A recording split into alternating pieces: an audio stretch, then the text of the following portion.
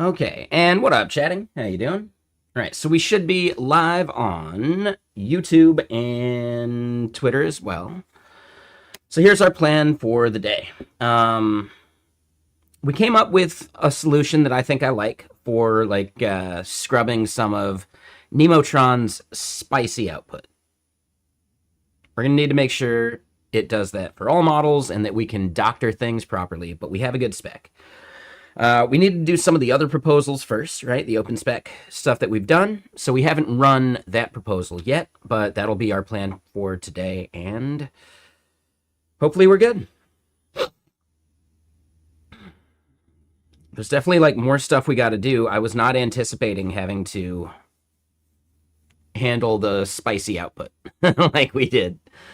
I was hoping we could do like the run multiple times thing so that we can like average results better.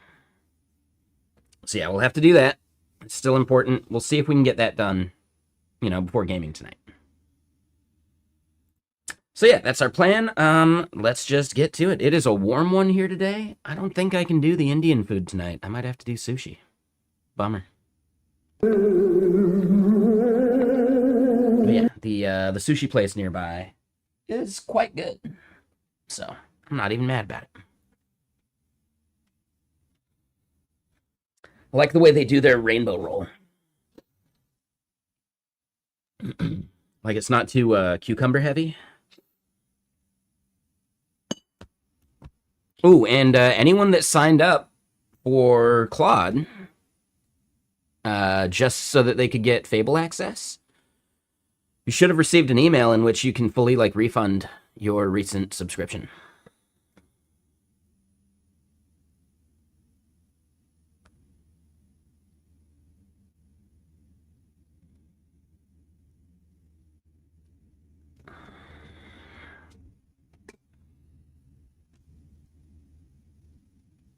Yeah. Well, I mean, here's also the thing. You should have subscribed right when it came out if you were even tempted, because they were going to roll it off of the subscription plan by the 22nd anyway.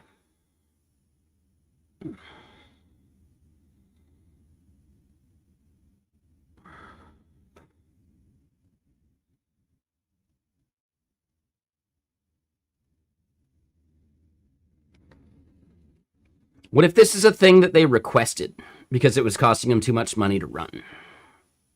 Do we think that conspiracy could have any legs? They didn't realize how much compute it would cost?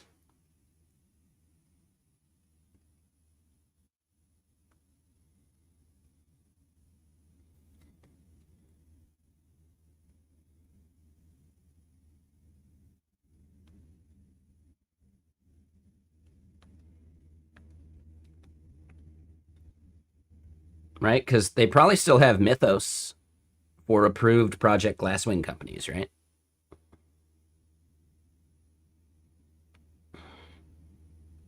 What if it's a marketing gimmick?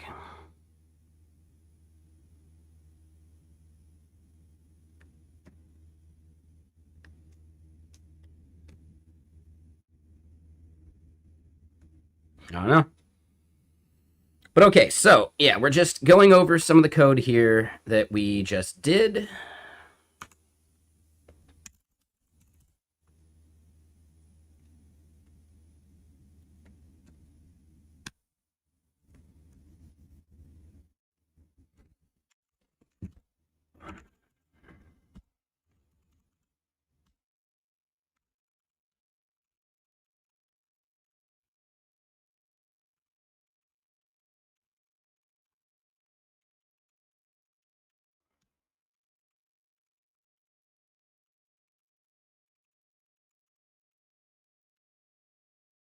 And what up, Ethan? How you doing?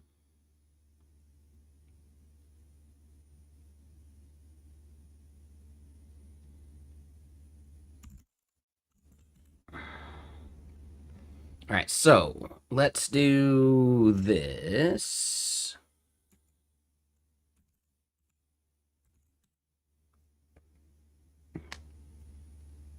Got off the phone with a friend who had A shampoo emergency. I mean, kind of chatting. It depends on the conspiracy theory. Not all of them are created equal.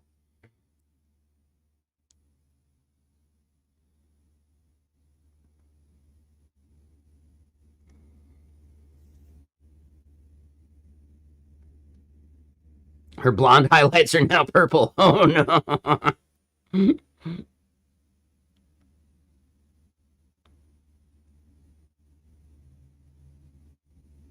mm, you don't have to agree. I do think it's the case, though. Like, there are some cases where you do need the smartest model, but thinking you always need the smartest model, right? Like, your problem couldn't possibly be solved by a simpler model, that is definitely an ego thing, in my opinion.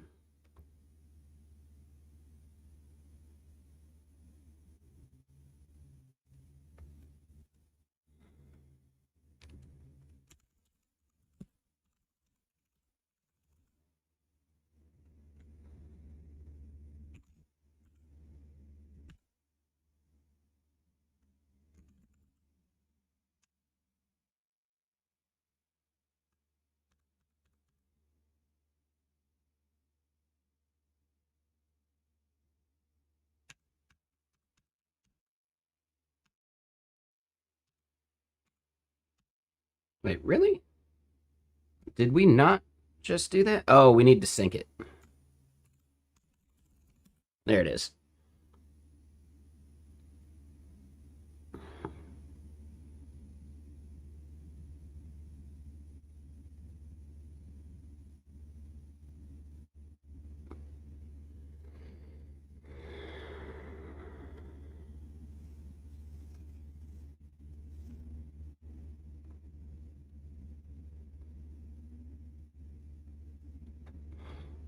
Yeah, dude.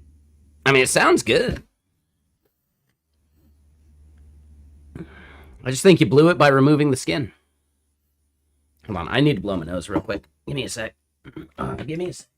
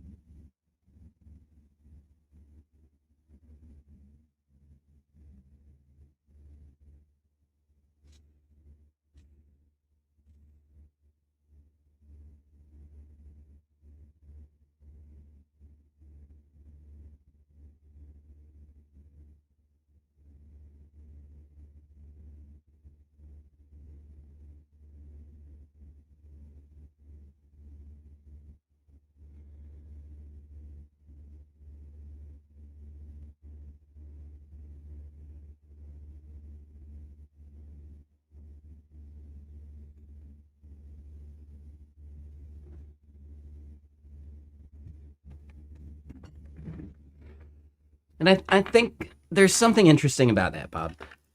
When people hear about something being an ego thing, they immediately look on it as like negative. Like, but I don't think they understand the whole like id, ego, and superego thing. It's not possible to not have an ego, right?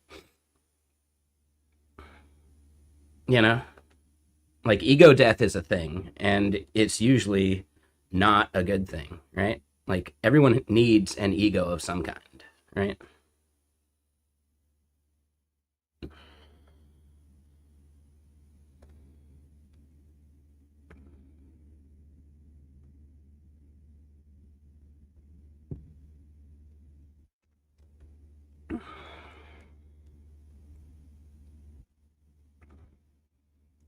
Let me double check. I understand the definition of ego death,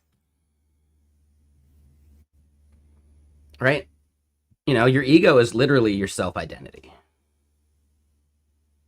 right? So having no ego is really like kind of just not possible for a prolonged period of time, at least.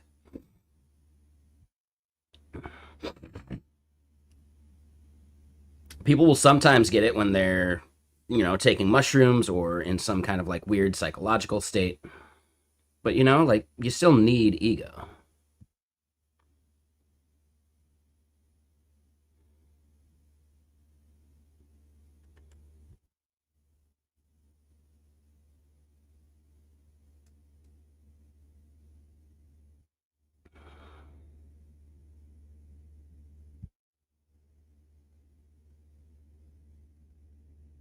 Wait, which part chatting? What are you talking about?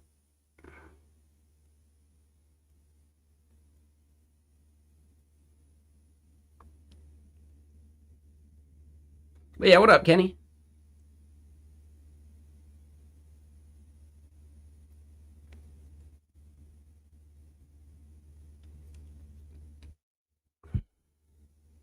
Kind of not like possible for like a long period of time,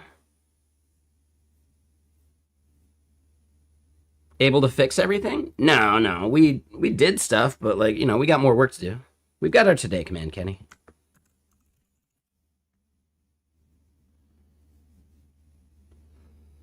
I do think that could be an interesting YouTube video, sure. Yeah, ego and AI models.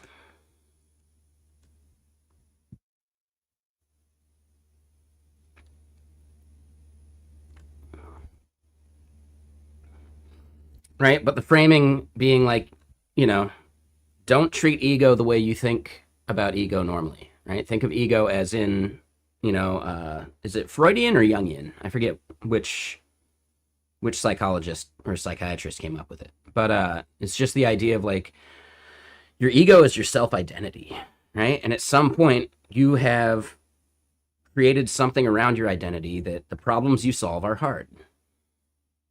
And there's something that ties that to thinking you need smarter models to do the problems that you have associated with your ego and your identity of being able to solve complex problems.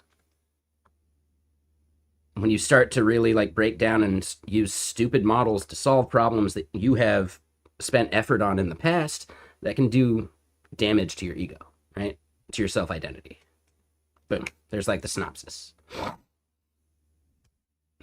do we feel about it? Good?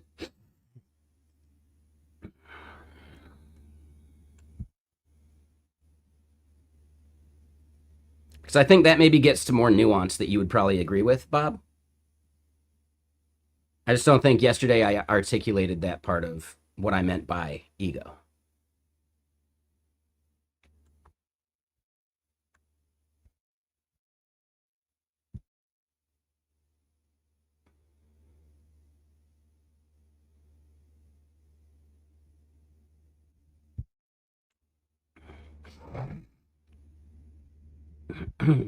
But okay, so we archived this.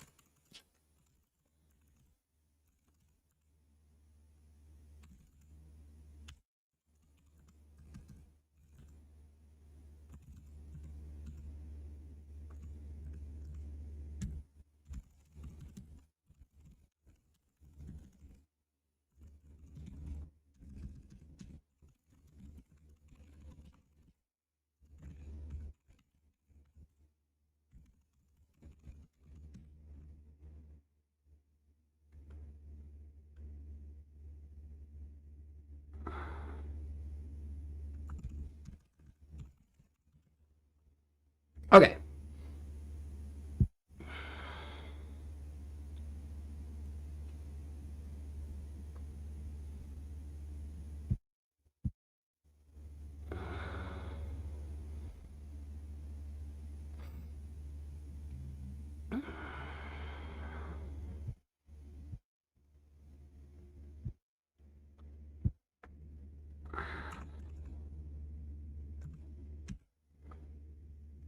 Wait, what?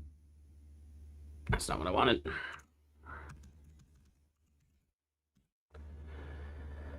Do we try and like publish that comment and see how it resonates on Twitter?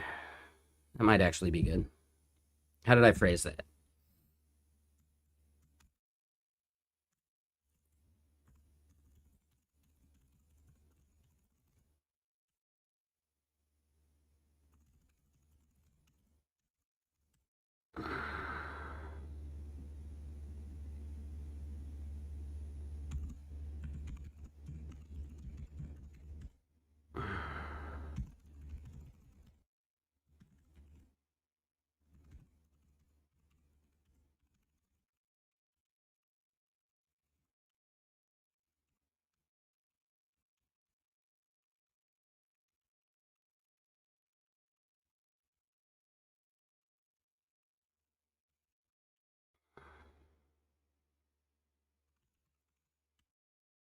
Uh,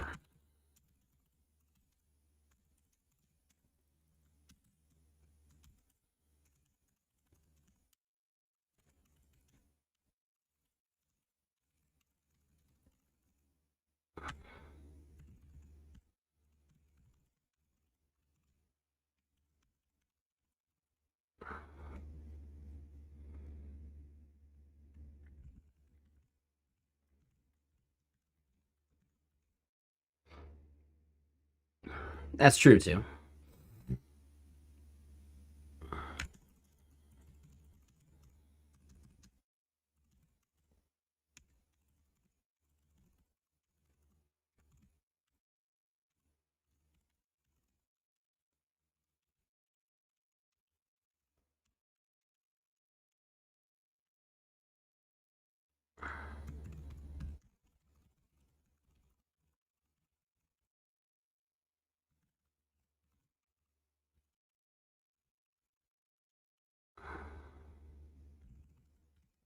Right? When we as programmers and smart individuals, and we'll get back to this, I want to continue that thread, but we should at least kick this off. I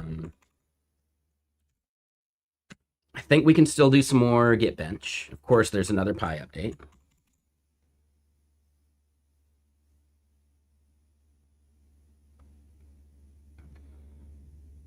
Yeah, I mean, so let me just point out that I don't think you feel like ego needs a new word for ease of reference, but I think you're incorrect in that because ego literally comes from the id, ego, and superego, like mentality, right? The way that we use it today. The way you have come to understand what ego means is actually the bastardization of, I think, the original definition that matters. So we don't need a new word for ease of reference. We need people to actually understand what the word means in the first place. It's like decimate, you know? When something was decimated, what does that conjure up in your mind? It was completely obliterated, destroyed, but that's not what decimate literally means. Decimate means to reduce by 10%. That's it. That's like the exact root definition of those words from Latin. But people are fucking stupid and have bastardized the original definition of that word. So we don't need a new word. We actually have the word, the exact word that means exactly what we mean. People have just lost the plot.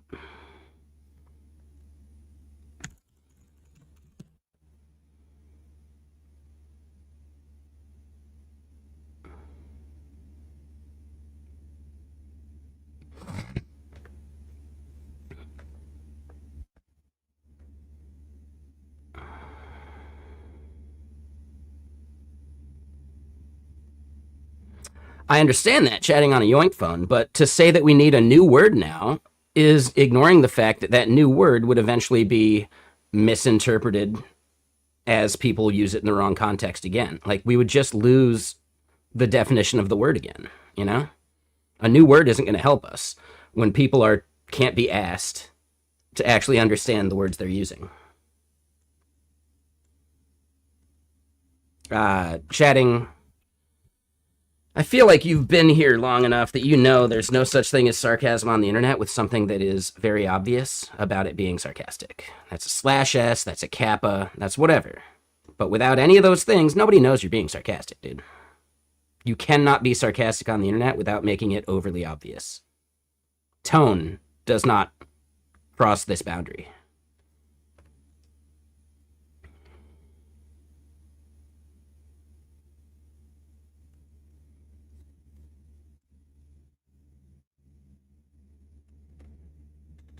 Hey, thanks, Wubby.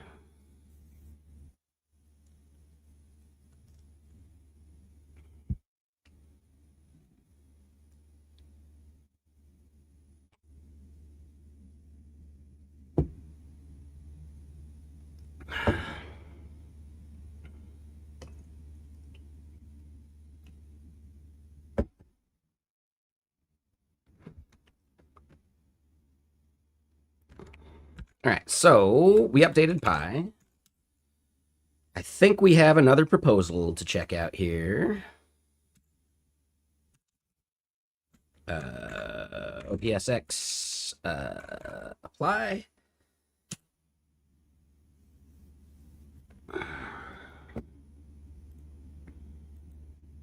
Let me see, what music should we play?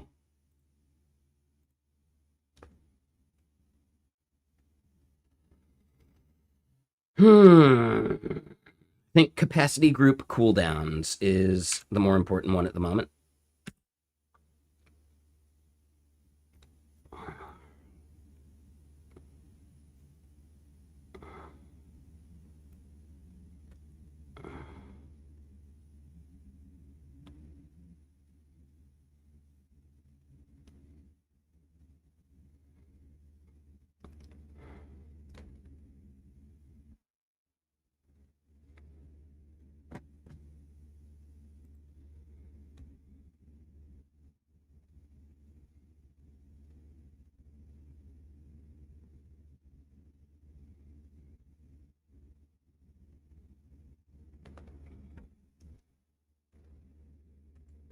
All right, so while that's burning,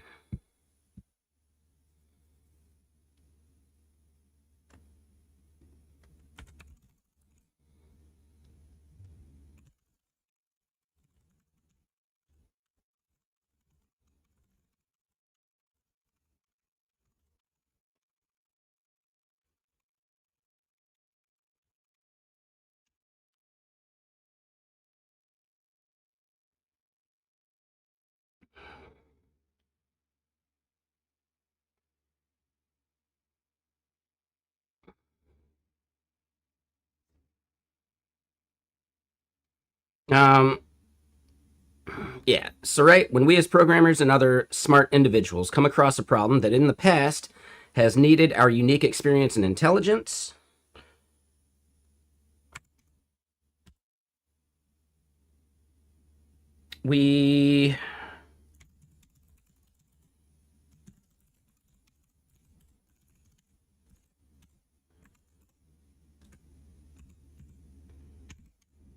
we reach for a smart model because to realize a stupid model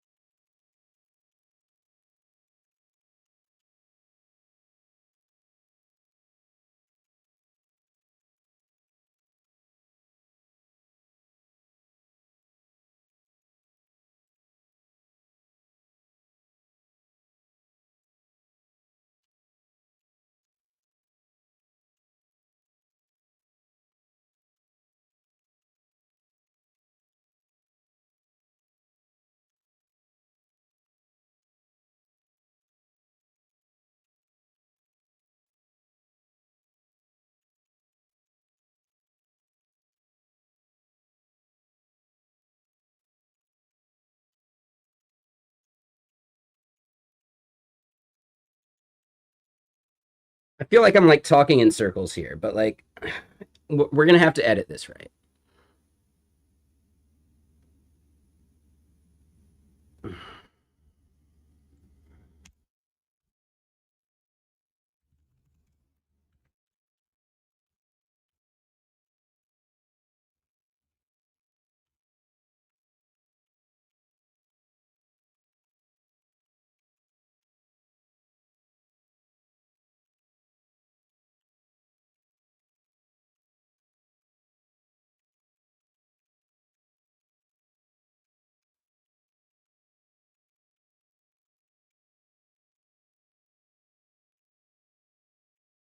Something like that. I don't know.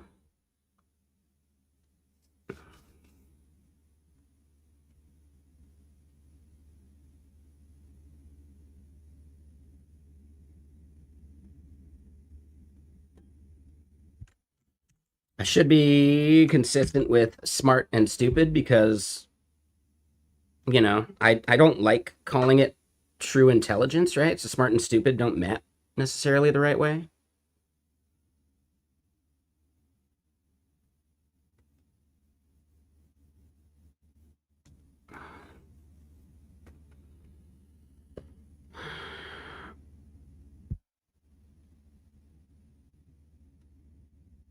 I'm not sure I understand that, chatting. How so?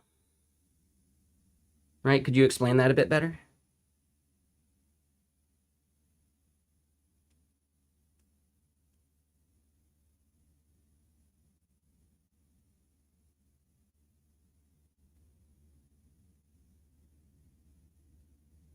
Like, how would that be ego, in my opinion? Like, yeah, I don't know. I think I don't understand your point as much yet, you know?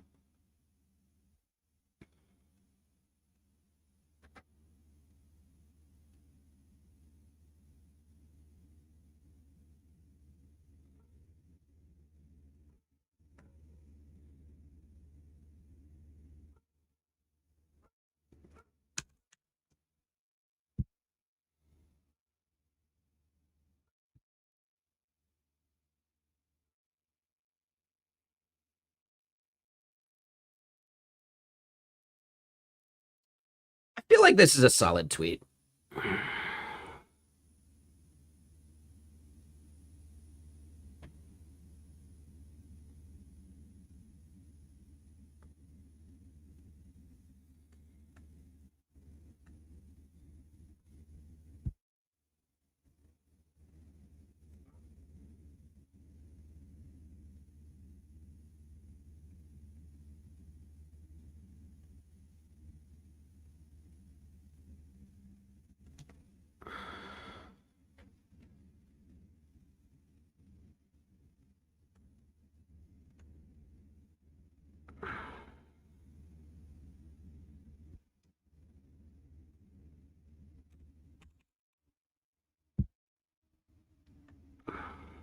All right, so let me post that to Blue Sky too, just in case. I even think that might be good as like a Twitter post. Yeah. The smart stupid thing is a really bad classifier, but I think it works in at least like getting the point across.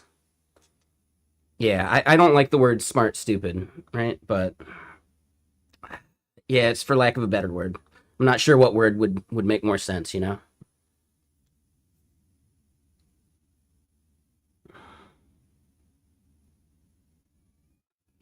Well, I think you're misunderstanding that. Like, sure, there could be a case where your ego, right, your identity of being able to solve the problem and augment the AI takes that place. I'm not sure it's the same thing though. I don't think it's like the opposite side of the same coin, right? You will try and use a stupider model and it doesn't work, and then you use a smarter one. Sure. Yeah, context limit isn't even close to the same thing. Yeah, exactly. Right? It's not about the size of the context, it's about how you use it. Hey-o!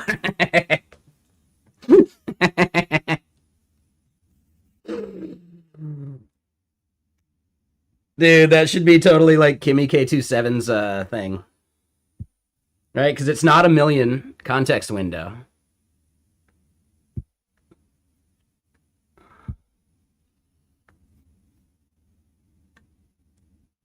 We're totally making that tweet too. Hold on. Let me just finish this one.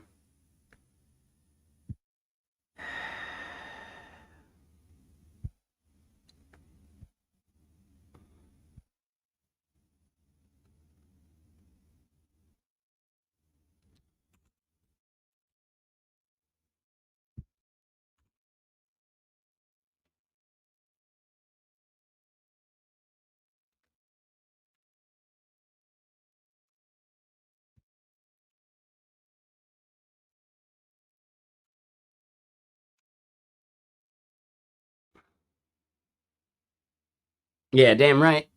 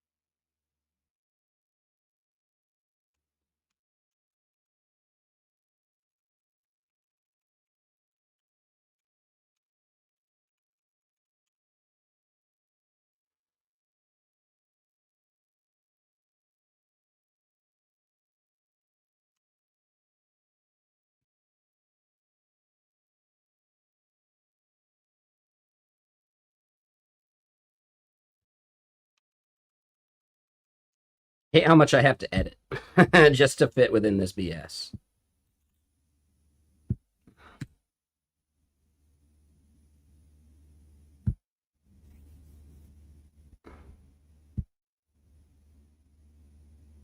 Hey, sure, Kyle. Thanks.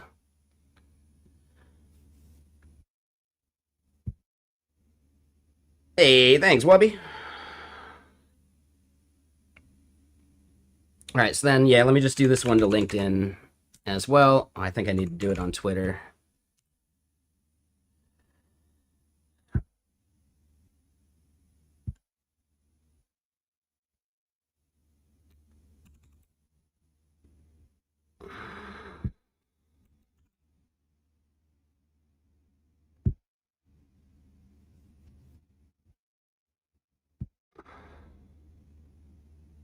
Okay, and then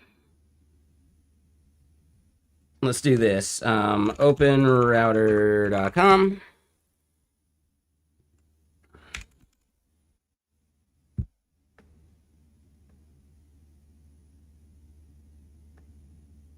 Exactly, Jens. We already talked about that. That's why I put smart in quotes when I did the post.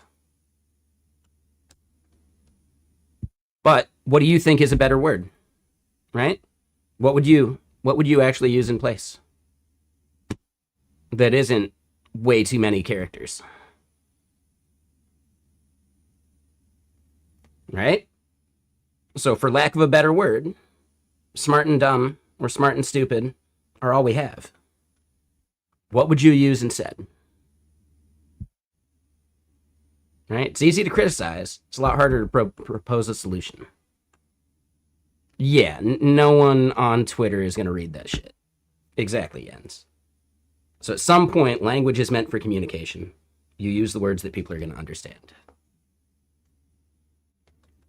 Which is where we come back to just because I don't like that people misuse decimate doesn't change the fact that society has decided to use it a different way. Same with ego. But that's why you have to be explicit when you're saying one version of it versus another. Usually by context, people can understand if you meant decimate in the new, terrible, incorrect way or in the old way, right? If you're talking about something that is visibly reduced by 10% and you use decimate, I can figure that out. If you're watching League of Legends and you see the entire team get wiped by, some overpowered champ or faker or someone, you can understand that they mean decimate to mean the technically incorrect but, more used version. And then Rishav, how you doing? How am I doing? What? You mean like the benchmarking? We've got the repo. It's GitHub, GitKraken, GitBench. You know, we haven't fully pushed and updated that repo yet, but we can.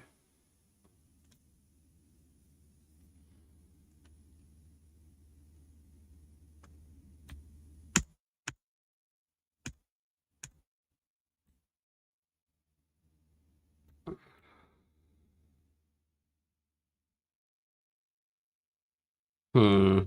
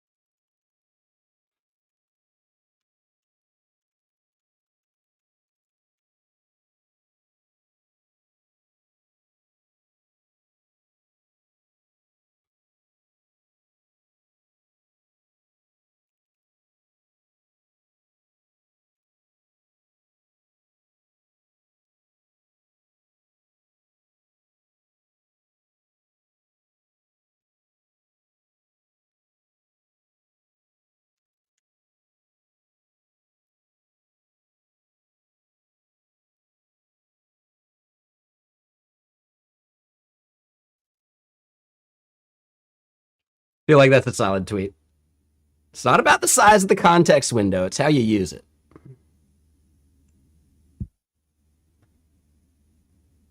Do we think they have a Blue Sky account too?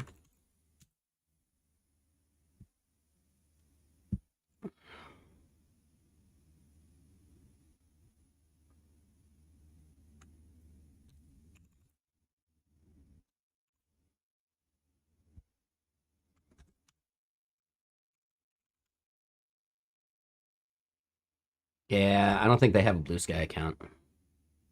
Whatever. Well, their loss.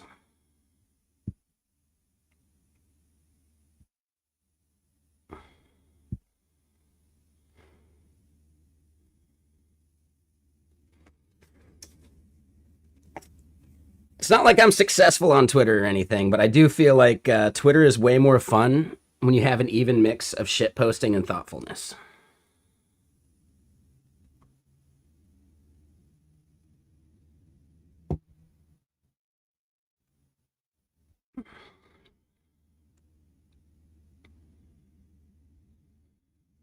No pun intended. Oh my god. No pun intended. Exactly. That's funny. That was pretty good. Ooh, thoughtfulness to shitpost ratio? Oh shit, dude.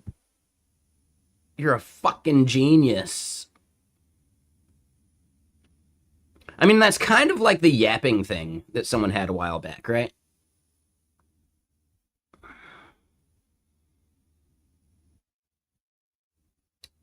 Okay, so yeah, expired. I think I forgot to cancel Copilot. So yeah, I need to cancel Copilot still.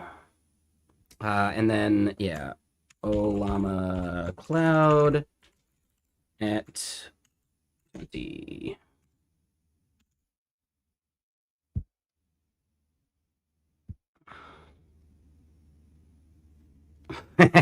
No, pun intended. There you go. But yeah, more slop tools. Twitter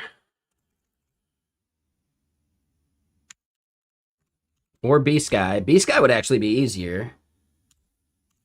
Uh, Shit posting to thoughtfulness ratio.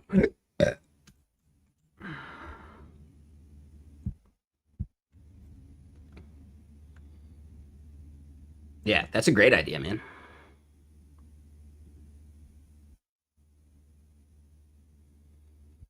All right, so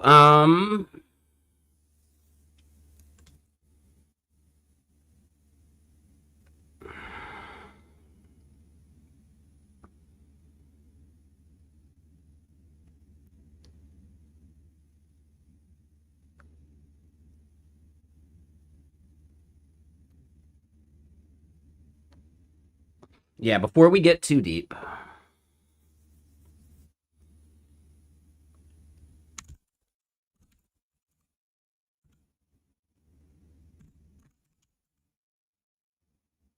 let's do this. We're going to do a GitBench run.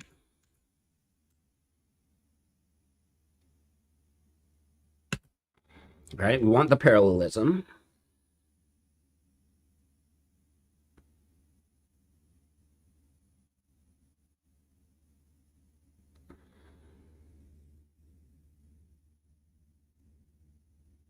Yeah, we definitely want the parallelism.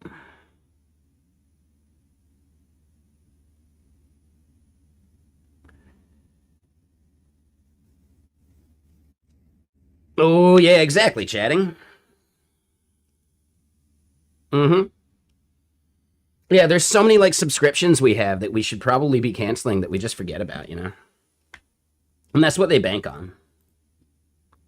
That's the entire, like, it's one of the entire points of a subscription model, you know?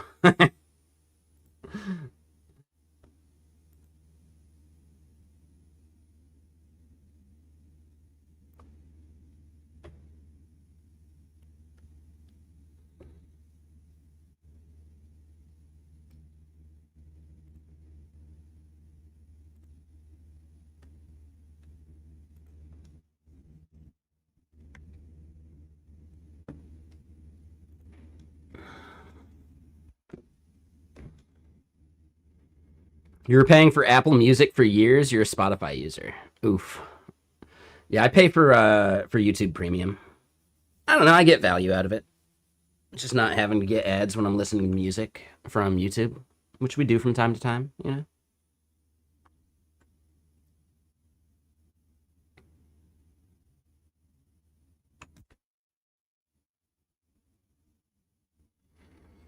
Yeah, YouTube Music is a separate thing with YouTube Premium, and it's actually quite nice too. Yeah, exactly. Like it, yeah, it's pretty worth it to me.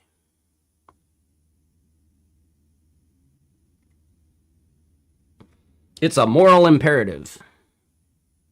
Anyone know the movie I'm referencing with that? It's a moral imperative.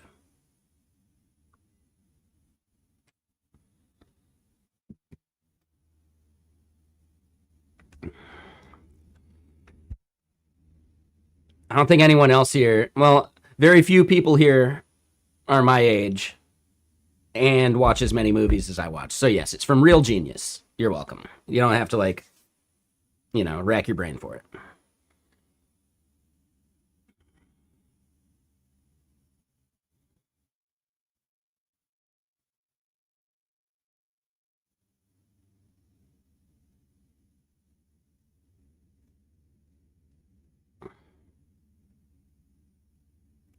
Laszlo Holyfeld. He disappeared in my closet? Why'd he go into my closet?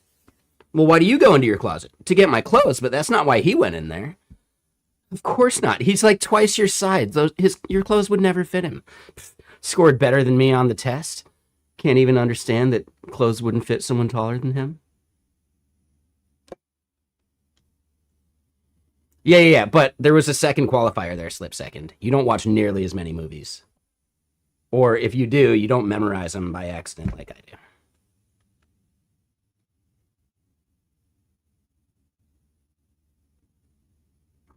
Maybe you do, and you're just like, you're just like 10 or 20 years before, right? Like maybe you could quote my favorite year, you know? That's one of my dad's favorite movies.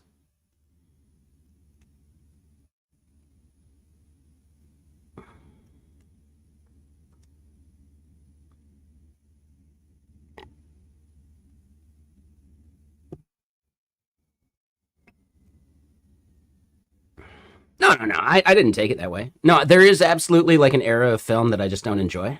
Like, there are very few films from the 70s that I actually enjoy. You can quote most of Starship Troopers. You're doing your part.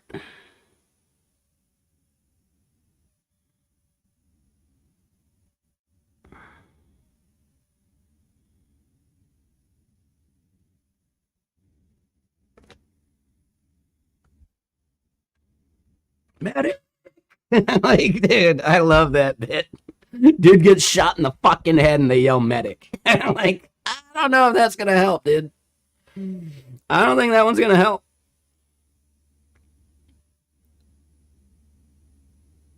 You want to live forever? Yeah, exactly, dude. Rat Jack's Roughnecks.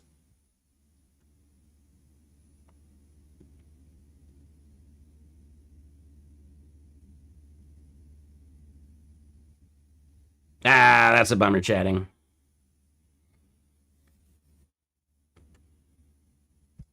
Rico's Roughnecks, exactly. Yeah.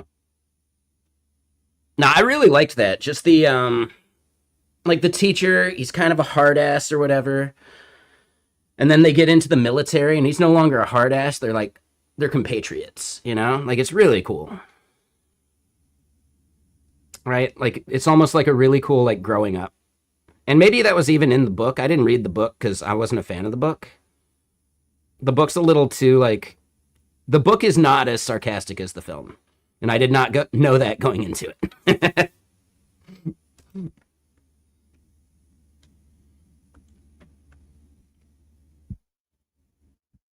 All right. The film is satire. The book is not.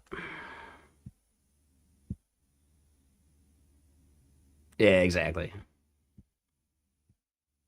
You? Nah. Oh wait, I don't think she says nah. She just does that smile that only she can do.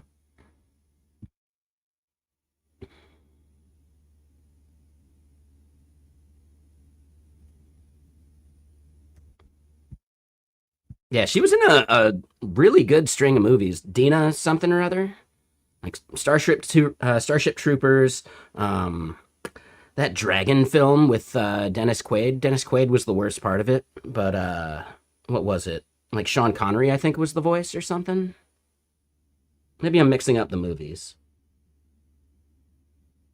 Yeah. The Sean Connery dragon movie.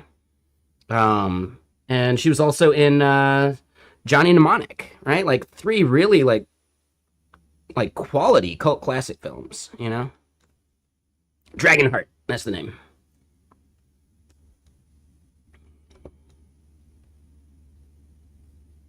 Is this the not safe for work? Oh yeah. Yes, Rico should have chosen Dizzy over Carmen for sure. 100%. Yeah.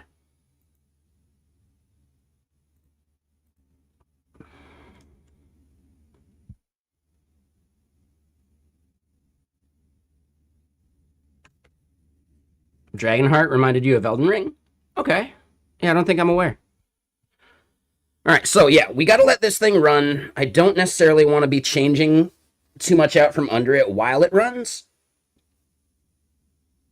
So we'll just let it be. But the goal is to make sure that we do not hit any rate limiting. So when we run our doctor command, you know, the only things that really should get doctor. Actually, we don't have the not safe for work thing yet. So there's basically only the doctoring that happens should be like the failed attempts and 49s. So yeah, that should be good. But we'll have to verify that. Got to validate it.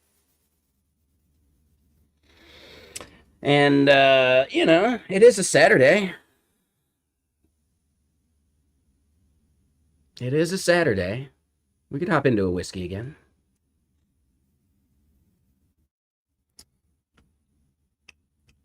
Don't tempt me with a good time. Another of your top 10 underrated films, Point Break? Yeah, I'm actually not a fan of Point Break. I will agree that it's probably one of Patrick Swayze's greatest films. I'll agree with that for sure. 100%. But beyond that, it's not one of my favorites.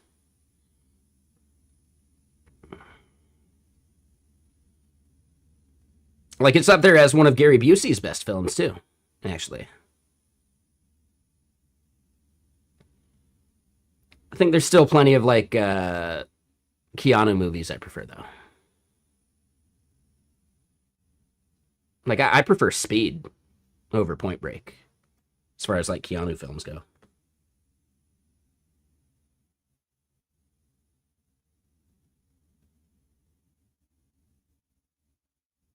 And I mean Johnny Mnemonic. Oh, dude. I don't know if it's underrated, but it is a cult classic. When it came out, it was garbage. But I think it's actually aged fairly well.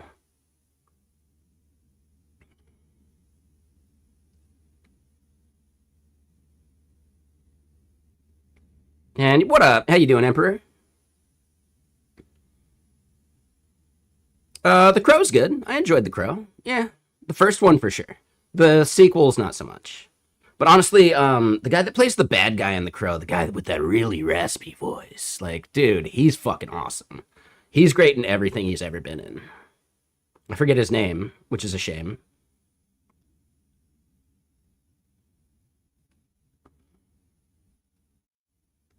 What act are we on in PoE 2? Um, Brainless, are you out there right now? What act are you on? Like, I'm all the way up to the interlude with my one character. I have another one I could hop into. I could also just, go back and play. So you're on Act 2? Yeah, I think Act 2. But if you get ahead, it's not a big deal. Ethan, And I think you said you're going warrior? Yeah, don't worry about getting ahead if you want. Like, not a big deal. And we can always help you, like, power through Act 2 as well.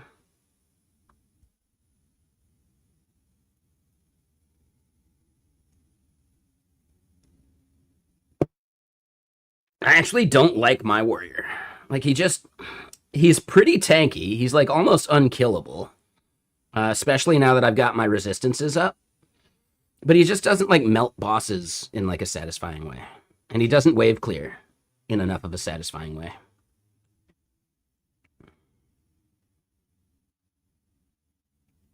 Yeah, no worries, no worries. I mean, their survivability is massively buffed. And, like, especially during Act 1 and 2, your bonk damage with a mace is really high.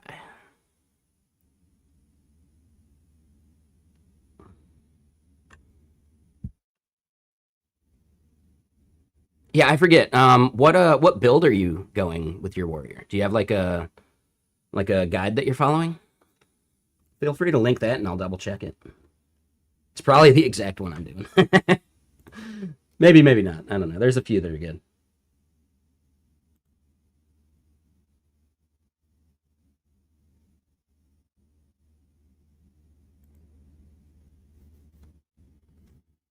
Bone Shatter Warbringer leveling guide. Yeah, I think that's the same one I'm doing. It's not like the same one. Oh, you're doing max roll. Yes, this definitely isn't the same build. This is just your like leveling one. Are you going to pivot to a different one after?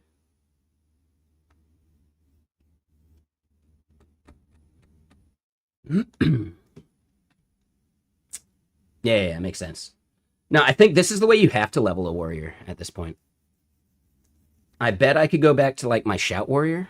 Like the Max Cavalera build. Ruh, ruh, ruh, ruh. You remember that one? I liked that one. That one was fun. Yeah. Definitely didn't like melt bosses or anything, but yeah, survivable and fun. I could also go back to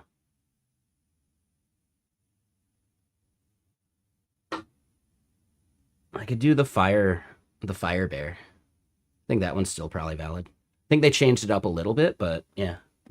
I could go back to fire bear. I just want to get to endgame so I can afford to like respec, and then so I can afford to like power level another character. Yeah, the belching warrior. But yeah, anyway, let's get more music going. I like that album. That one's fun. This one is fun too. After this first song, I'll go grab some ice cubes and a Coca-Cola, and we'll hop into some whiskey. But damn, you're not wrong. I should name him. God, what's Barney's name in The Simpsons?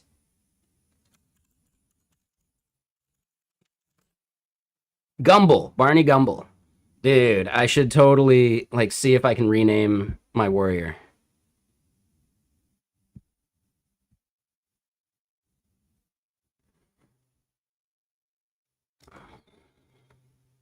All right, this thing's still going. You are the Onion Ring Warlord. There you go.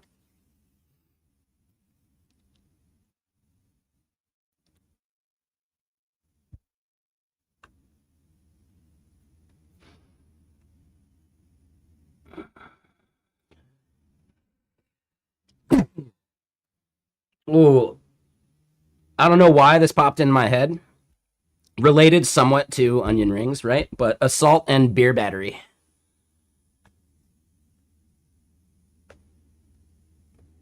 Right? Beer batter.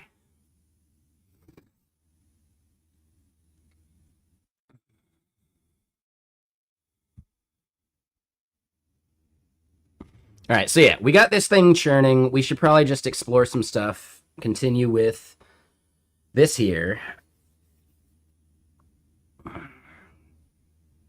So we kicked off trying to come up with yet another design, all right? And we're using Minimax for it, and that's fine.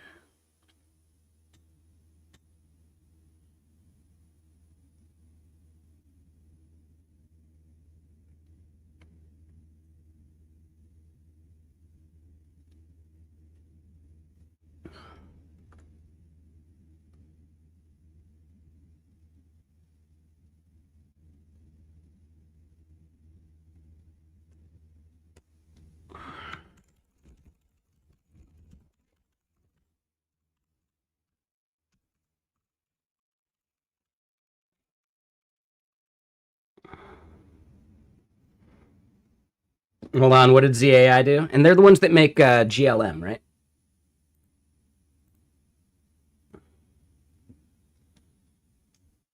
Ooh, 5.2's out now? Oh, shit. Yeah, hold on. Let's look at artificial analysis. Is GLM2 on here yet?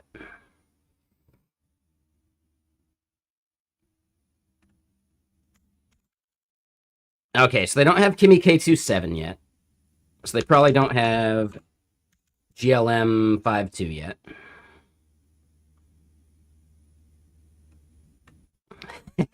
I like how they made this somewhat transparent. That's funny. Transparent, but the company is the opposite of transparent.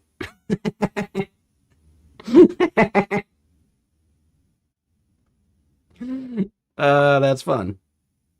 Yeah, no, yeah, I read it on the other screen. We'll look at it here. Hold on.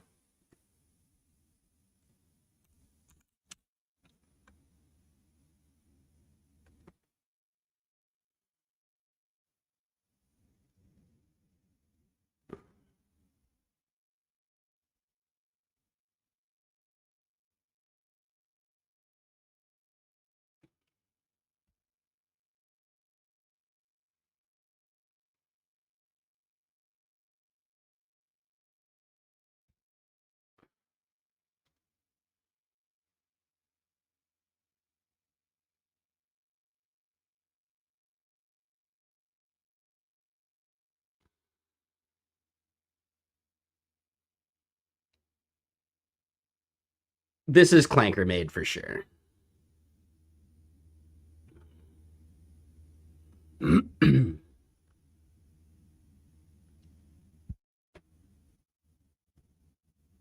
Is it fully MIT licensed? Oh, that's cool.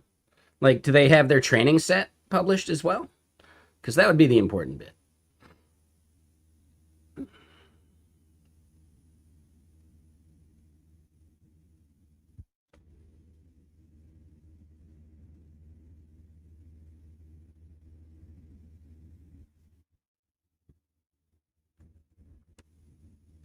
Oh, so they haven't actually published. Is that it? Okay. Well, it says now available. It's on the GLM coding plan, though. Got it.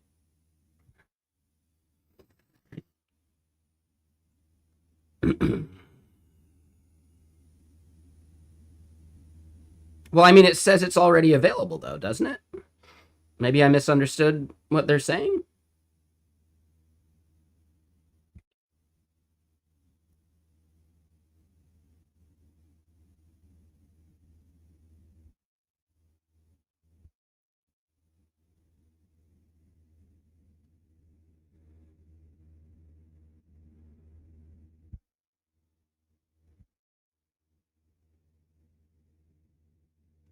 Oh, the weights go to Hugging Face next week. Got it. That makes more sense.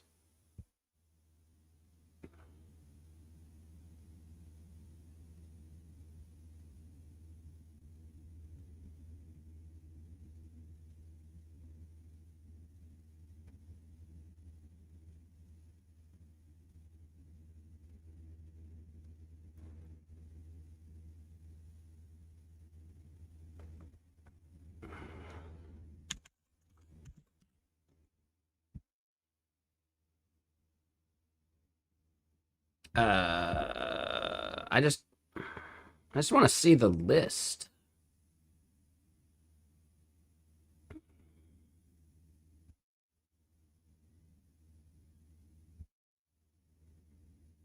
Where do we just see? Oh, here it is. That's it. That's it. I found it.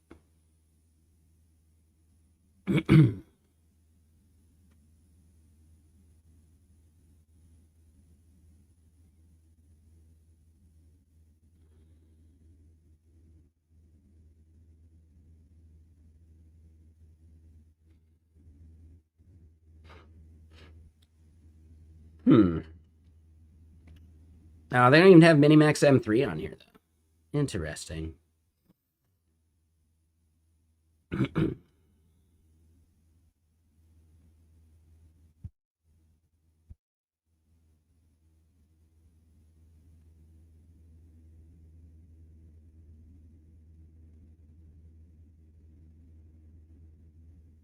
Hmm. Interesting. Well, yeah. Seems cool. Can't wait to try it. Can't wait to see results on artificial analysis, too.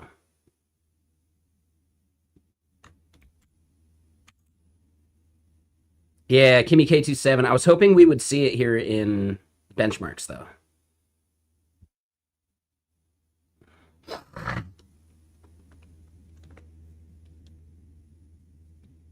Yeah, I think so too, Ethan. Yeah, I think that's a cool mechanic. I like what they did with it.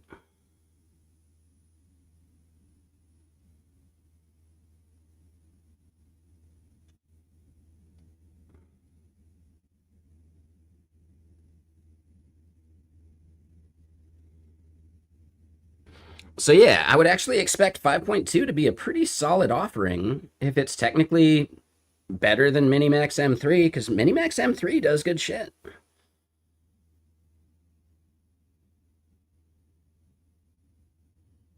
But yeah, if Kimi K27 is a marked improvement over Kimi K26, that's even better. Is there any way we can see, like, even if it's Kimi's own stuff?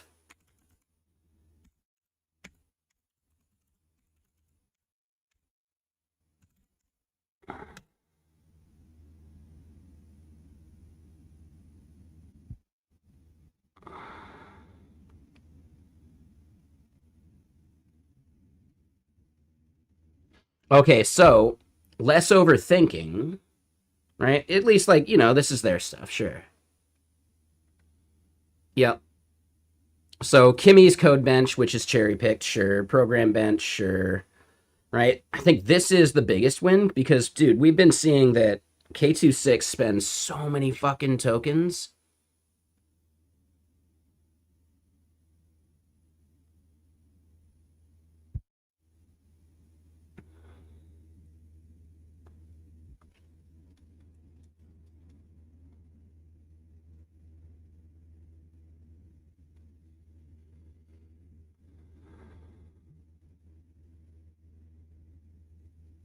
Okay. Well, shit. Yeah, what's my Olama usage looking like? Not ideal.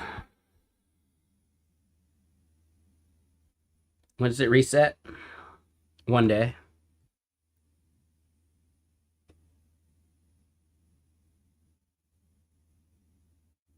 But yeah, Oldama has it now. Let me double check that.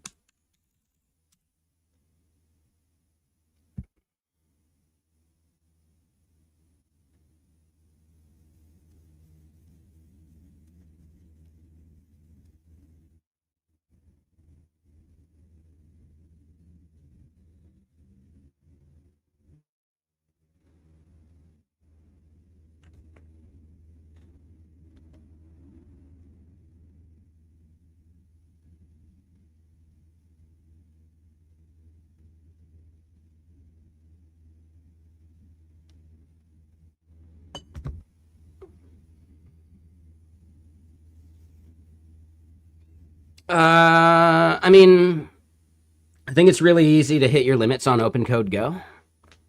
I recommend Olama, but it's twice as expensive, so I don't know.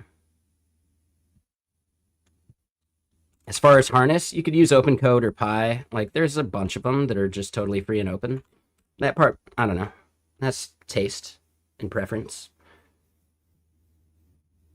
But yeah, what up, Sponge? Been a while, man. Yeah, I hope you're doing well too.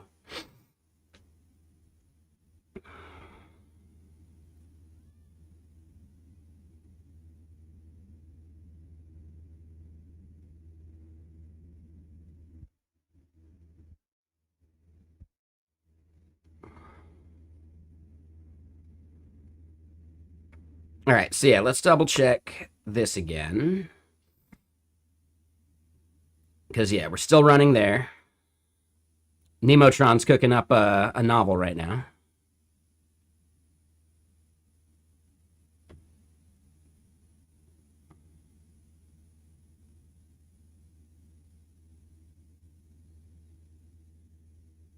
Yeah, it's getting warm. My fan isn't doing the work it's supposed to right now.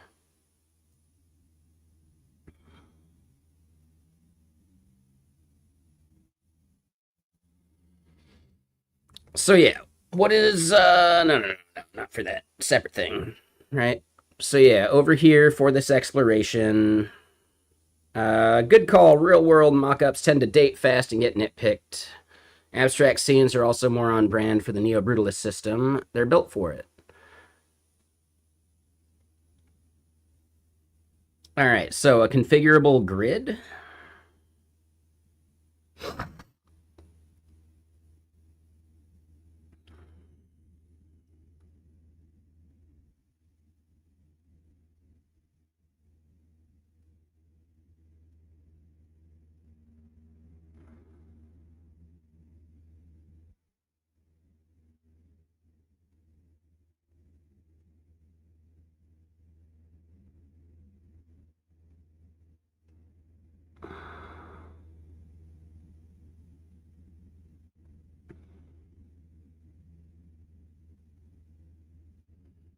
Ooh, I kind of like direction 3.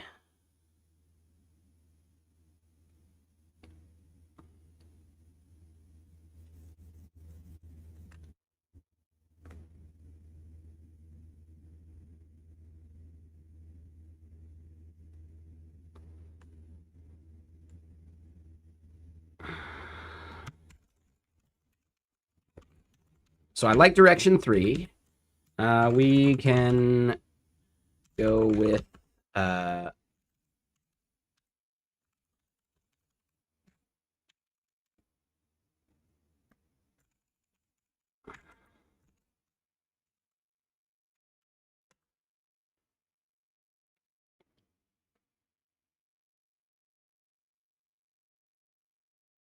so it's still kind of like figuring out the plan, deciding what it wants to do.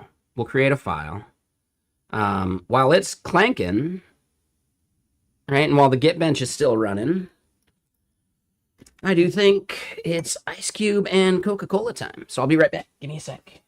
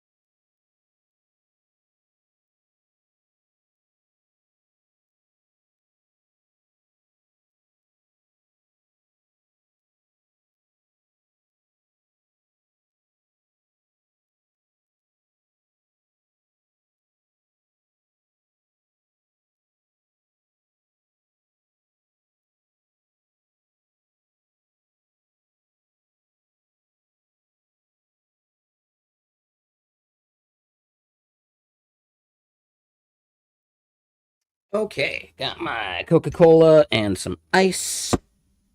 I also grabbed eel jerky, which they had at Costco. Yeah, yeah, they had this at Costco. It is delicious. I really like it. It's got like a ginger soy sauce glaze. Really good. Mm-hmm.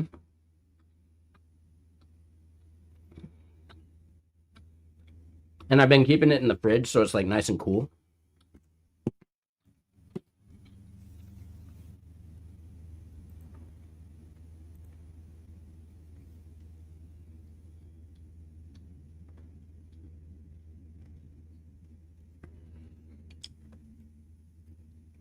All right, let's try this whiskey. I may end up hating it, but it's worth a shot.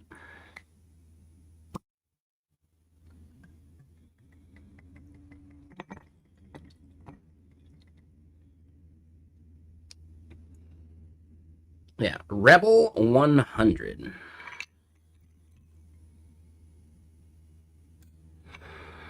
Oh, it smells really like bready.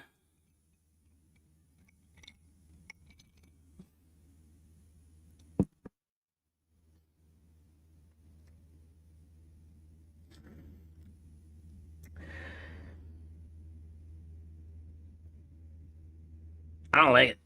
Hopefully, Coca Cola can make it better. Otherwise, this will be whiskey for guests that come over, which I never have, so it'll just sit on a shelf. Ugh.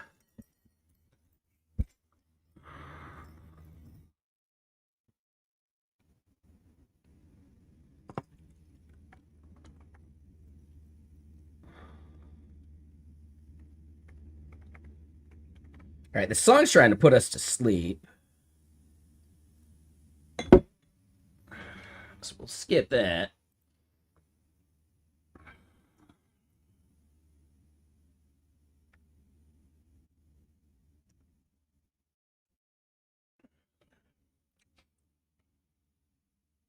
It's not a bad mixing whiskey, actually. Definitely get a little bit of that bread flavor, but it's not as bad as Basil Hayden.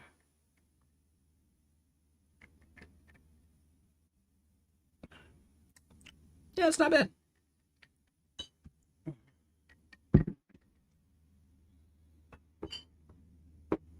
Eh, I've had worse. I've had worse. All right, so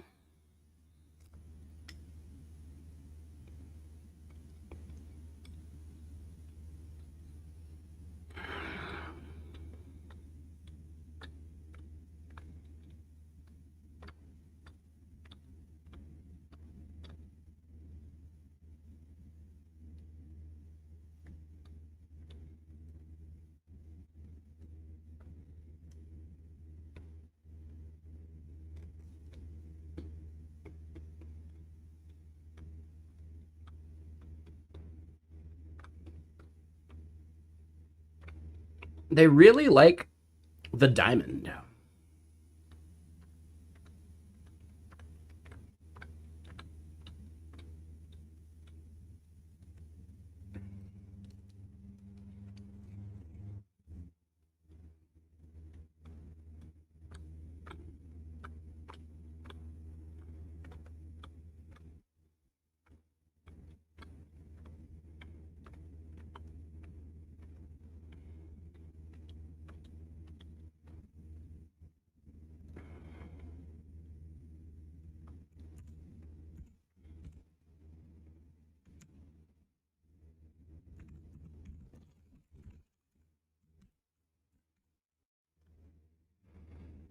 All right, so the source node content, what should be in there?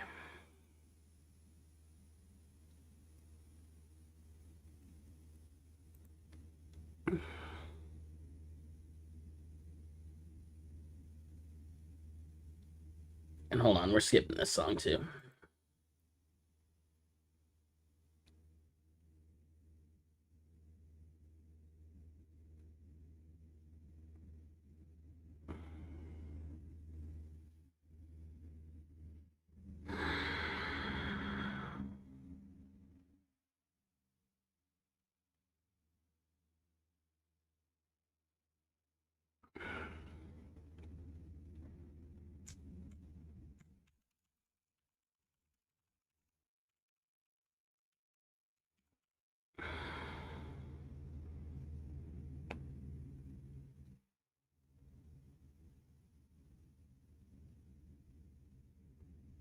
I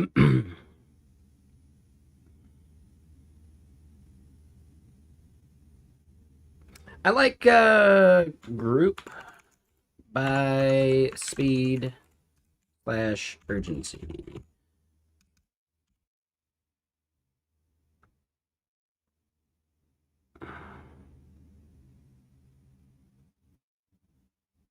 Yeah, nope.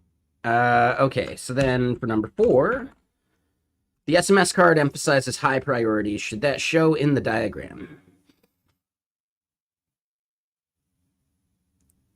I like treat equally for now, and then we can think about that after we've like seen the result.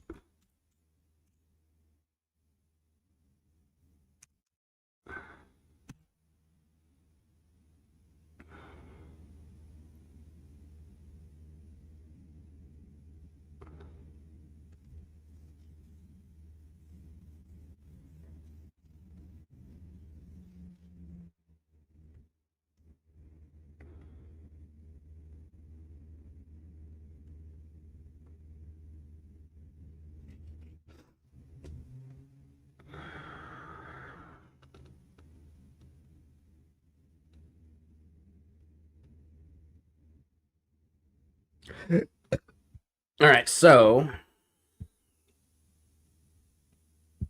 semantic scoring was the wrong approach. LLM as judge. NSFW content.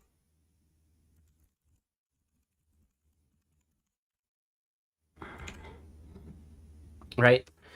So, yeah, how do we feel about this?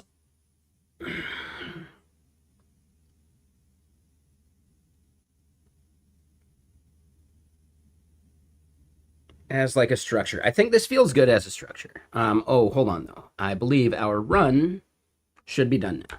So now here's the test. GitBench doctor, give me the news. There were only 3 this time, which is pretty solid.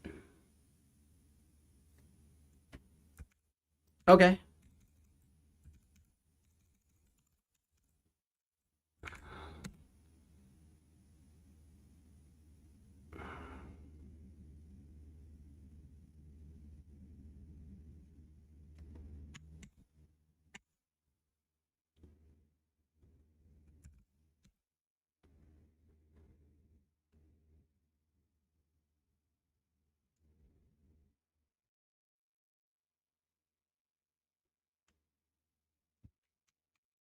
All right, so we refresh this and we see results. Cool.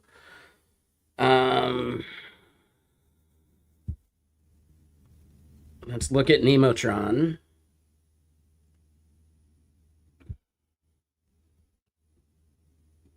I think it was what? Merge conflict number 5. Oh, this is okay. So Nano succeeds.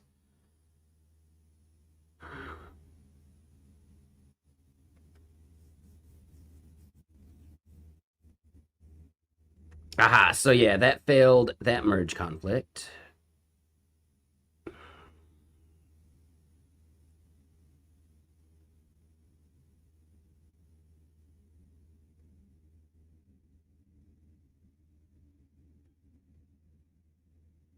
Okay, so far we haven't seen the spicy novel yet, which is good.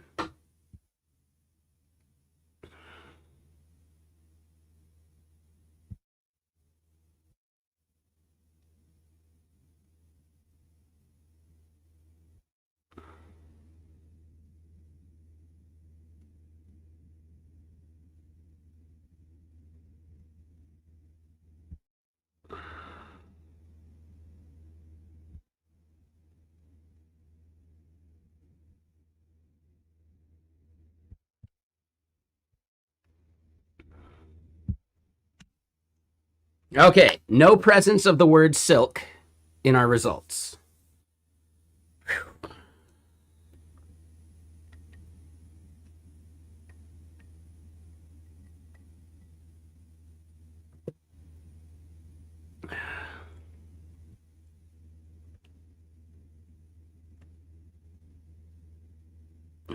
God, yeah, no, that whiskey is just not good.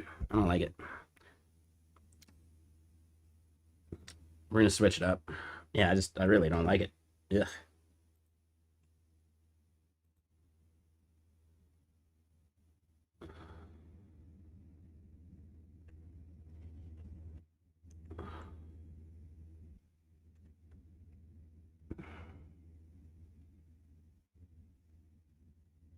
Let me double check one thing.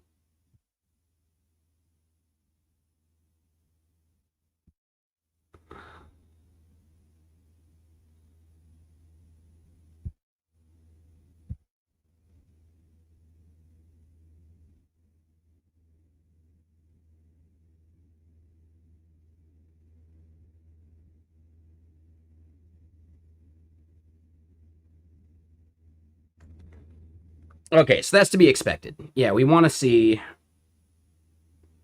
the reasoning content, just in case.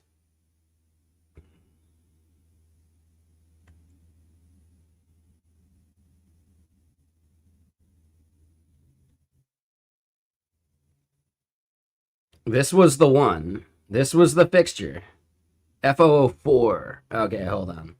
Let's just double check.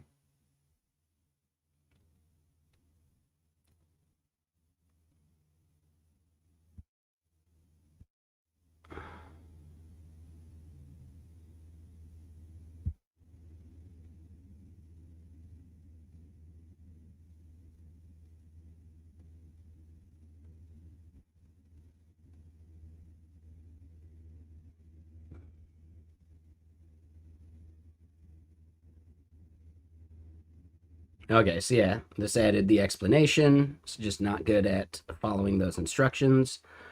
The JSON schema doesn't work because I don't think they support it.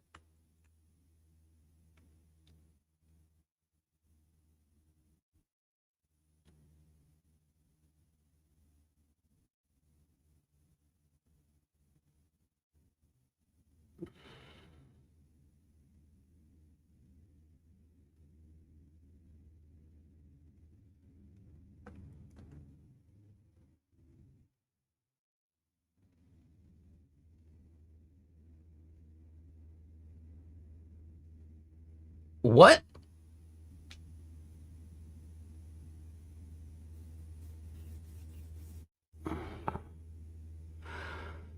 Expected name, John Doe email. Hold on. Yeah, let's read it here. Right? Expected name, John Doe email, phone, whatever. Got below is a high-level design pseudocode style for a create your own quiz application that supports user registration, login, logout, creation, editing, deletion, and taking of quizzes.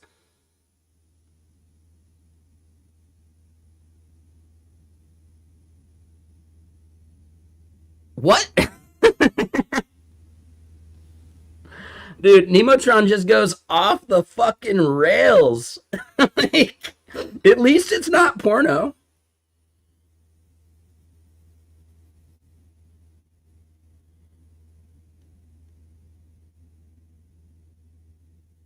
At least it's not porno.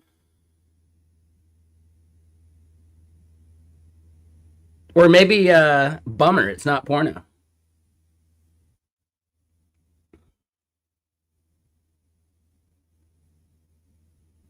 That's the whole glass half full, glass half empty. Full or empty of what? Well, that's not safe for work.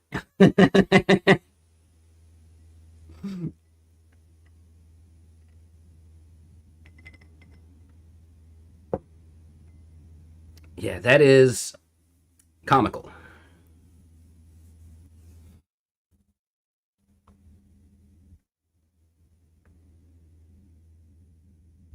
So now the word we should look for is quiz. Oh, Nemotron.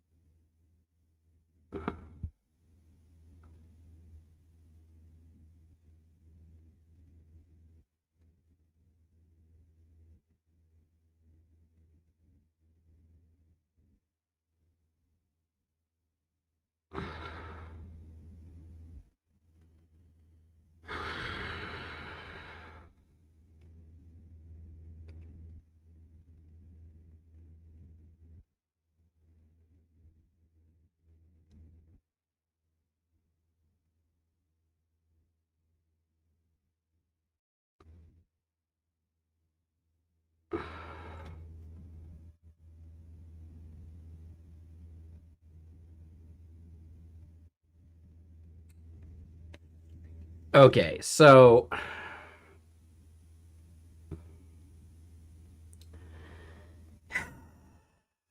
where did it get that from?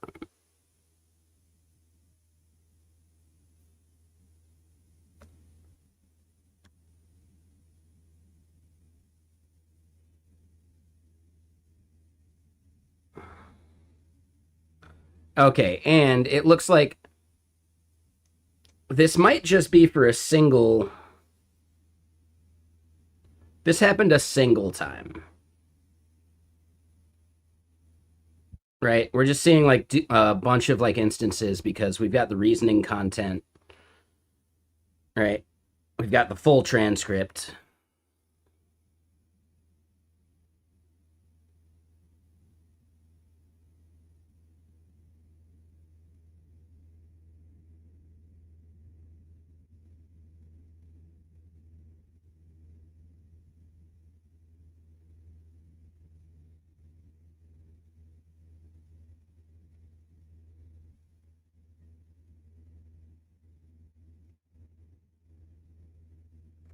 Okay.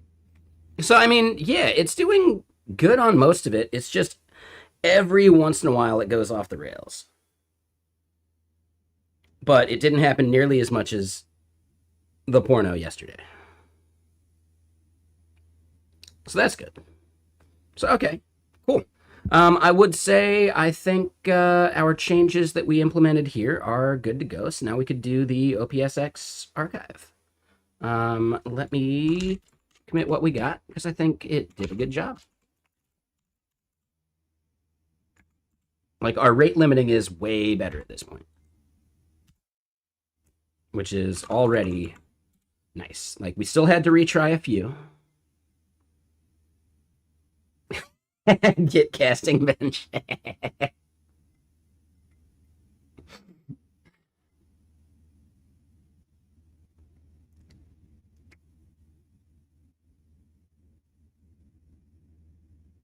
Get fake bench.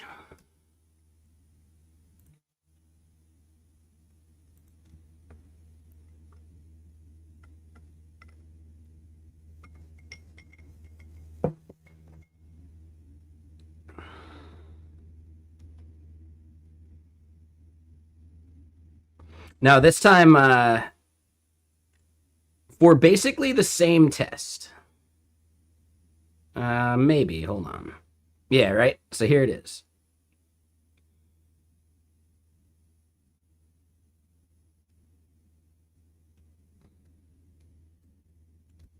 What?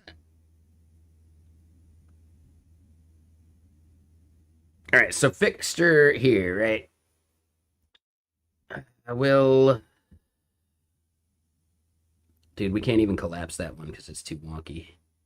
That's annoying.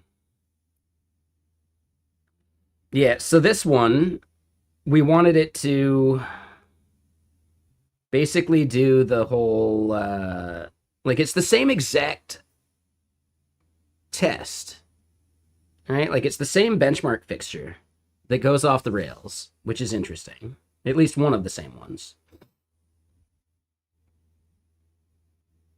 And it somehow decided that we needed a full specification, like open API spec, everything for a create your own quiz application.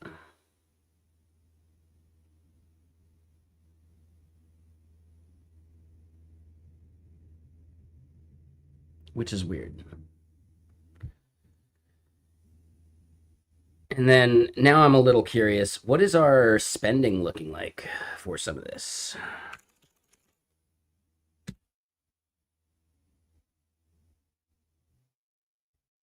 Oh.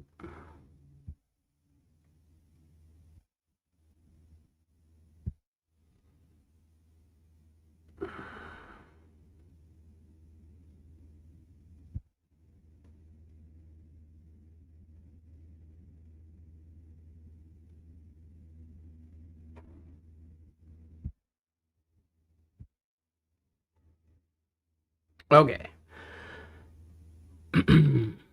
So it's only costing us 2 cents, right? This is all of it. So even with like that massively inflated output that we're getting from at least one test from time to time, It's really not that bad. And it's still actually cheaper than Nano for some reason. I find that weird.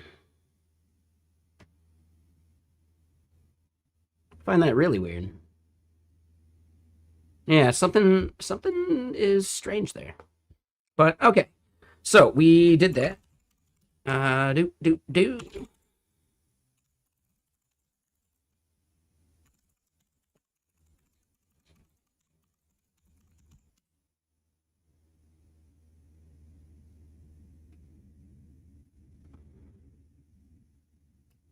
Dude, it's getting warm. I might not even be able to wear the beanie anymore. Like it's getting real warm.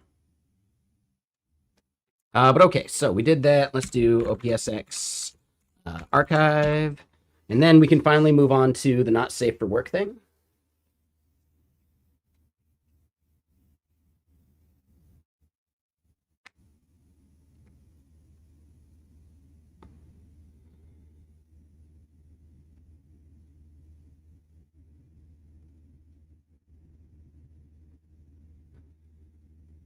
Oh, this song's fun. It's too short, but it's fun.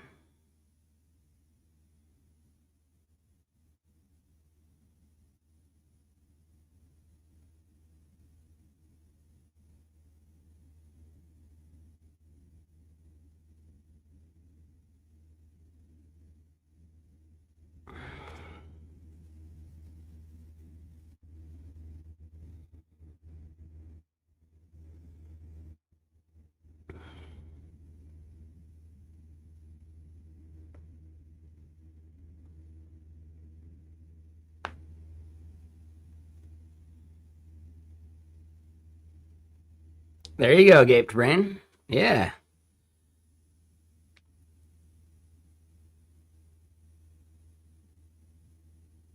Right, and we just spam affiliate links for like furry websites.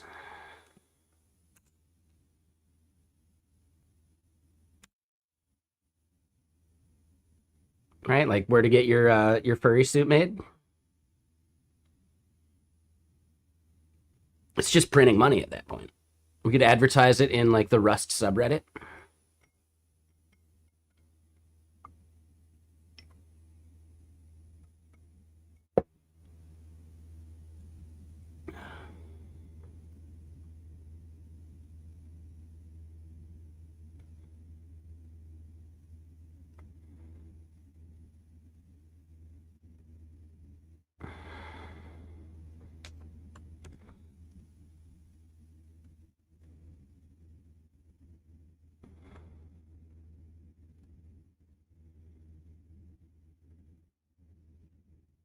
Right? There's that meme. It's like a catastrophe at a furry convention would cripple American infrastructure.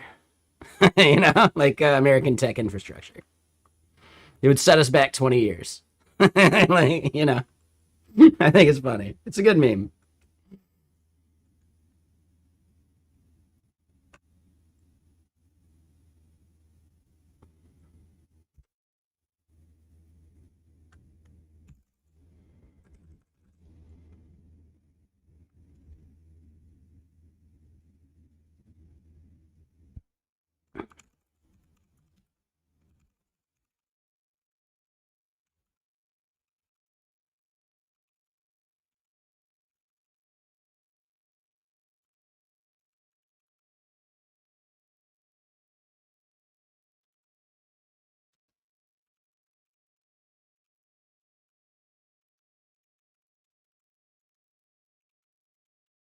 Oop.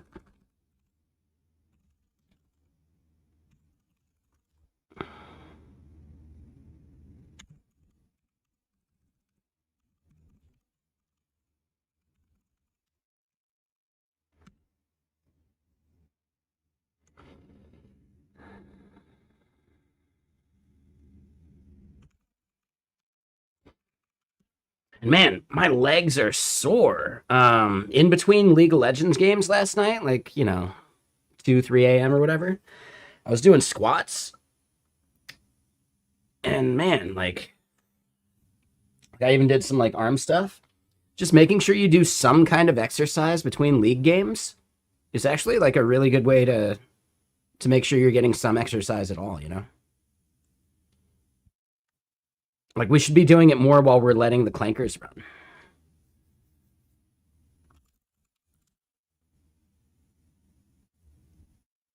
All right, so this one we're going to use Codex on.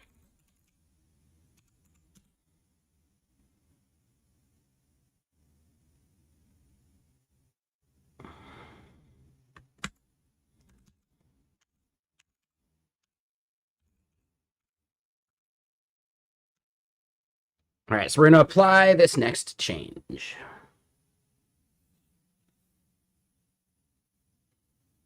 And yeah, we got a good chunk of context left. I think I want to start creating a new specification.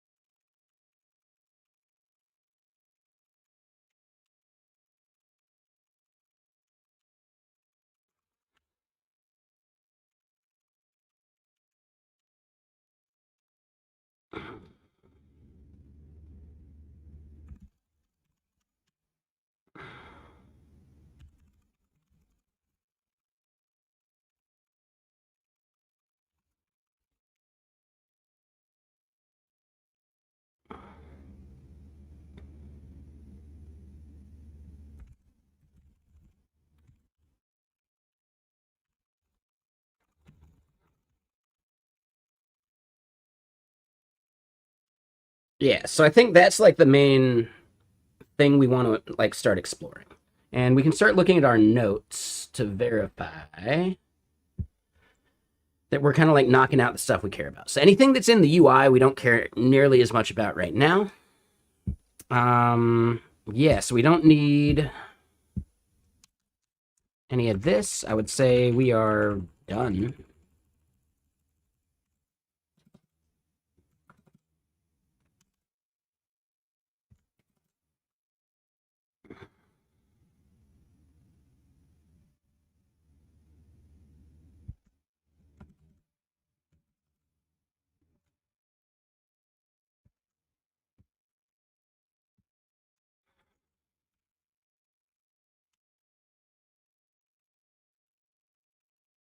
I think we did that. So we're good there. The multiple tries thing, yeah.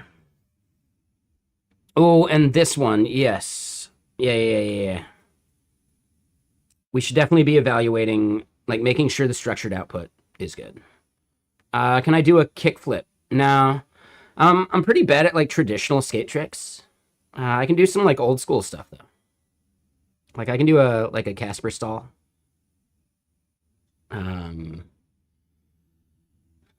can do some fun like boneless kind of tricks.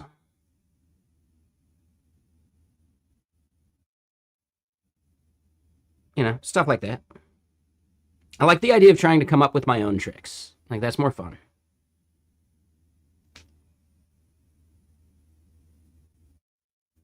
High drops and jumps. On a snowboard, sure. Not on a skateboard. Fuck that shit. No, I don't do bomb drops or, dude. I don't even do like vert or like transition. Like I don't even do mini ramps. I'm very much like a shit skateboarder. It's fun. Yeah, when I was younger and I had a good shoulder, I did like hill bombing quite a bit on a skateboard. Like I was out with my like longboarding friends.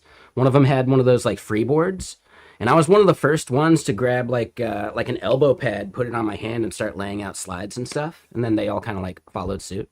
And keep in mind, this is back like 2001, so it was pretty early for like the hand slide like hill bombing like part of the sport. I was a pioneer. But yeah, with my bad shoulder, I can't do any of that anymore. And no, not like a global pioneer, like just like within my friend group. And we, like, a lot of that stuff wasn't online yet, but YouTube didn't even exist yet. So, you know, we just weren't like exposed to other people doing that stuff as much yet.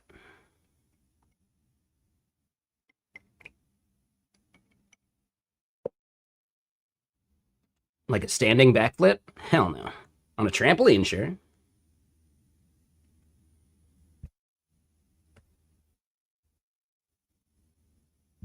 But yeah, Austin Tanner, how you doing?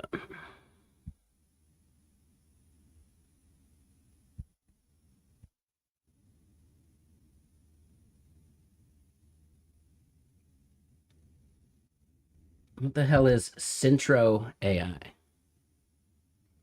Is that the thing that powers you? Are you a bot?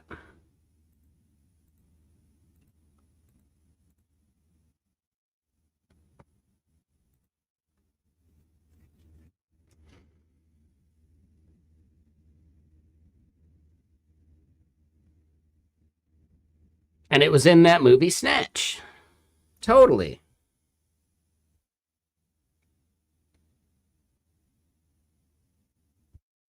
That is one of the best sequences in like a boxing fight, right? Like, dude, when he's like hit and he's like out and he's like down in the water and then he's like swimming up and then just like bam, lights the other dude up. He goes full on like flat up in the air and then boom.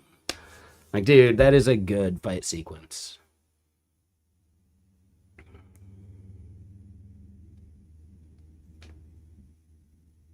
Yeah, Snatch is like I'd say it's borderline like a perfect film. I would say it's Guy Ritchie's best.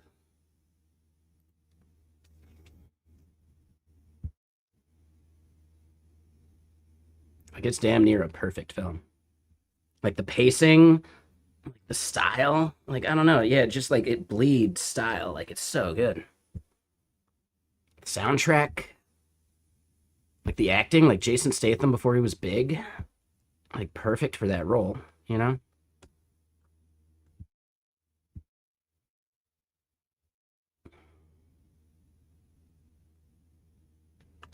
Yeah, I'm trying to think about like just anyone in that film that blew it, and I can't think of a single person. Like, yeah, everyone just fucking killed it. It's even one of those ones where it's like, dude, Brad Pitt doesn't even like, he's like barely Brad Pitt in that film. He's like actually acting, you know, instead of like a lot of the other Brad Pitt movies where he's just Brad Pitt with a beard or Brad Pitt with glasses, you know?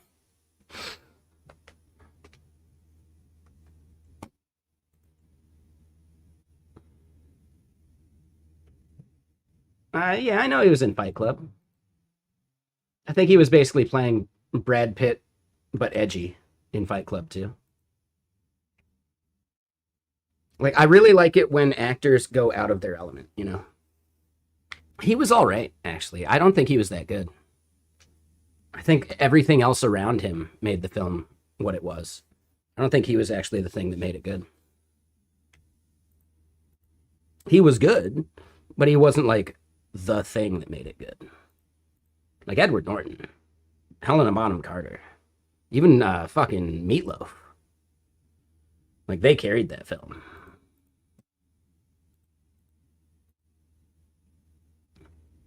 Norton's always good. He's had some stinkers. I don't think what's the one where it's like a heist and it's like him and Robert De Niro. I thought he was actually kind of like meh in that one. Um, what's the other? Primal Fear, I think. He was good in that too, but like I don't know. Yes, no, he was really good in Primal Fear. Yeah, he's good in most things. I'm trying to think, what are things that I didn't like him in? I think he sucked as the bad guy in the Italian Job. I think he really sucked as the bad guy in the Italian Job. And I never actually watched The Illusionist. I think I remember putting it on one time and being like, "Wait, where's Christian Bale?" You know, because like The Prestige was just better. I did know that. Yeah, yeah, yeah, for sure. I think that one he destroys it. Like, you don't even need to see his face, and he's just that good. But I didn't actually watch that film. I'm not a big fan of like pretty much anything to do with the Crusades. I'm just not a fan of those films.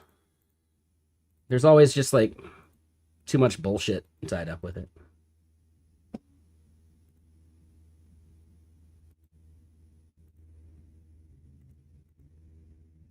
But yeah, let me get another album going. Um,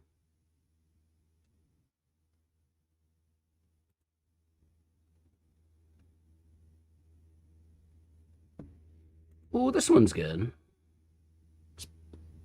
Hold on, wait. Am I thinking of this one or the other? It'll be fine.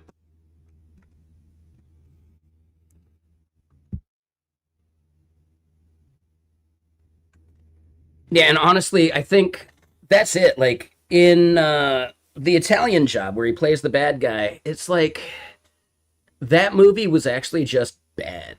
Like you know, Mark Wahlberg didn't do anything to help improve that film, and in fact, I think actively made Edward Norton worse. Because Edward Norton is best when he's like playing off of other people.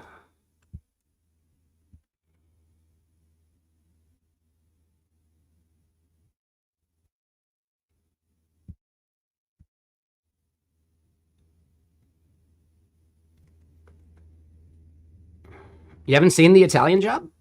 It's man, it's all right. And am I thinking of the right one? Is that the Mark Wahlberg one?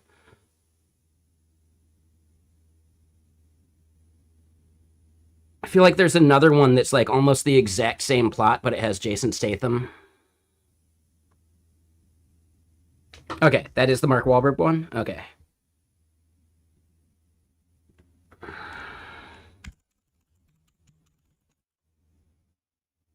Yeah, hold on. Let me just double check what movie I'm thinking of. That's like the driving heist movie. I didn't mean to click that.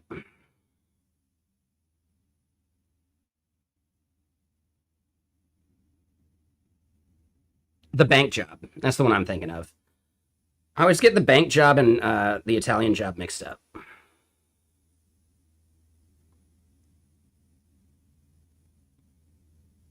I'm actually super surprised this is rated so highly.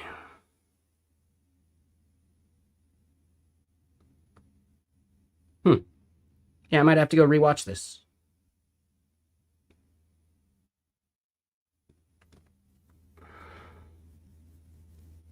I think he's good when he's good, right? Like he's definitely like kind of doubled down on like the generic action hero role. Yeah, exactly, Tanley. Yeah. You feel like Jason Statham's the same in every movie except for Snatch, right? And no, there's actually a bunch of other Jason Statham movies where he's like really good. But then, yeah, he like totally just like,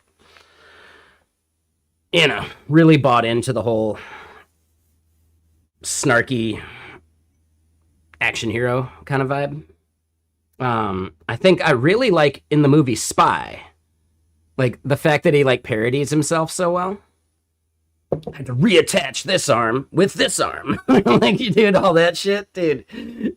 Some of the outtakes and like extra stuff that got cut from him like doing those like rants and the bullshit are really good.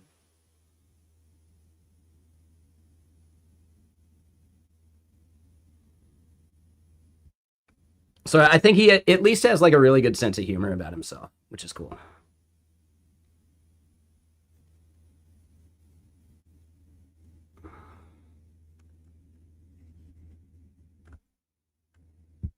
All right, so hold on. This one still clanking.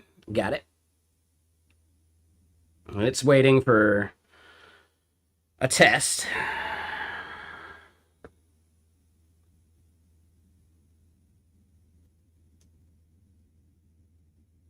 Yeah, Spy's a fun movie. I think it was really good.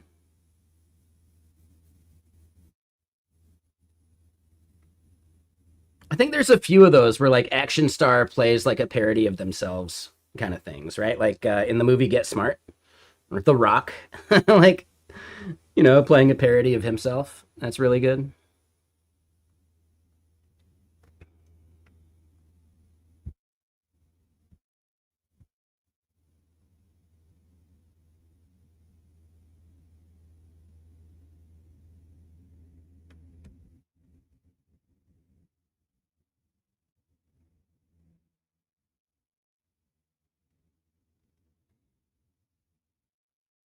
Yeah, Last Action Hero, another one where like Arnold's playing a parody of himself. Like fucking awesome, you know?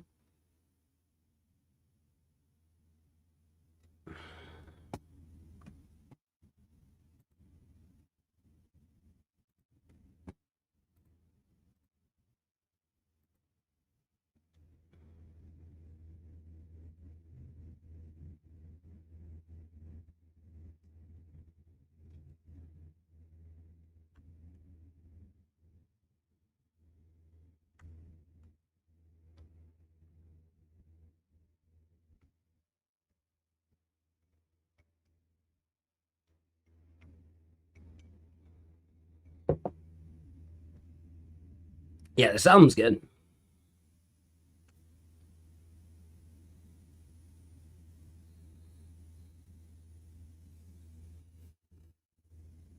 Okay, so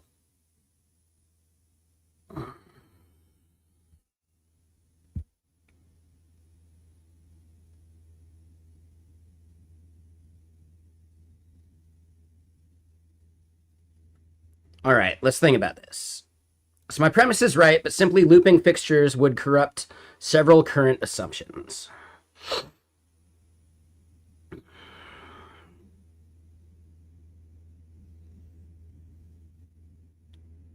Yep, so campaign ID trial index. Then we derive headline, fixture, campaign, structured mode.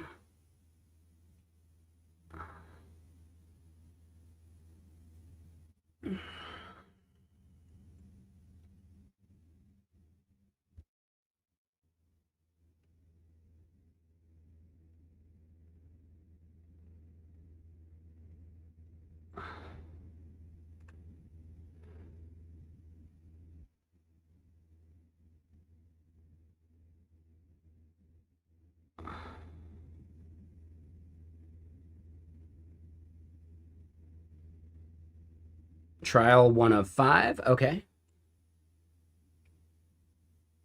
SQLite would then need to connect fixture results to a run/trial. Currently, it has no run ID. Yep. And the UI uses .find fixture IDs. Duplicate rows would otherwise select an arbitrary attempt. Fixture pages should show the aggregate first with expandable raw attempts. Sure.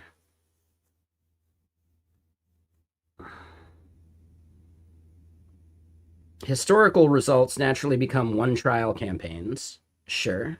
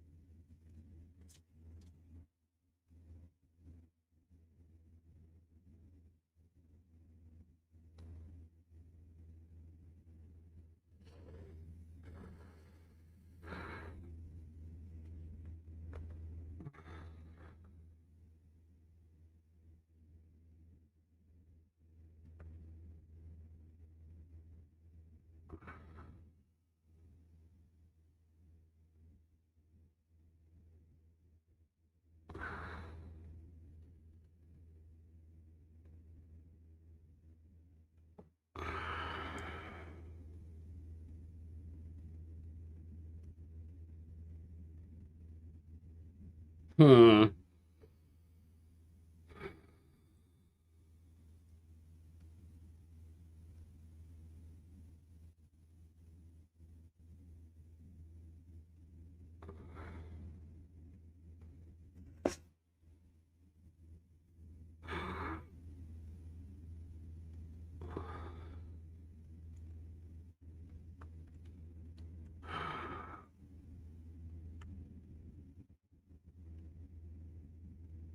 So I might almost just want to like turn up the reasoning.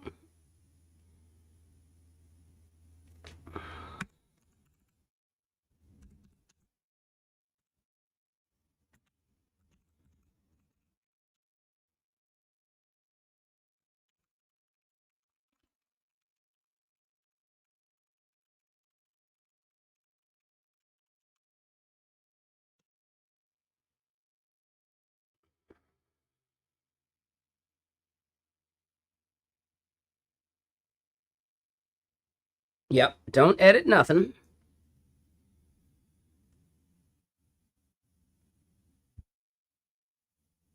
Python quit unexpectedly. Yeah.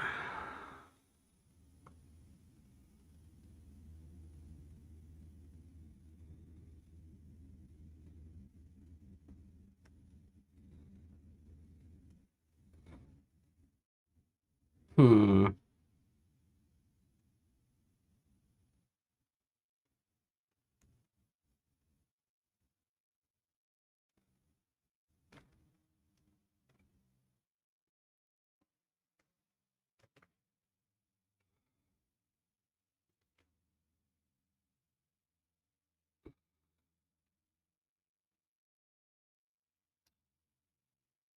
All right, so we got those clanking.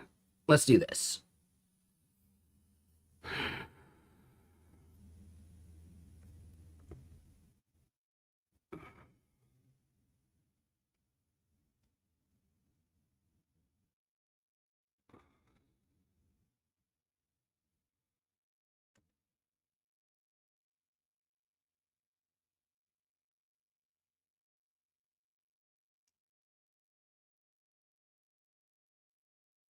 The new component's name.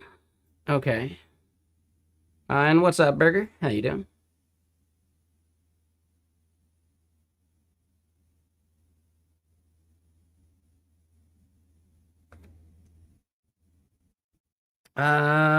Yes. Create the proposal.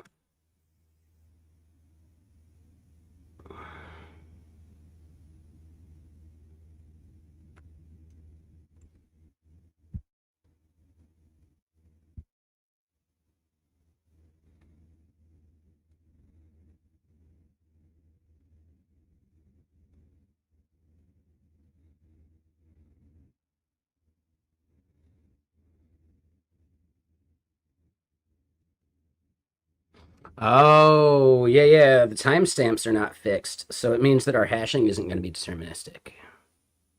So yeah, I'm glad that we like kicked this over to validate some of that.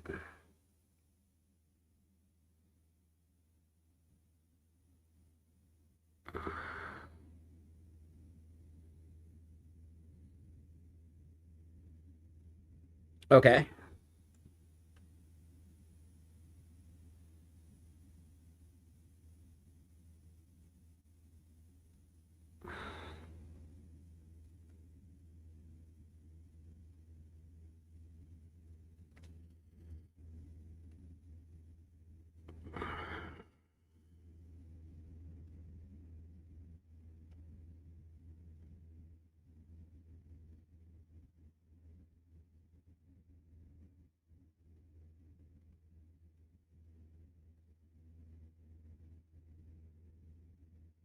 All right. So what we'll do.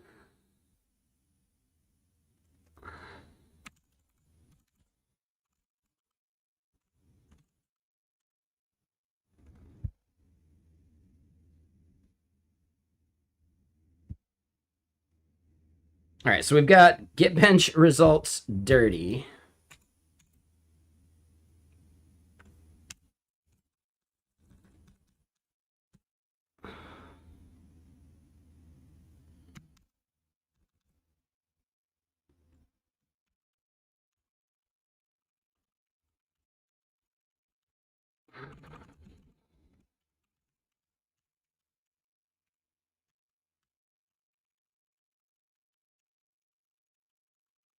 All right, so I've restored a previous attempt that had NSFW results from Nemotron Super. Um, we could run a doctor command over that to test things out.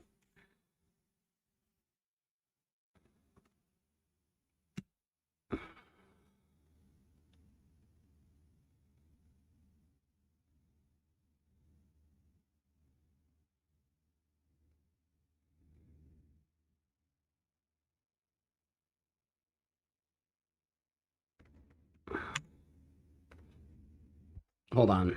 Um,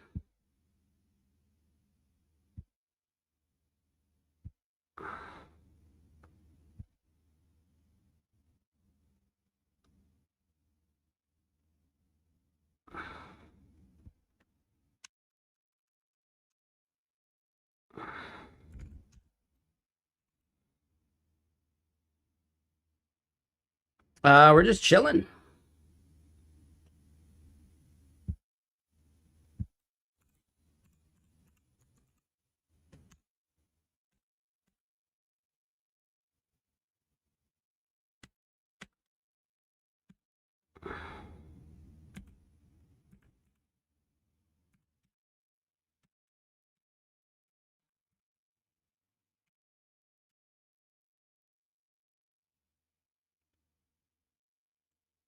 Boom. That's something we needed in there.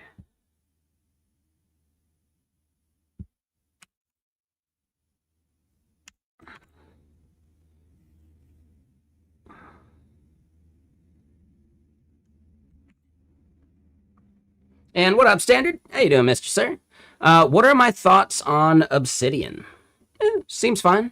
I don't use it myself, but I know a lot of people that do.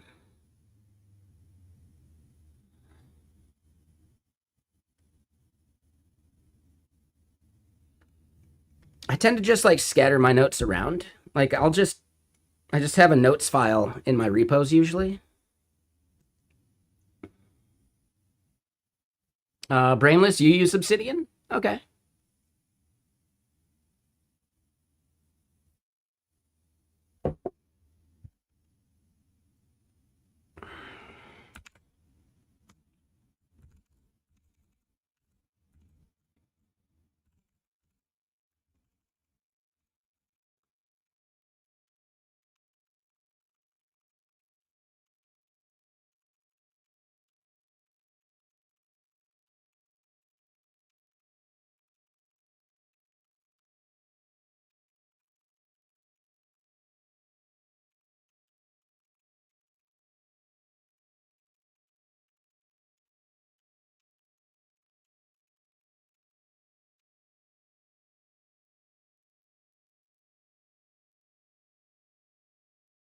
I just don't have that many notes. Like I'll have a notes.md file in a repo and that's all I need.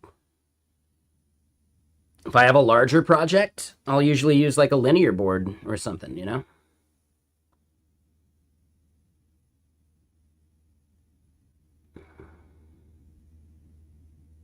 There you go, Gate. Touche. They advertise it as a second brain, and I still haven't figured out how to use the first one yet.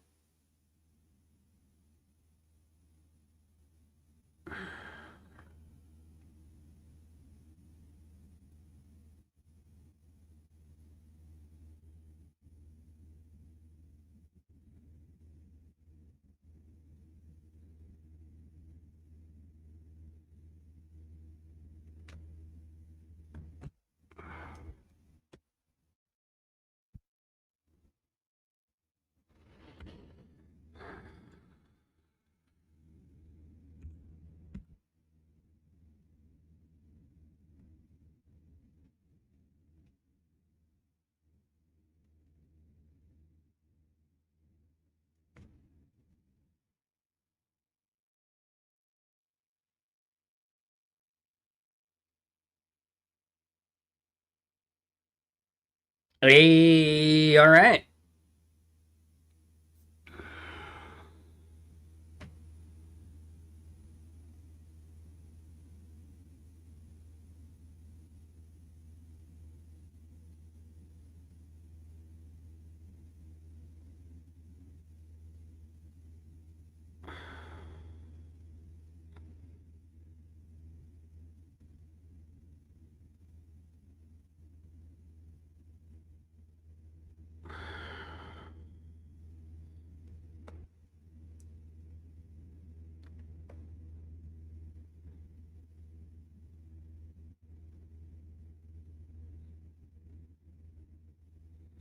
Yeah, this album's good.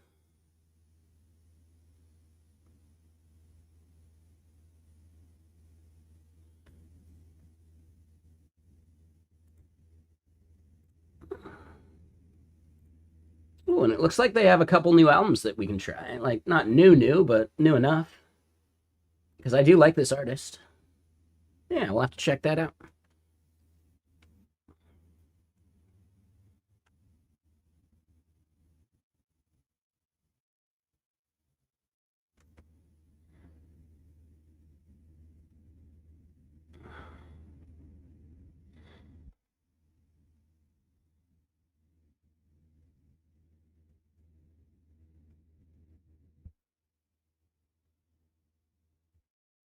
Okay, so it backed up that one.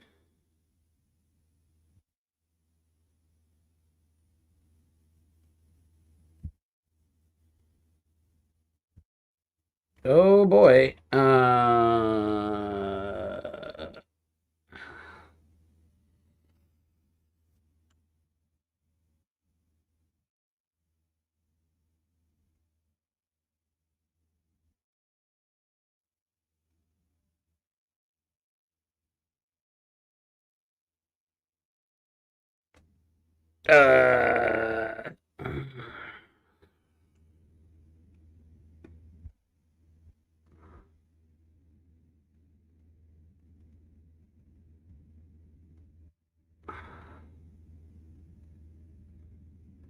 so yeah, we're not done there.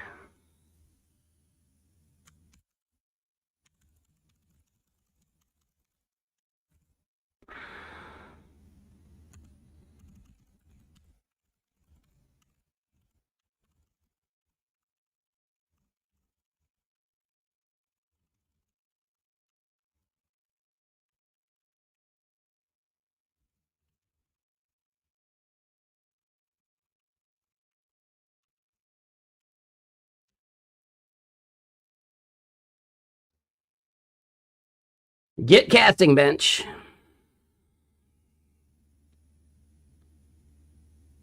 That damn leather couch.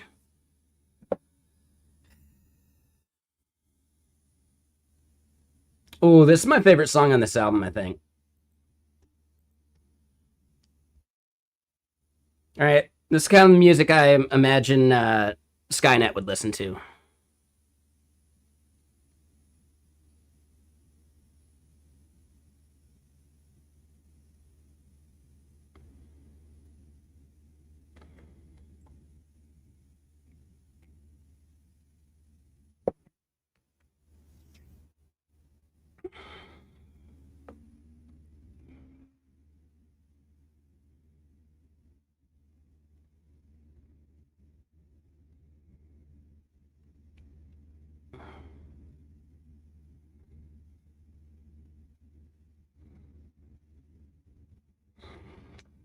I mean, if we look at it, hold on.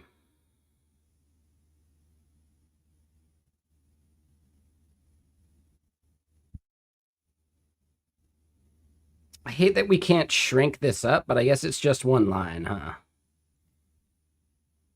Jeez, I read that line a little too quickly.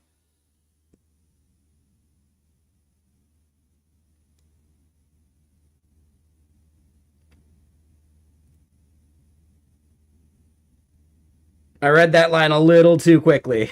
I misinterpreted it at first, so I was like, oh shit, what am I showing?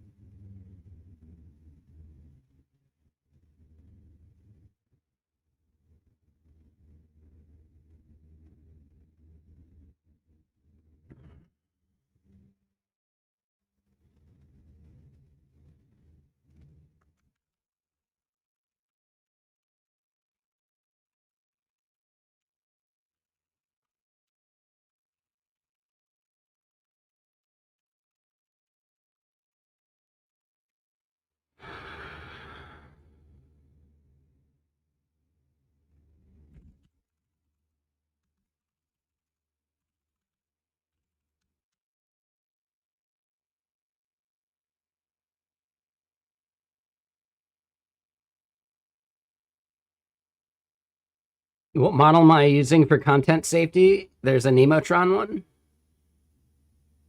I'm not sure I want to trust Nemotron to review itself.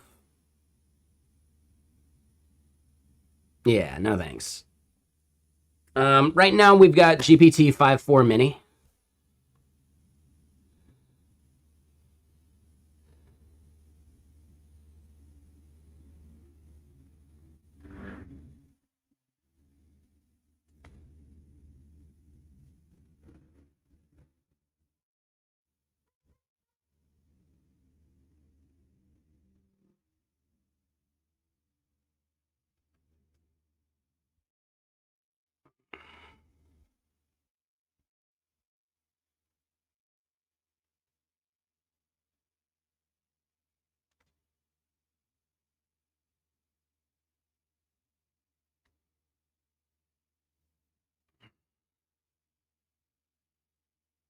Okay, cool. I think we can call that successful then.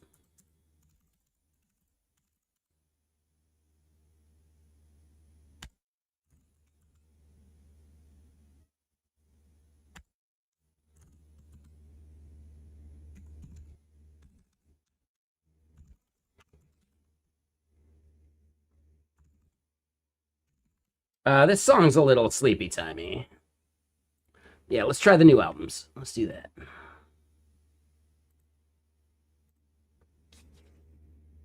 that. Is this open code? These two are codecs. We are using open code here, but I kind of like juggle between open code, Pi, and codecs. Just, depending on which models I want to use because it's too much effort. Like, too much effort changing models. So I tend to use specific models in certain harnesses. So right now I've got open code configured for Minimax M3. I've got Pi configured for DeepSeek V4 Pro on Olama. Things like that. Because I don't think the harnesses are really, really that much different. Like, I know open code does a bunch of safety stuff, like by, preventing file pathing from getting outside. Like, they do a bunch of cool stuff in their system prompt. And Pi is like notoriously lean in its like system prompt. But I don't know. At the end of the day, I don't notice that much of a difference between the two. Well, that's the thing. Lazy in spirit. Like, you don't have to migrate. You can use both. Because, like, neither of them are that sticky. You can install skills into all of them, right? You can install MCP servers into all of them. Yeah, OpenCode does have an opinionated system prompt, so that might be where you do have to like fine-tune your agent's MD, but that would be about it, in my opinion. Like, I don't think that there's that much that makes them like sticky and that much different other than the system prompt. Everything else, like your migration, should be pretty straightforward because you should be using some kind of like third-party memory or like specification system, I don't care which specification system you use, but you should probably be using some kind of like spec-driven development. Because then the handoff, right? You could use one for planning and then use this specification that was generated to switch over to another harness, to another model, to another whatever, right? And you don't lose anything because it's all captured in the spec. I think most people should be adopting spec-driven development in some way.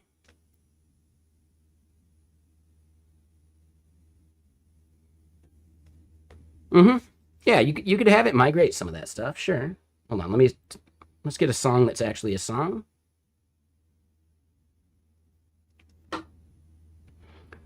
You can do whatever you want, right? I mean, I just canceled my Claude subscription because the whole point was trying to test out Fable. And I still just don't trust the company. Like, their ability to silently degrade your output because they think you're doing something they don't like, that's really anti-consumer. So yeah, like, I don't know. I think it's crazy how much goodwill Anthropic has burned. Yeah, have you not read that? Oh yeah, yeah. It's like it was all the rage, like people talking about it on like Hacker News, etc. Yeah, yeah, yeah. Let me see if I can find this. It's probably just Fable, right? Yeah, if if Fable stops helping you, you'll never know.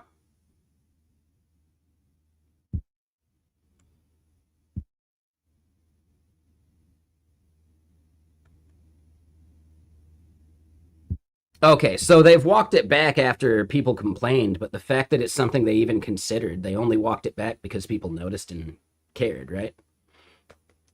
So this is something that was on the actual model card. We've implemented new interventions that limit Claude's effectiveness for requests targeting frontier LLM development. So you can't even use Claude to develop your own LLM, right? For example, on building pre-training pipelines or distributed training infrastructure or ML accelerator design. Using Claude to develop competing models already violates our TOS, but enforcing this restriction through our safeguards avoids accelerating the actors most willing to violate these terms.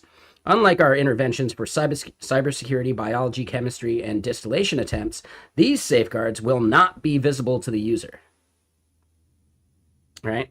Fable 5 will not fall back to a different model. Instead, the safeguards will limit effectiveness through methods such as prompt modification, steering vectors, or parameter-efficient fine-tuning. Right? So they will, theoretically, at one point, they were silently giving people wrong answers. Like, that's insane. How can you operate a product like that? It's just so anti-consumer. Now, here's actually the other part. Like, people found a way to jailbreak Fable to where, like, these safeguards and, like, the silent degradation didn't even kick in. And that's why they revoked access to it, in my opinion. No wonder why it scored the highest on the lying benchmark. Exactly, Daft. Does that mean you can't even use Claude to collect and generate training data? Theoretically. I don't know for sure, man. Like, a lot of this is speculation or, you know, just anecdotal evidence.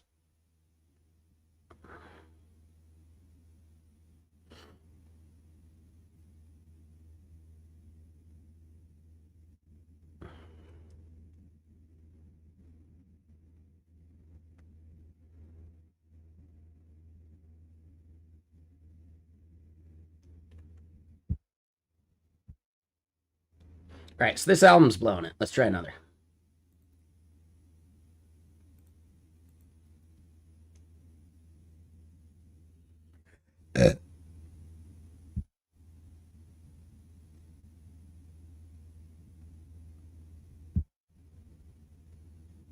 Never trust a company with a cat anus for a logo.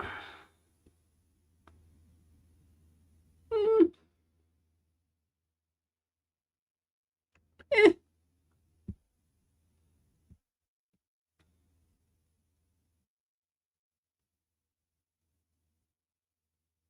That's like saying I shouldn't trust my cat.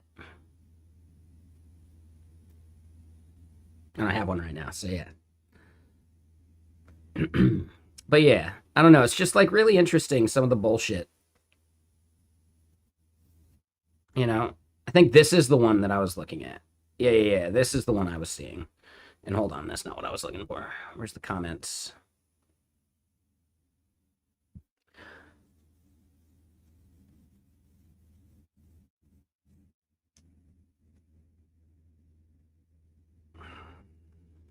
No, you're correct. It is a butthole. There's just no guarantee that it's a cat butthole.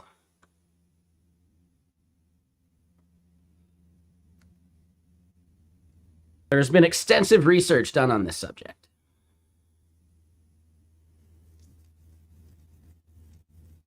Lazy in Spirit, are you sure?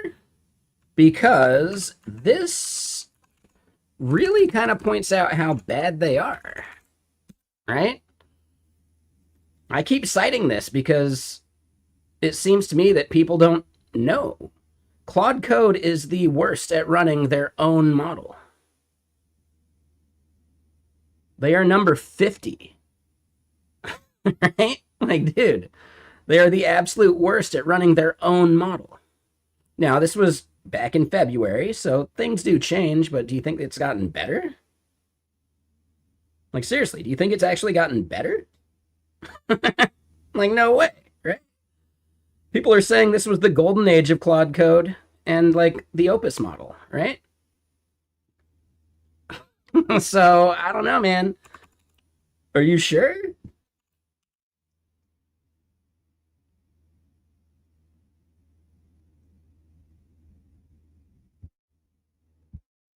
And it's just funny that, like, I consider this common knowledge at this point, but I guess it isn't because I keep having to tell people about it.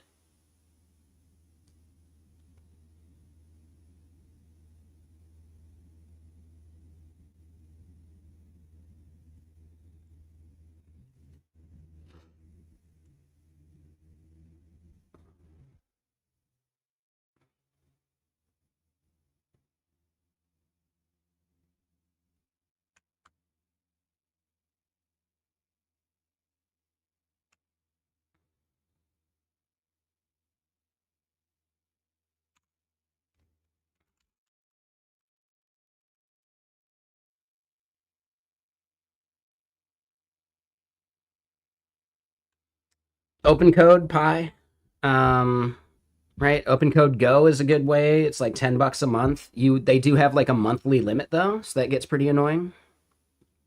Olama Cloud is pretty good. 20 bucks a month, and you can try pretty much any of their cloud models. So that means M3, that means Kimi K27 Code, Nemotron 3 Ultra, Gemma, like all these can run in the cloud. So that's pretty useful. You do have a lot of plugins built around Claude Code. Well, four wheel, I don't recommend OpenRouter for people using, like, for people trying to get the same value they would get out of like a subscription. I don't think OpenRouter is actually good for that. I think OpenRouter is perfect for production AI workflows, right? But for dev AI workflows, I don't think OpenRouter is like the move at that point.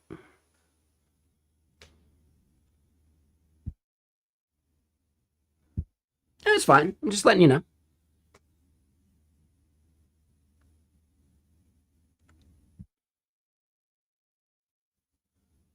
You tried open code once or twice. It messed up your git commit and you gave up. You tried open code with what model, right? Like, it's not like the harness did that much. What model did you do it with? Was it Big Pickle or something? I don't know. Like, I think you're just missing the difference between the harness and the model. So you tried open code with GLM 5.1. Okay. And what do you mean by it messed up your git commit? Like it tried to amend an existing commit? Or it committed something that wasn't the right thing? Like, that's pretty vague.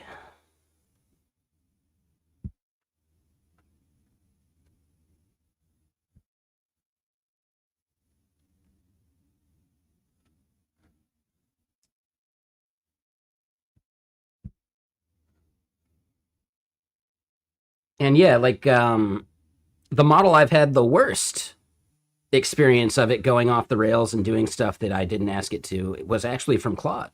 Like Claude Code and Opus have been the most guilty of going outside of what I actually asked it to do. Right? They get really creative going around the things that you tried to have it do. Yeah, exactly. So, yeah, I'm still just not sure about that, man. Yeah, Opus is one of the ones that will happily like lie to you about tests it ran. 100% tests pass. You didn't run the tests. You're right. I lied. I just guessed. That's Opus. Like Gary Bernhardt has that exact story. That's who I'm like quoting. He had Opus do that exact thing. Like, dude, what the fuck? Or maybe he was quoting someone too. I forget. Whiskeys were had.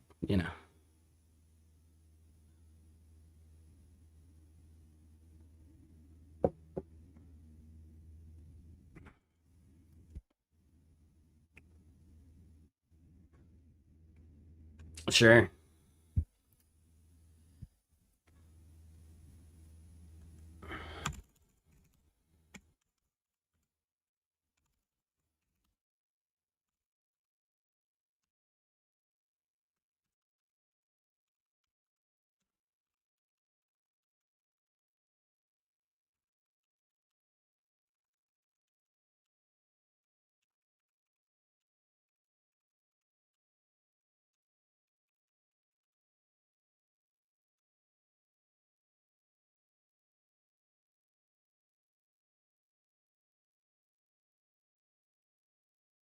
I mean, I would just say like trying to have it do too much stuff is a problem, right? Especially with something like GLM 5.1, it's not meant for like long horizon stuff. And I would also wonder, Lazy in Spirit, like how full did your context get? Even if you have a million context window at 300K, it's going to get really fucking stupid because it heavily weights the beginning and end of like what you have in context, and the stuff in the middle kind of disappears. Is GLM like, hold on, we're talking GLM 5.1, not 5.2.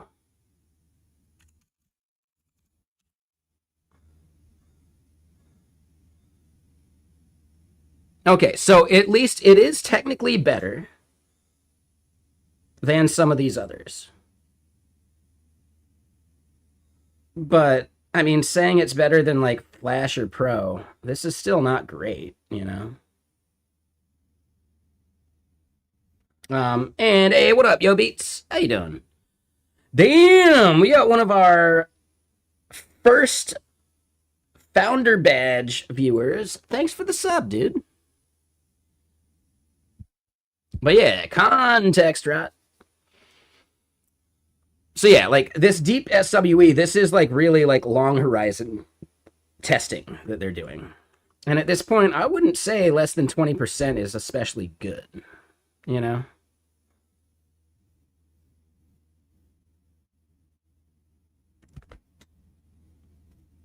Now, it is nice that Minimax M3 was able to like bump up because what is it, 2.7? We should be able to see all of these, right? Right, so yeah, Minimax M27 gets a 0 on this like long horizon stuff. So it's pretty cool to see like Minimax M3 bumping up. And what's the percentage? It's the amount of like tasks completed. It's like have you heard of SWE Bench? This is like a long-term, like long horizon version of kind of the same thing. Not exactly, right? Like they go through their methodology and like how it worked, and you know, you can read the blog and understand more about it. Right? So real world complexity. Prompts are half the length of SWE Bench Pros, yet requires 5.5 times more code and 2 times more output. Right? Things like that. So yeah, higher percentage is more reliable. Absolutely.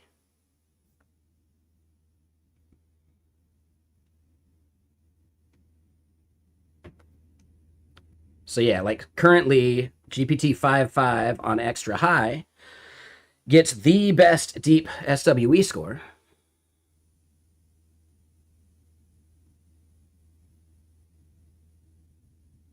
Because of faster iteration. Yeah, I don't know. I typically just I just don't do agentic coding like this. I don't do the long horizon thing. I'll create a spec, and the spec will complete within like a half hour almost every time. Like max, you know?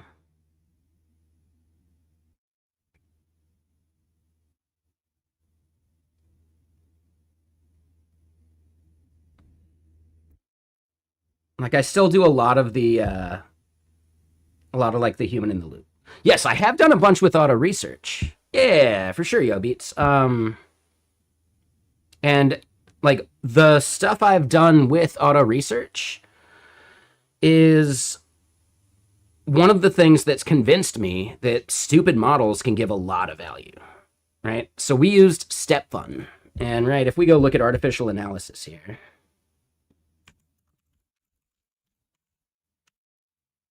right, we'll add StepFun to this list.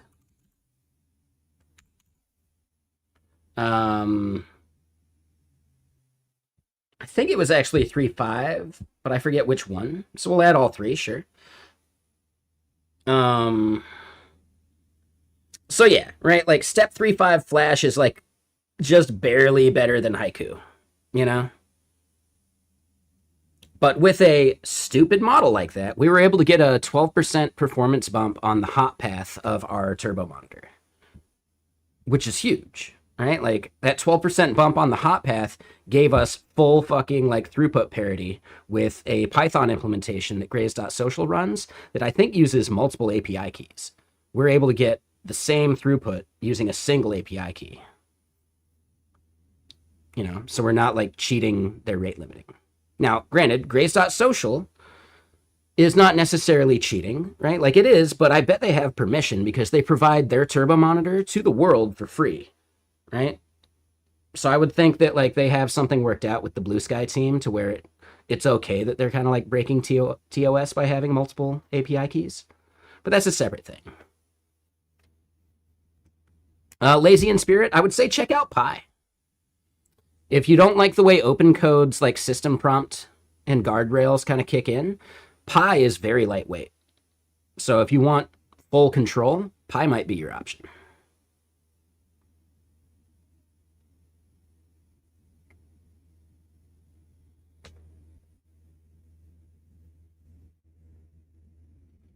And at some point, you may even consider building your own CLI that does things exactly the way you want, and you could use the Pi SDK for that. And if you want to see an example of someone using the Pi SDK, GSD 2. It's moved. Where did it move to? Hold on. Right? So this is an example of,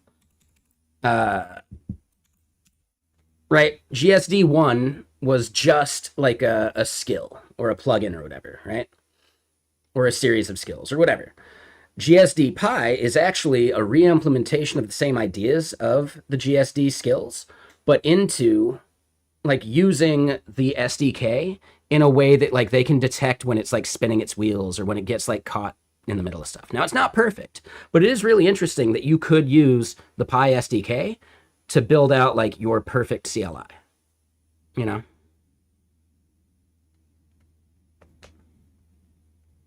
And then Gaped Brain, I don't do much fan out.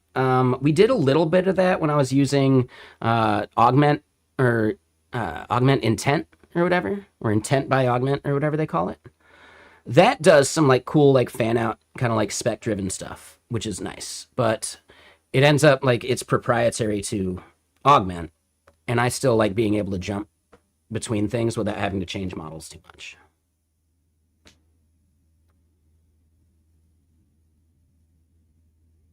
Have I checked out Hermes Agent? I haven't. I'm not really doing any of that like OpenClaw stuff. And Hermes Agent is really meant for that, right? So if you see how Hermes Agent is the most used of these like CLI tools or whatever agents, it's actually because people are using it as like a claw replacement, and that's why like model usage is so high inside of like open routers like metrics. It's because people are using Hermes as like a open claw kind of thing. Is Pi stable? I mean, it's stable enough. Like they're making changes to it on a regular basis. I do think they have an architecture change that they're planning at some point, but I don't know. It's worth checking out.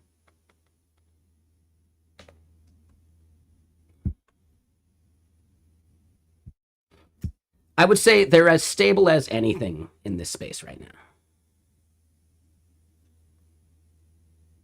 Right? Like how many things are actually stable? Like Claude Code isn't even stable, you know?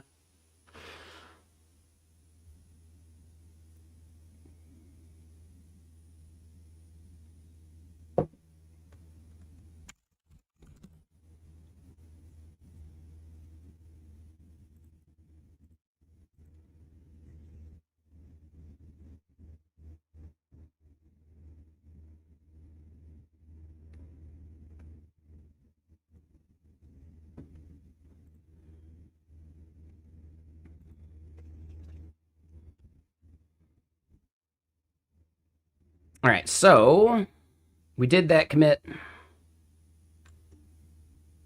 I would say let's do the archive thing.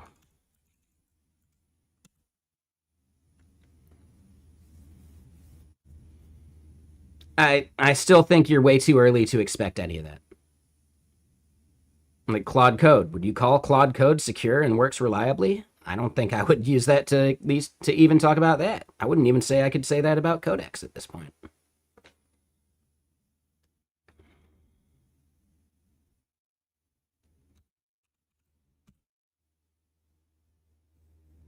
If you want secure and stable, wait a few years.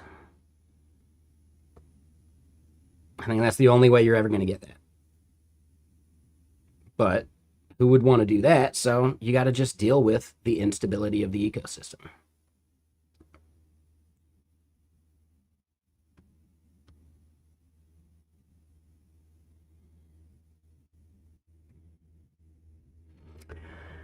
I think maybe I don't understand what governance means in this context.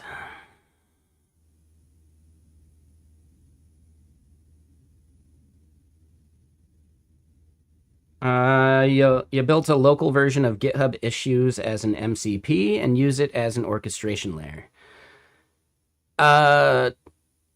That's just not how I work. No, I don't want to use issues as an orchestration layer. I want to work on one issue as a human in the loop. I don't like the idea of not being a human in the loop at this point. Every time I've tried that, it's just the results are really, really meh.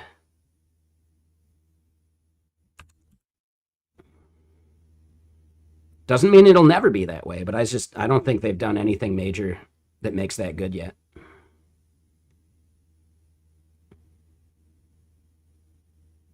Right? Like if I'm already doing like GitHub issues and stuff, it's something I care about at that point, you know? If it's something I don't care about, I don't even have issues. I just have a notes file, you know? And I'd still rather like work through each one of these because I'm not 100% certain about like the specification or the stuff around it.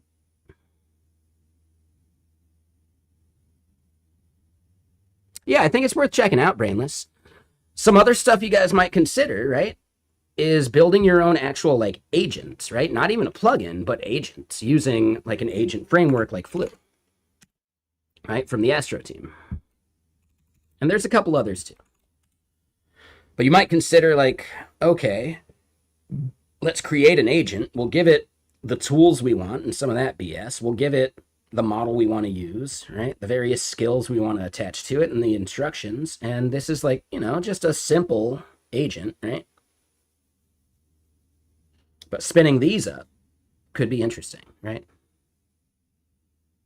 You can spin them up over HTTP, right? You can get them into a sandbox.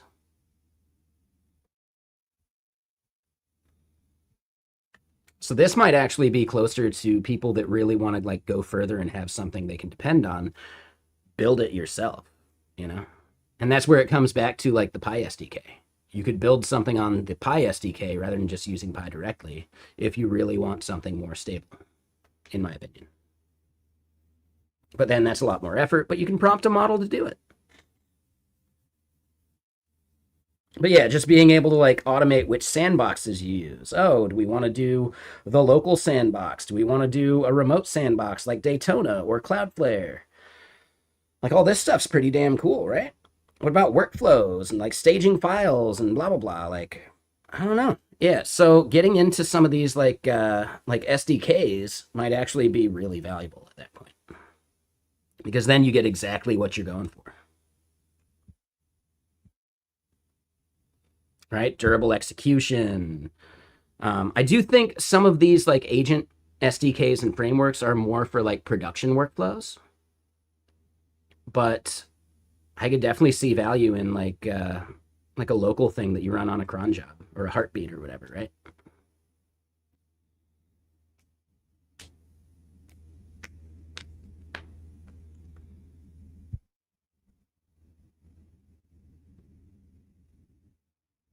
So yeah, definitely a lot of stuff to check out. You'll never be able to test all of it, but you know, at least you got options.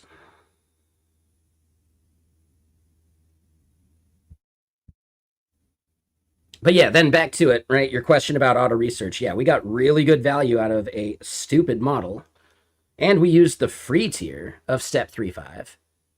And yeah, we were able to get some really, really good optimizations of the hot path of something that needs a lot of performance. So it's like, yeah, auto research is awesome. I really like auto research. And that was the original reason why I started using Pi, because the original plugin was Pi auto research, right? Not like the Carpathy one, but this is the one that like Tobias Lutke or Lutka or whatever from Shopify. Him and this dude put this together, right? And this is just awesome. I use them all. I use OpenCode for my Minimax M3 subscription. I use Pi for my Olama Cloud subscription, and we're using Codex when I need to use OpenAI's models. I don't really notice that much of a difference between any of them, if I'm being honest. Like, sure, the models are different, but the harnesses, I don't notice much about the difference between the harnesses. Now, that doesn't mean that there isn't. It just means, like, the way I use these things doesn't change anything. The model is more important for the way I use these things than anything. Especially because all the skills I use are installable into all of them. I do know there are people that really can tell the difference between harnesses. I can't. Besides, like, OpenCode is really nice when there's, like, decisions to make. And it gives you this, like, that, like, step of, like, answering questions and, like, iterating through and, like, I don't know. I do really like that. But then, once again, back to your question about, like, context run. Well, yeah, I just killed that entire context after generating my spec. And now I do a fresh context with the, the specification that we just created. So maybe part of the problem with why I can't tell the difference between models is because I'm very, very strict about clearing out my context and starting fresh.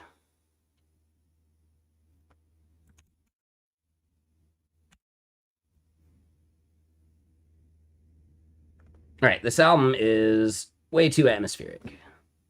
Probably some soundtrack or something. Some game or something, I don't know. But let's get something, let's get something good. Let's do some Thomas Barandon, yeah.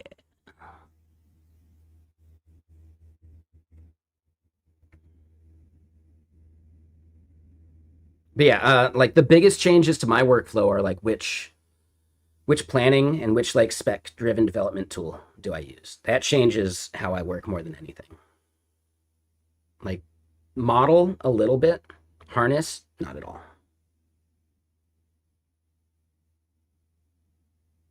Now some things I get better results out of with a first prompt, like for like doing SVG and some of that stuff.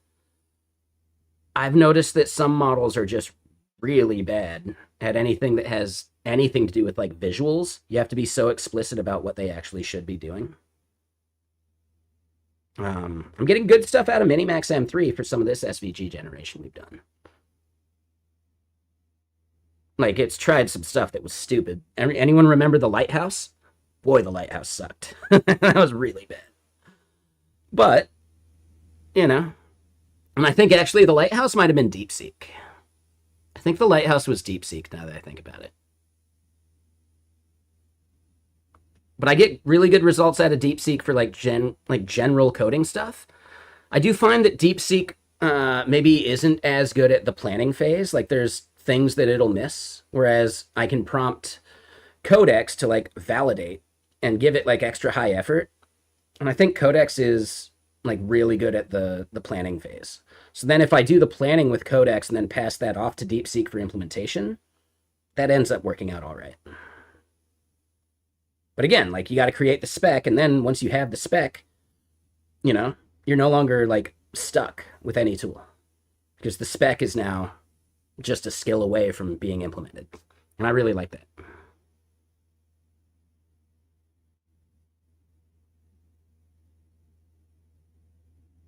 What does the tasks? That's OpenSpec. Yeah, OpenSpec is basically like we go through the explore phase. That's where it like reads the code base, tries to understand things based off your initial prompt. It'll explore and come up with ideas and present them to you. It'll give you options about like, well, we could try this, that, or the other, and you tell it which one you want. Like that I like.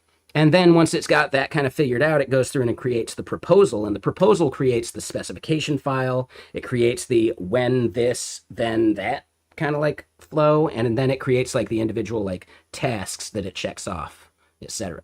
Which I think, you know, we could probably figure out a good way to take those tasks and farm those out in some parallel way, but I don't think OpenSpec is necessarily like grouping them into a way that they could be parallelized. So that would be like maybe like the next evolution of a spec-driven development tool. What things could be done in parallel with multiple subagents? I have not used 5.2 or K27 yet. We will probably use K27 here in just a second after, right, like we created a spec here for like the evaluation campaign reporting, blah, blah, blah. Like we want to run some things multiple times. So because of that, yeah, we'll have the spec created and we'll hand that off to K27. You hate spec development, it's all so silly. I disagree. Like, which tool are you talking about? Not all spec-driven development is created equal. And then, Owen, you said you like Cursor's plan mode. I do not consider plan modes to be the same as spec-driven development. It's not the same thing at all, right? Because you need a spec, a file, that you can hand off between things, right? You need this thing that transcends the boundaries of any one tool. And that's fine, George, but like, what's the alternative? You like to just prompt the agent. So you just like prompt it and let it run off the rails? Or do you have it ask you questions? Hint, that's plan mode with extra steps. Like, dude.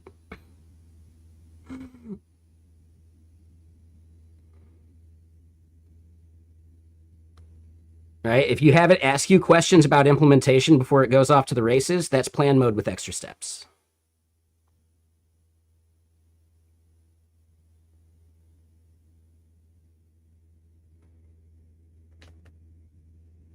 I've gotten the worst results when I give it a prompt and let it go off to the races. Right? With every model I've tried it with, especially Opus. Right? Brainless can even like kind of like speak to that, right? Like Opus went off and started modifying stuff willy-nilly without even verifying that it was like the right direction to go in, right? I think that's something a lot of people kind of have, right?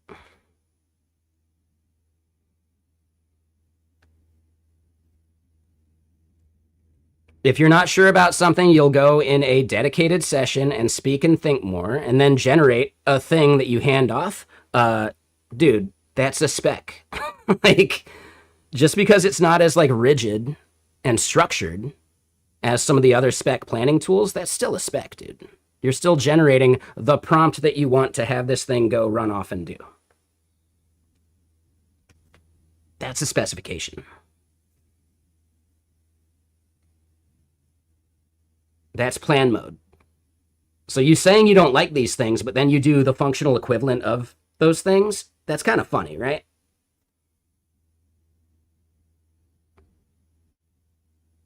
Yeah, what do you think you're handing off with spec-driven development? It's the same thing, dude.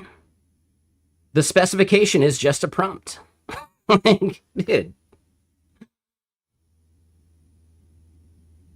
I'm not sure, Lazy. You'd have to double check that. I'm sure there's some plugins for sandboxing Pi. I'm not sure. I'm using OpenSpec. But that's basically the flow, George. Like, I go through, I do an explore, it reads the code, it understands like what maybe I was going for with the initial prompt. It goes through and asks and like says like, this is what I'm planning on doing. Would you like me to create the proposal? When it creates the proposal, that's the prompt that we're handing off. That's it, right? So you do all this in the planning step, you get the thing that you do the handoff with, you kill that, start a fresh context, and use the thing that you handed off. That's the same thing, right? You're just using different words to describe the exact same process. You know? Like, and that's fine, but there are some that are not nearly as rigid. And I don't know if you're really thinking about the rigidness the right way. But yeah, that's on you. You do whatever you want, man.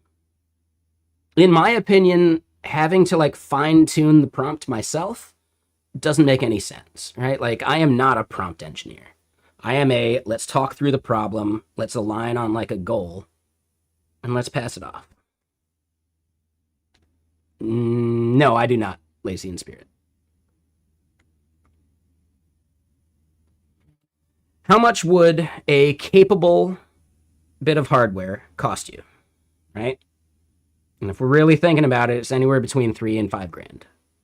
And here's the thing, Mac Minis and the DGX Spark, yeah, I get it, 5K, but also the DGX Spark has slow memory in it. So it's not even close to the value you'd get from like a proper like B100 or H100 or whatever, right? It's got slow memory in it. So you're never going to get the value. But for 5K, think about it. For 5K, how much would you have to use that to pay that off? And how quickly do you think it's going to be obsolete?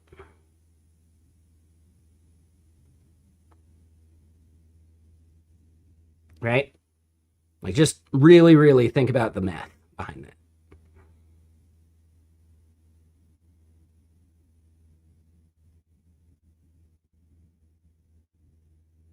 M5 Max might make sense. Again, the Mac Minis and the Mac Pros and the Mac Studios all have slow RAM compared to what you'd be getting in a proper like GPU or an ASIC or, you know, like whatever Cerebras is building, right? I think those are ASICs, right? A 5090, you're not going to get enough RAM in a 5090 to run anything valuable. Now, there is not enough RAM in a 5090 for that to be valid whatsoever. And how much is a 5090 right now? Yeah, you would need 4 of them. Yeah, like, and you'd have to parallelize them. And how much would that run you? Like 10K. At 10K, you might as well just buy a B100. You know?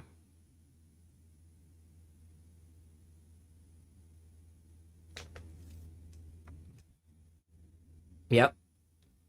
So yeah, like just really think about that.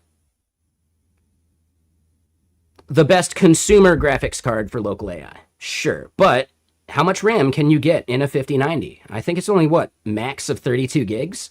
What model do you think you can fit in 32 gigs of RAM that has value? Yeah, 32 gigs? Dude, you're not running any significant model in 32 gigs of RAM at like a good quantization and all that stuff. All right, you're not getting any of these models that are good, you know?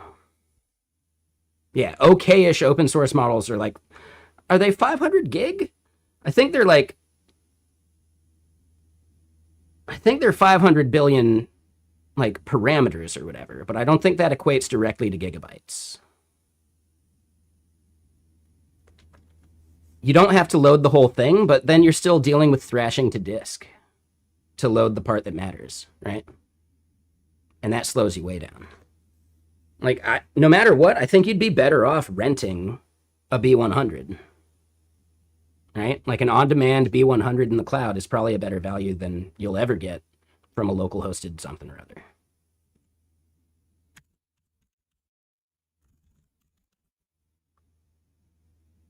Or B200.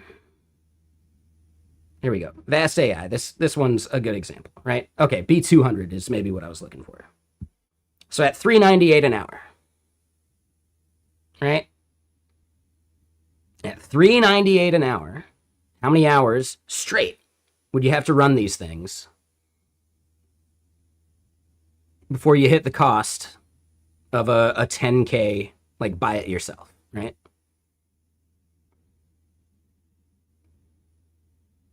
1,000 hours, right? Basically, roughly.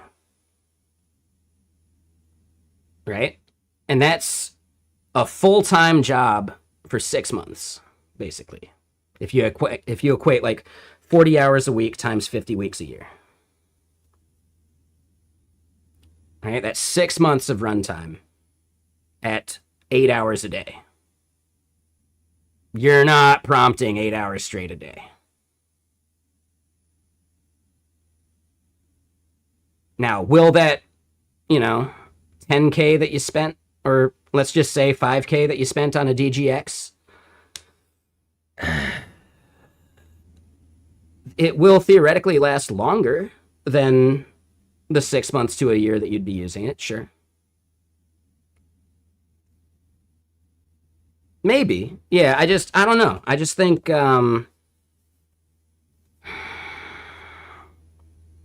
it's only worth it if you have money to burn for tax reasons. Like you made so much money off your business that you got to like expense something, right? Your tax guy said you got to spend 10K, you know?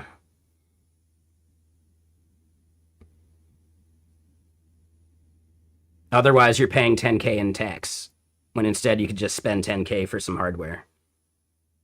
You know, that kind of thing.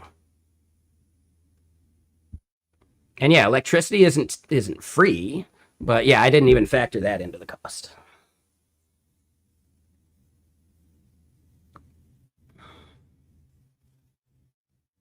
What benchmarks do I review when assessing new models? I just look at artificial analysis.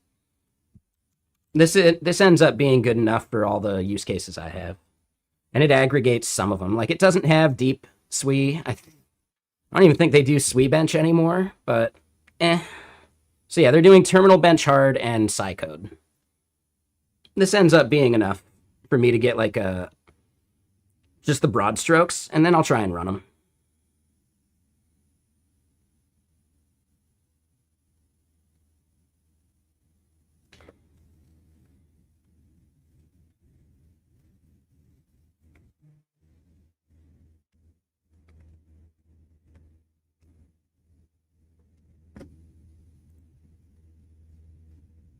But then I guess here's the next question, right? Like, okay, so sure, maybe you could pay off the value of, you know, the 5090 or a B200 or whatever. Maybe you could pay that off over a year compared to renting, right?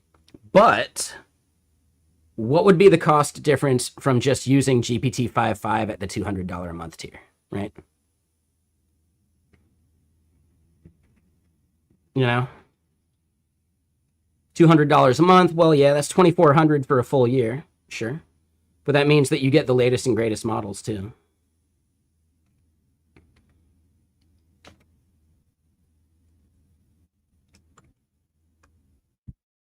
After 2 years, maybe you break even, right?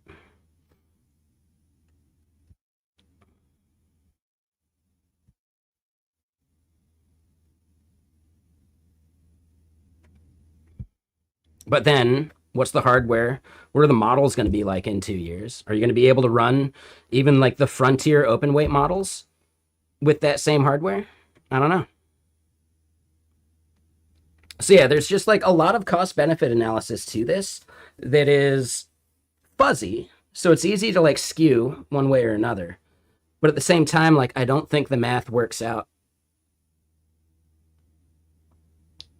in the favor of local hosting, in my opinion.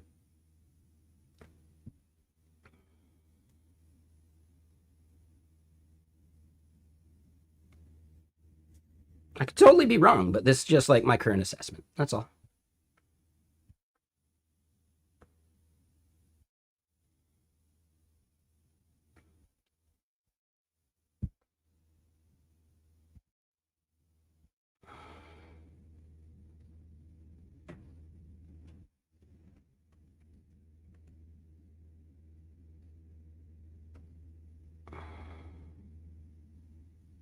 Exactly, Gabe's brain. Yeah. I mean, maybe it's $4 an hour because it was like $3.98, but still, you know. Have I used dynamic workflows? Are you talking about Ultra Code?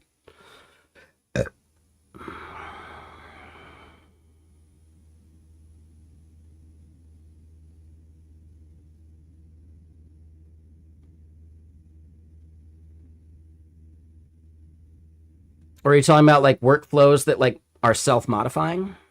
Is that what dynamic means? No, I haven't tried Ultra Code. No. I canceled Claude. Like I canceled Claude last month just because I hate their anti-competitive and anti-consumer practices. Like, it's pretty obvious that they are. And then they got me. I resubbed just to try out Fable. It got me basically the same results as GPT-5.5, but again, I don't necessarily prompt the way that Fable would have been like the right thing for the job anyway. But I got the exact same results between the two. And then they took it away, and that was the entire point of me resubscribing. So yeah, I refunded it.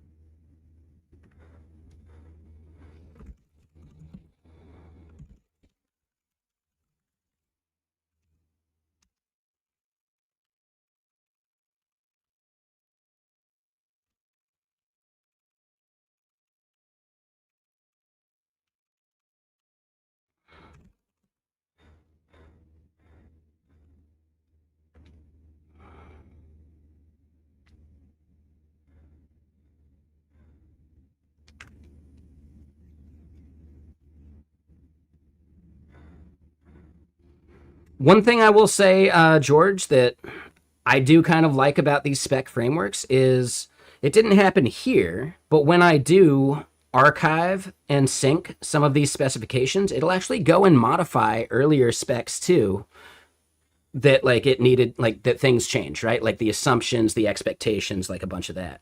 So it's actually a nice way of having like a history that is actually accurate rather than a history that is just like stale over time. So much so that theoretically you could re-implement from the previous specifications, right? Like, you know how people are always saying like English is the new programming language or whatever?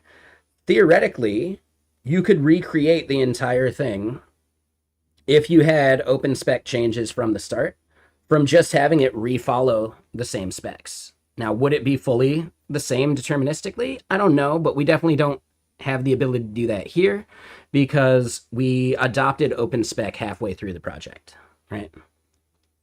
But if we had started with it, we would have this actually like accurate history that you could theoretically completely re-implement from, right? Like zero source code, just re-implement from spec. And that's kind of a powerful and interesting thing.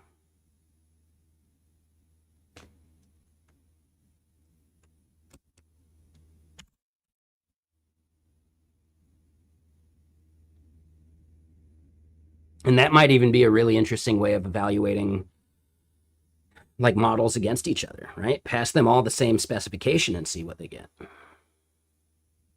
You know?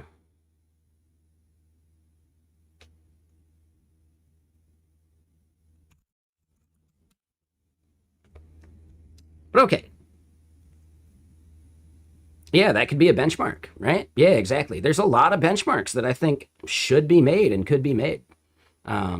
Mine is I want to do something similar to that, but I want to do it based on like testing skills, right? Like how well does this model use skills and get the result we're looking for, kind of thing, right? So making deterministic skill usage benchmarks would be interesting. That could be cool. And then that kind of does lean towards OpenSpec, but I think an OpenSpec specific thing would be really interesting. Not just skills in general, but like OpenSpec specific. And I think that would have to be like fine-tuned as its own completely separate benchmark. But yeah, there's a lot of really cool benchmarks that could be made. I would love to work for a company that just pays me to make various benchmarks, you know? And yeah, exactly, Gazento. Yeah. That's like one of the main points. Skills are kind of like non-deterministic in their ability to be invoked, whereas I feel like MCP servers are more consistently invoked because they're fully in context versus just the description. So I'd love to make some tests around that too, right? Just showing like the consistency of the model discovering and using tools for certain tasks. That's another benchmark that could be made. And I think there could be just like an entire career someone could make about like making benchmarks for various things, just like trying to understand this shit. Yeah, yeah, I find MCPs get really consistently invoked for the right use case, which is pretty cool. And a lot of people misunderstand that when they do the whole skills versus MCP thing. And at the end of the day, like they solve different problems, right? MCP has auth built in. Skills don't, right? So there's a whole bunch of things that you can do with MCP that you can't do reliably with a skill. But also, MCP does take up a bunch more context. So it's like there's no one true answer for everything. That's what we're here for. That's what our brain is for, to decide this shit for the clanker that can't decide it itself.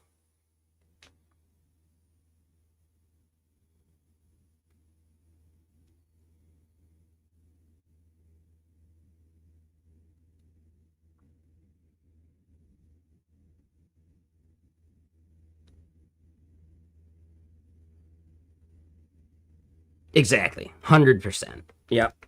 But they're the loudest fucking people on Twitter, aren't they? You thought CLI was going to take over? Well, I mean, honestly, you can use both, right? Like, no matter what, you still need to, like, tell the clanker how to use a CLI, right? That could be a skill. That could be context that you add, right? But, like, realistically, most MCP servers are invoking CLI functionality anyway, right? Gitkraken. We have stuff that our MCP server does that is also a common like function that our CLI uses too. And you can call that function via a command from the CLI, or you can use the MCP skill that calls like the functions internally. It's not calling the CLI, but it's calling the same functions, you know? So I think that's ending up being way more important at this point as well. Like just understanding that, yeah, you have a CLI, you can use the exact same functions in your MCP server, right? The MCP is just the protocol to communicate with it. And it'll be more reliably invoked than a skill that just has the definition of the CLI's like help command, right? Like the output of the help command. That kind of stuff. So yeah, I don't know. It's fun to talk about this stuff though.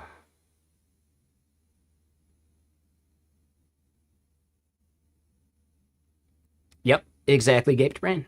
And there's some other cool stuff that's coming, like MCP apps. Have you heard of those? It's like if you're using Cursor or anything that has like a UI, it can give you this like interactive UI that you can like use, right? So people are talking about how like HTML output is more information dense. You know what's even more information dense and more capable? A component that has buttons you can click that pops up into your like Cursor output or Claude Code desktop or whatever.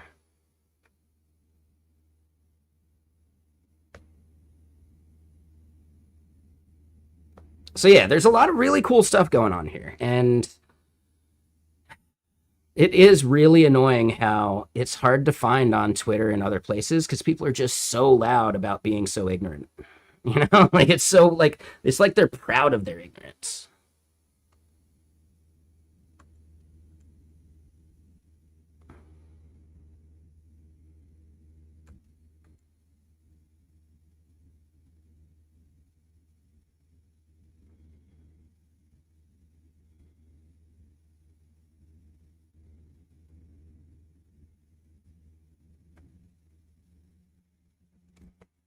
Exactly, Gazento. Yeah. Or even people that are like treated as experts. A lot of them haven't actually like gone as deep as people think they have. But because they're like famous, you know, people attribute more experience to them than they have. Like, I don't know. Yeah, there's a lot of that stuff.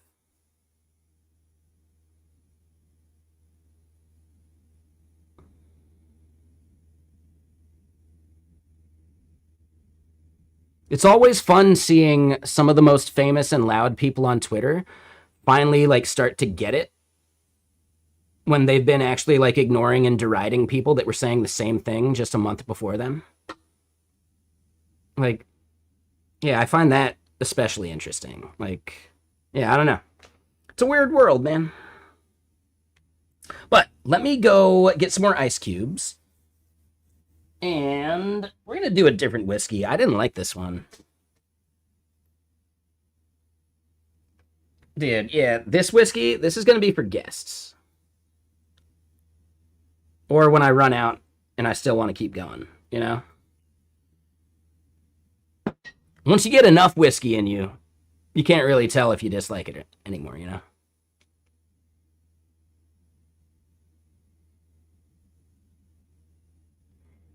Oh, interesting, Izento. Okay.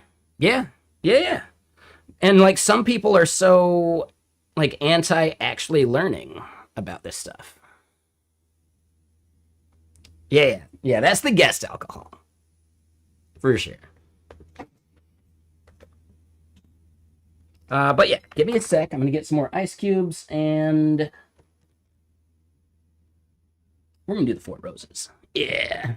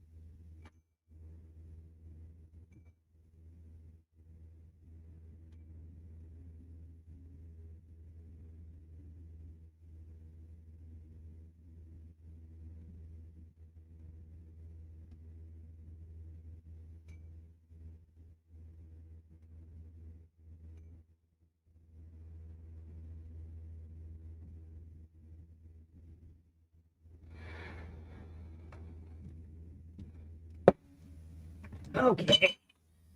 So yeah. Fresh bottle of Four Roses Small Batch Select.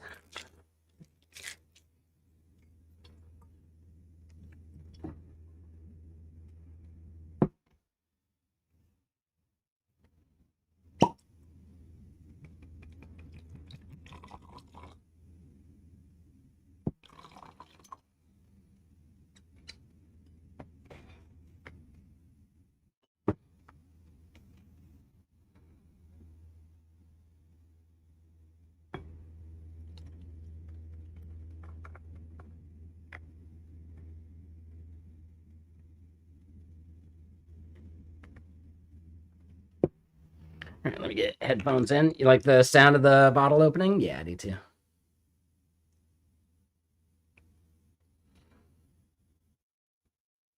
And yeah, Brainless. What style is the whiskey? It's a bourbon.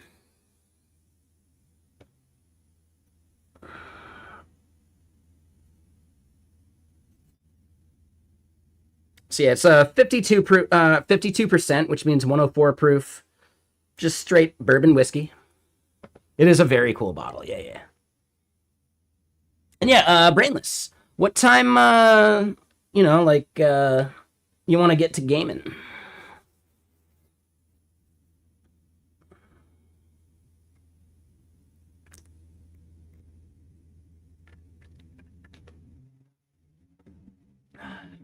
That's a much nicer whiskey. That's a much nicer whiskey. Hopefully next hour or two. Okay. Yeah, I think Ethan's probably going right now. Have we heard from Robotic Head yet? I don't think we have. And they're not in chat yet, which is fine.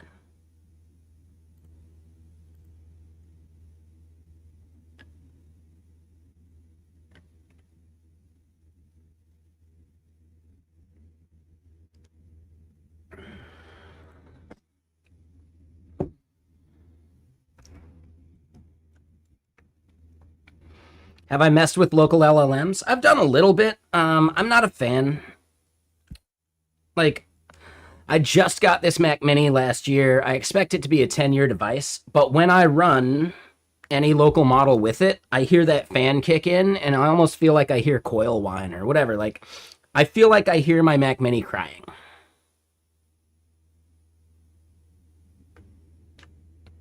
Oh, I see, Brainless. So yeah. Like you're not saying you want to get started sooner rather than later. You're saying you got like an hour or two that you want to like focus in on some stuff.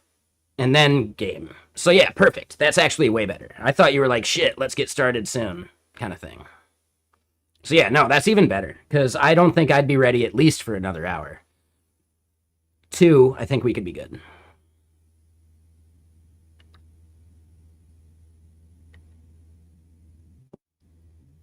Running a local LLM on your 4-year-old rig. Yeah, that makes sense. I've got 64 gigs of RAM in my Mac Mini. So I can run a bunch of shit. Like, I can try a lot of models, like Gemma and a bunch of that stuff. I don't know. For most of that, I'd probably rather just keep using cloud models. I get so much value out of the $20 Olama plan.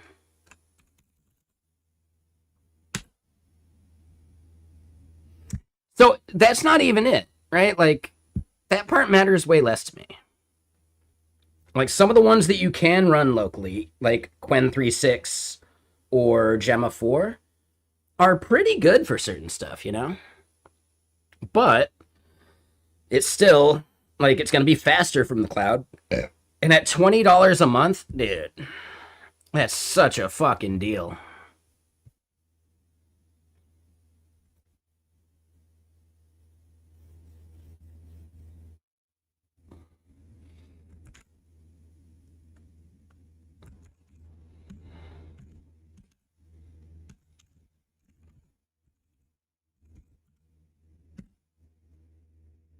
Kimmy for 20 a month is insane.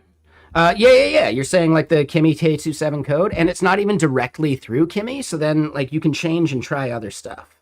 Like, just the fact that the Olama like cloud plan gets these new things as you go is really fucking good, man. So then you're not even like vendor locked.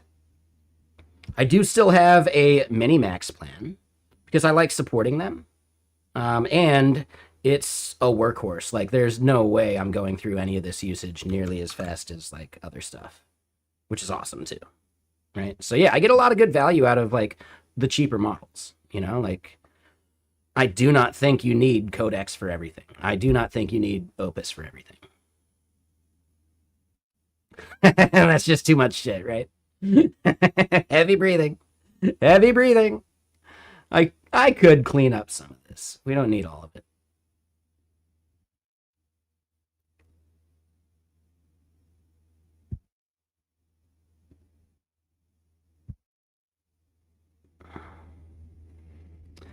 How does Olama compare to OpenRouter? They solve two totally different problems. OpenRouter doesn't have a $20 a month plan at all, right? So you're doing pure API like token pricing. Whereas Olama Cloud is $20 a month and that's it, right? You use it like any of the other subsidized subscriptions. So they're solving totally separate use cases.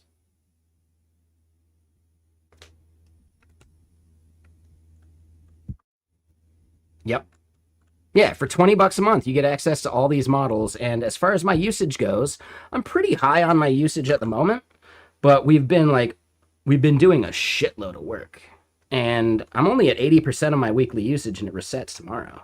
Like, hell yeah, dude. And they don't have a monthly cap. That's the one thing I dislike about the Open Code Go plan, the monthly cap.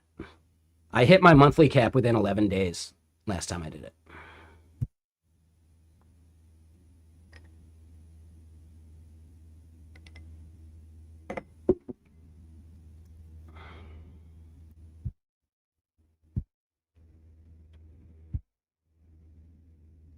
Yeah, I get that, Gazento, but you shouldn't be using any of that shit for your personal stuff, right? Technically, the company could claim ownership over any of that. And they get the logs too. So they know exactly what you've been like using it for. So they could easily like if you built your side projects with their keys, they own that shit, dude. And if they have a good lawyer, they could probably prove that, especially with discovery. So yeah, do not ever use company provided anything for side projects.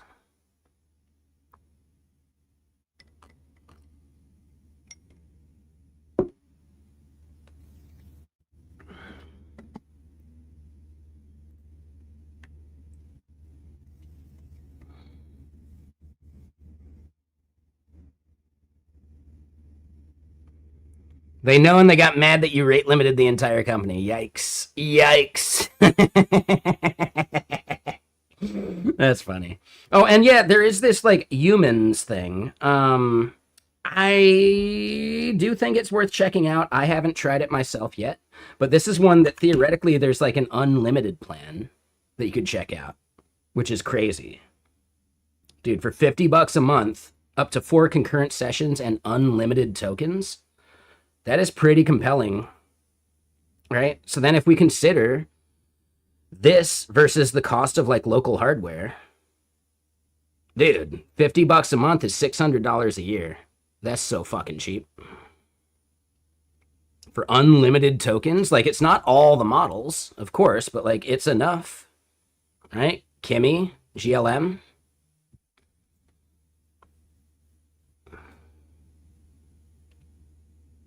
Yep. So yeah, it's definitely worth checking some of these things out. Open Code Go gives so much usage on new models. See, I've used the new models and I hit my limits way too quick. Like I was just using Minimax through Open Code Go and I hit my limit within 11 days. Right? I wasn't even using Kimmy. I was using Minimax, the one that had way more provided usage on Open Code Go, and I hit my limit within 11 days. So there's definitely something that I do not like about that, right? Like the monthly limit thing is bullshit, and I will not use a provider that has a monthly limit anymore. It's just not worth it. It's $10, I get that, but they should be doing their weekly usage or their session usage in a way that you're not using like all of your shit within 2 weeks, right? If I just hit my weekly limits sooner, but then still had this thing available the next week, that would be way better than going 11 days and then for the entire rest of the month it's gone. I don't like the monthly limit shit. With Mimo, dude, we hit the Mimo monthly limit on the $20 plan within like 3 days. So yeah, I refuse to use any of the models that have monthly limits at this point. Just make the weekly limit reasonable so that you're not like fucking yourself as the provider. And I'll hit my weekly limit and, you know, I'll be okay with it.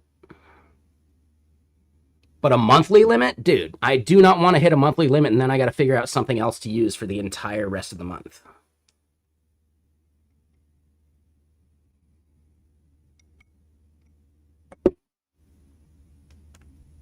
And I mean, honestly, I am glad that we did hit that limit because it forced us to try out some of these other things. Like Mimo's, like monthly plan, right? Like Olama, like a bunch of this stuff. So, I mean, thanks Open Code Go for making me explore all this other shit, I guess.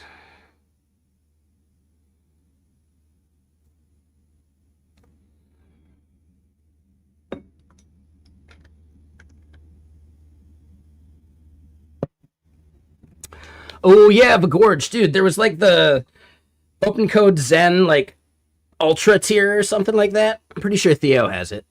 And he's probably not even using it that much, which is hilarious. Because he's just so fucking like OpenAI pilled. Right? He's like juggling multiple like $100 and $200 like accounts, you know? He was juggling multiple $200 Claude accounts before he got cut off. So he is massively like just burning tokens to try this shit, which I think is cool. But yeah, I refuse to be vendor locked. 100%. Yeah.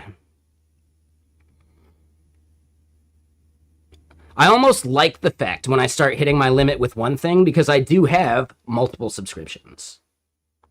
The GPT $20 is so good. Yeah, dude, if we look at my list, here, let me show you. I am currently paying for Minimax at 20, GPT at 20. I think I keep forgetting to cancel Copilot. That's on me. Olama Cloud at 20. And then, yes, I got Gemini, but I've been meaning to cancel Gemini and just keep forgetting about it.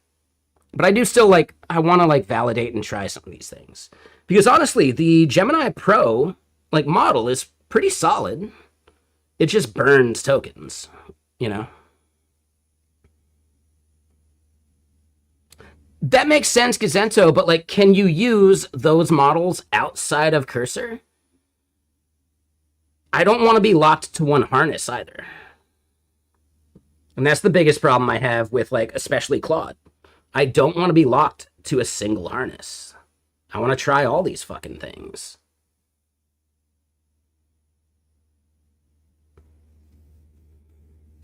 Cursor Glass? I'm not aware of what Cursor Glass is. Like, do they have a CLI or an SDK or something? They do have an SDK. I remember that came out.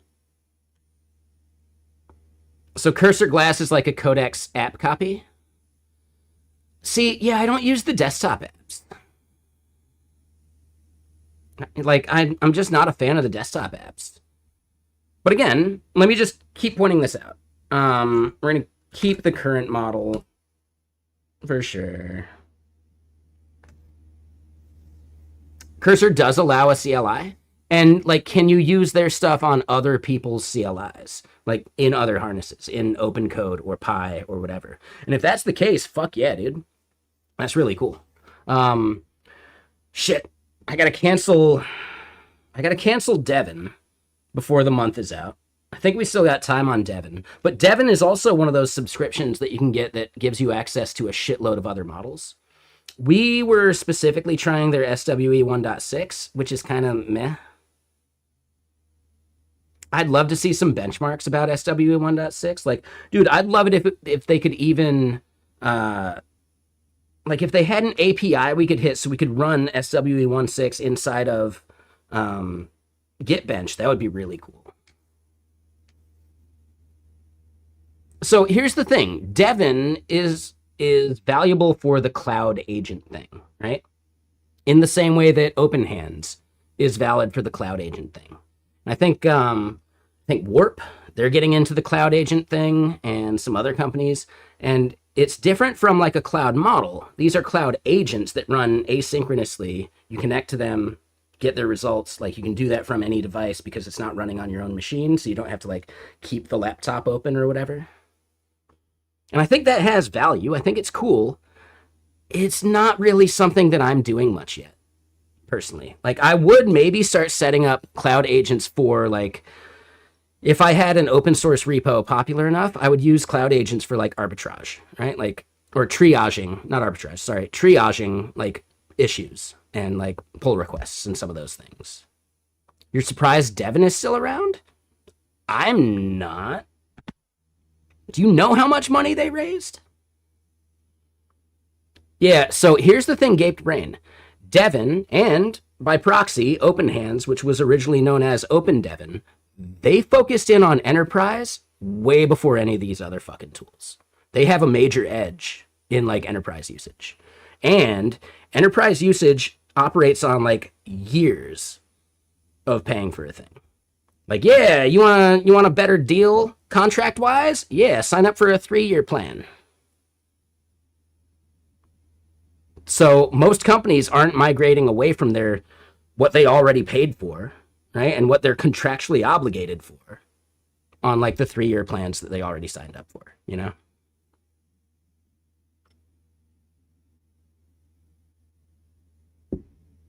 But yeah, cloud agents have major value. Don't get me wrong there. It's just not a thing that I use because I'm not at a big company doing heavy software dev. I'm a developer advocate now. So I have the things I build, but I don't need a cloud agent for that shit. I have things that I do for work, but I don't need a cloud agent for that shit. Like, I don't know. Yeah. I am bummed that I don't have a good use case for some of this cloud agent stuff because I do want to, like, try it and fiddle with it more. Like, I know the dude who created OpenHands. He was my boss he was my boss's boss at Fairwinds when I was there. Fucking awesome dude. And I really like OpenHands just because he's involved with it. And it seems like a good idea, but there's a lot of stuff that I would bring to them as feedback, and I should probably give them as feedback already. But if I was at the company, even as a DevRel or developer advocate, I would want to be in on the process of having tasks still, like improving the product. Them letting me run amok and, like, do stuff for, like, their tooling and their SDKs and, like, things that I have as a problem, I present it like, oh, that's great. Like, that's not just a handoff to engineering. Let me do it, kind of thing. So yeah, there's a lot of companies where I would really love to be like a hybrid DevRel / engineer. And I would even like propose that to companies like OpenRouter, etc. But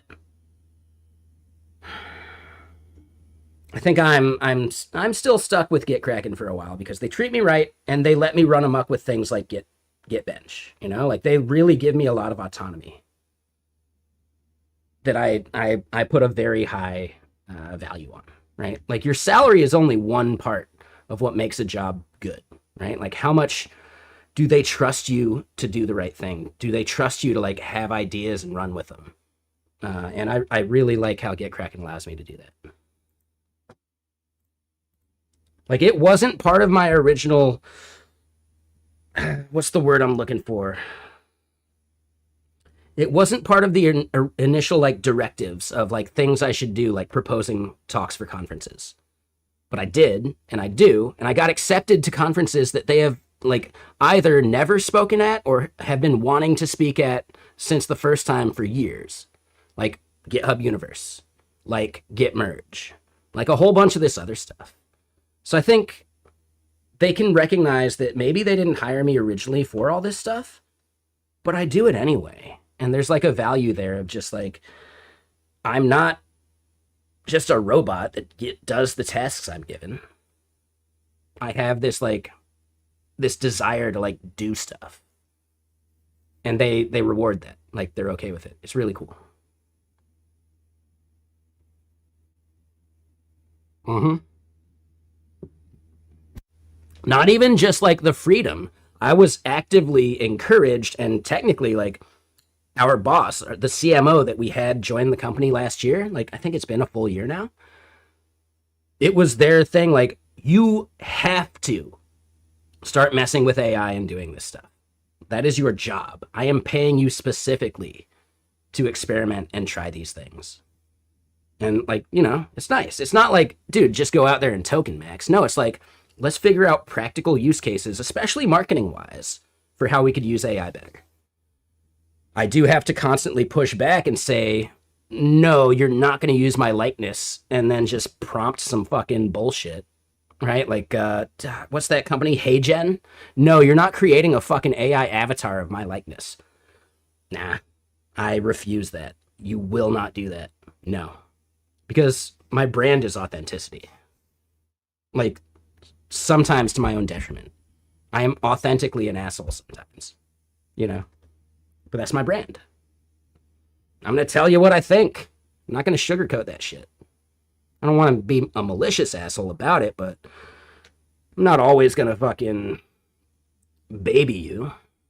Some people need to be told harshly things that go counter to their opinion. I fundamentally believe that. Some of the best decisions I've made in my entire life were because of someone else not sugarcoating, you know, something they needed to tell me.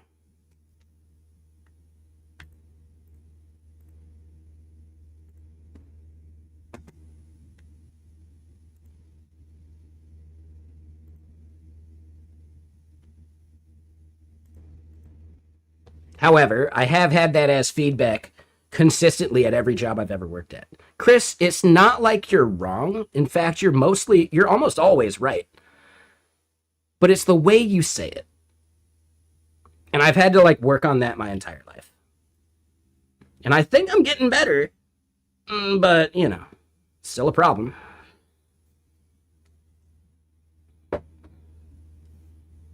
It's not what you're saying, it's how you're saying it. And yeah, I got to work on that. That's a me thing.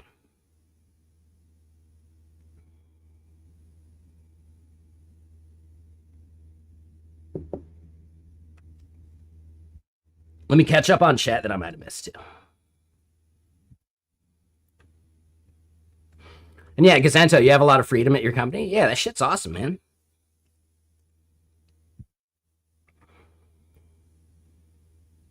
You had an interview the other day. They say they vibe code 80 to 90% of their stuff. Was it a startup? Because, yeah, startups are very, like, vibe code heavy because they still got to find product market fit, you know? They don't know what they want until a customer actually like pays them specifically for that. Doesn't ask them for it, but pays for the product specifically for a thing they built.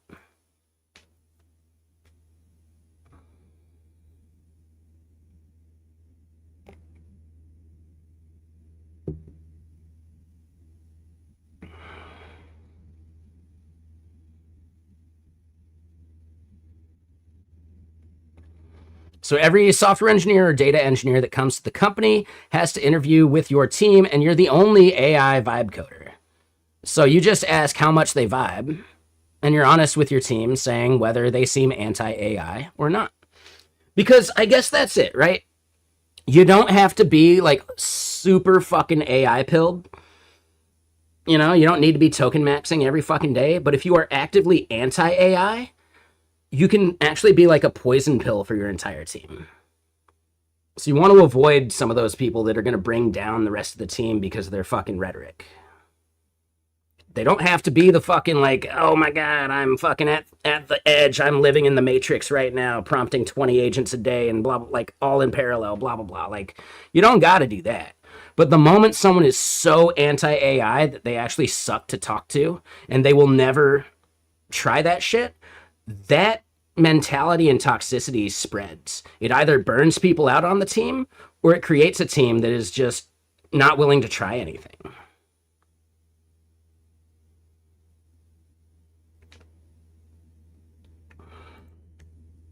Hold on, what's this one? Oh, yeah, the Rick Rubin meme. Sure. I mean, you do need to have confidence in your taste, right? And there's some things that you just don't have taste for. I am a shit graphic designer. So some of this stuff we're building from Masijo takes me a lot of prompting because I don't even know what I'm looking for.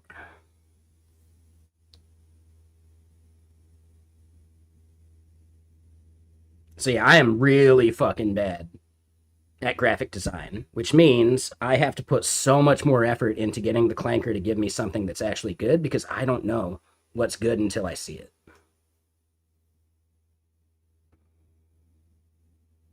So you just introduced context 7?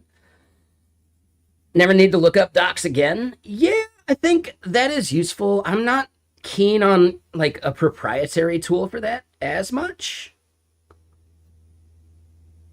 And I think a big problem is like sometimes that like long-term context becomes out of date. So like you need a process for making sure that you're like evaluating whether that's still valid or you just keep regenerating it on like a heartbeat or something, right?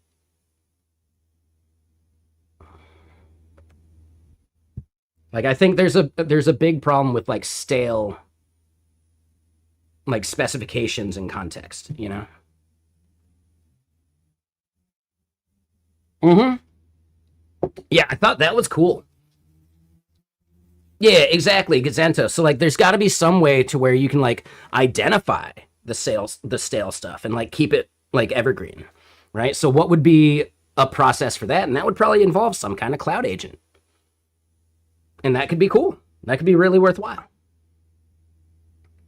In fact, I would recommend you introduce some kind of idea or plan for that and get people chatting and talking about it. Boom, right? Like, yeah. I think that's something your org would really benefit from. Every org would, you know? How do we make sure our docs that we're feeding to the clankers as context are up to date still? That is the perfect use case for some kind of like OpenClaw or Hermes or just like Flu, like scripted agent or whatever, right? And for people who might not have been here when I mentioned Flu earlier, right? Like some of these like agent SDKs, that would be the perfect use case for them. Just on a fucking cron job, spin up the agent, have it do this shit, generate context that isn't stale. It's still something that you commit and you see the fucking like the results and the diffs, sure. But yeah, I don't know. I think that could be cool.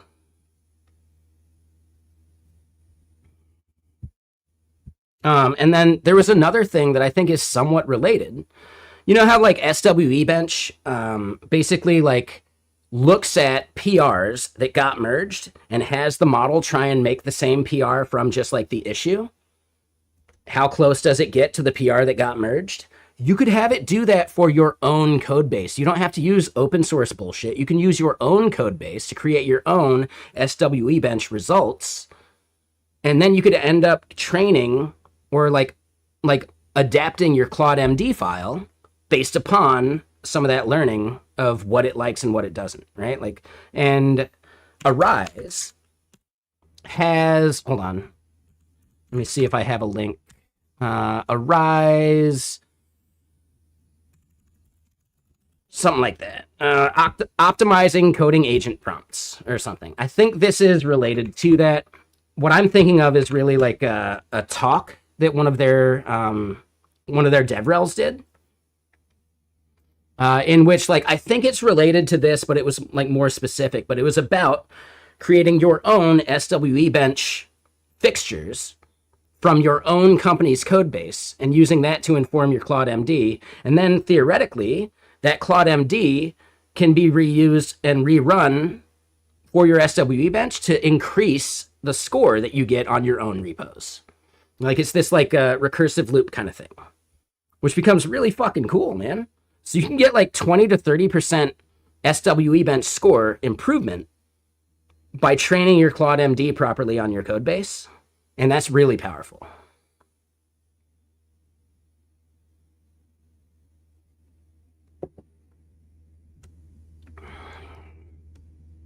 Swiglu, I have no idea.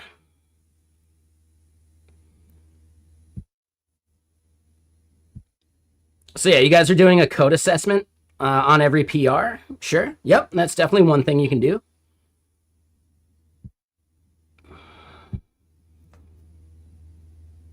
Yes, exactly, Gazento, right? And you can measure the results using SWE Bench. So you can fine tune the Claude MD that ships with a specific repo based upon the PRs that have been done for that repo. Okay, man. I don't give a fuck. Swiglu, you seem pretty trolly, if I'm being honest.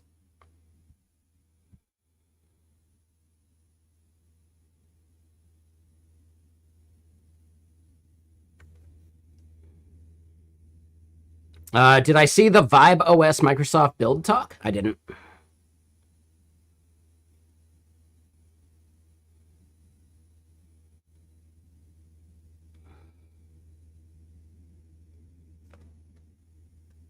But yeah, mods, keep an eye on Swiglu while I go grab some more ice cubes. I'll be right back.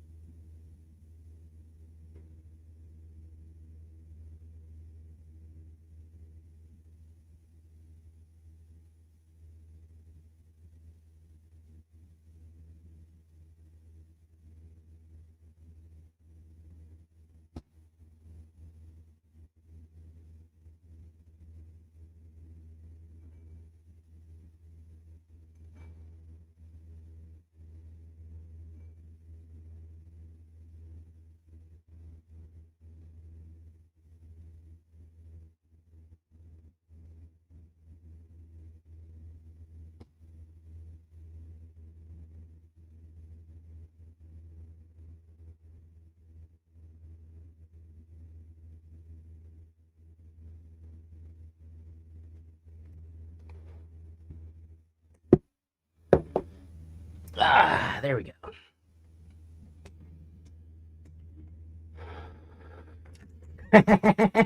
Moondog, I was actually thinking about the I was thinking about that exact question. What I was gonna say was Swiglu, what's the average airspeed velocity of an unladen swallow?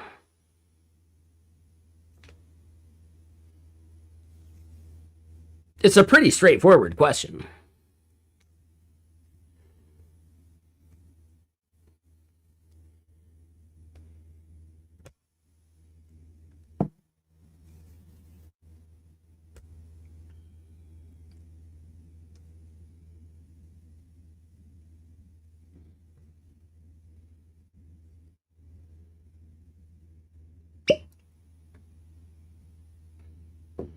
All right, so hold on. What am I missing here? You spent a good chunk of time building an MCP server for work. Saves you a ton of time. None of your coworkers have even looked at it. They're still trying to figure out how to install Claude Code. They just use Claude Desktop and keep saying that they don't find it all that useful. Yeah, that's rough, Raviko. And I think that comes back to the thing that Gazento was talking about. Swiglu, I don't feel like playing 20 questions. Fuck off, buddy.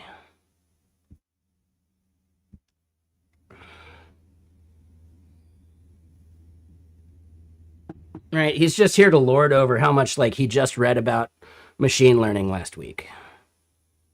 I read a white paper. Obviously, I know more than you now.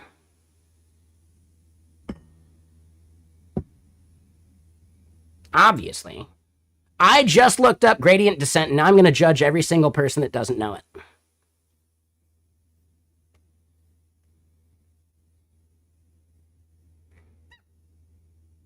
Exactly. All right? Like, dude, I read a Wikipedia article. I think I'm basically an expert now.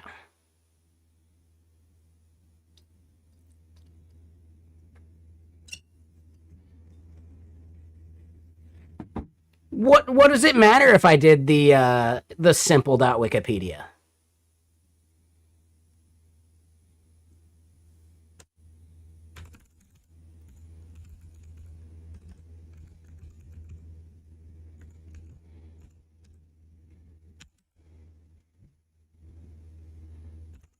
What was it? Gradient something?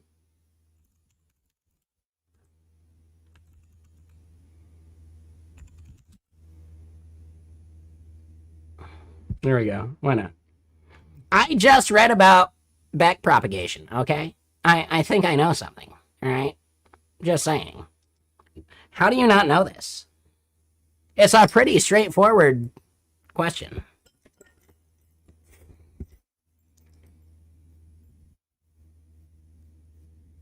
Yeah, it's a bullshit argument, dude. It's just someone trying to, like... You mean you can't tell me how the internal combustion engine works? Man, you must be a shit driver.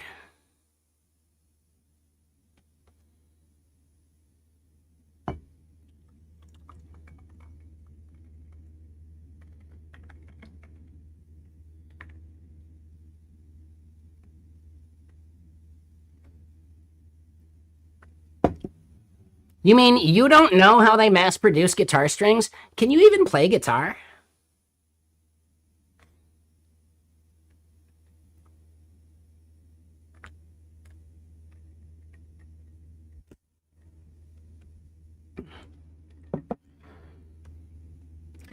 How could you be a good snowboarder if you never actually pressed your own snowboard?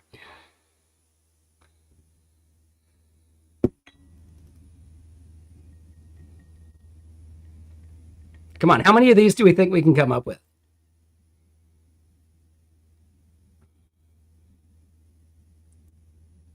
You don't know how they mine graphite? Can you even draw?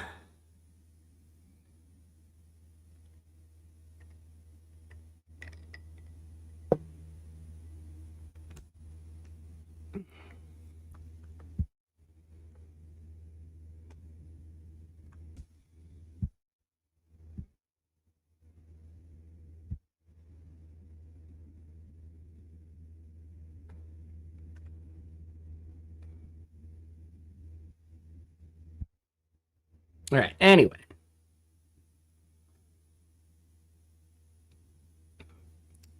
Yeah, exactly, Gazento. There's even the comedian, right? Like, how are you gonna criticize football players? You play football? No. But I can't fly a helicopter either. But when I see one in a tree, I know someone fucked up.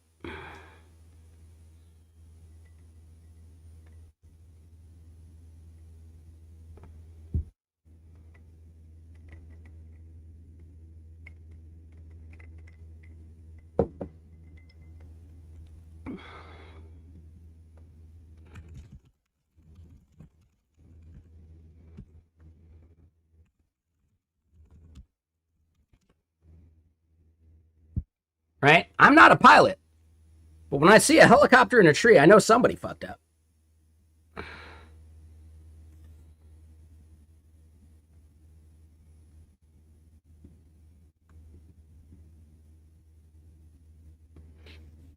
But yeah, thank you for the sub there, Gazento. Appreciate you.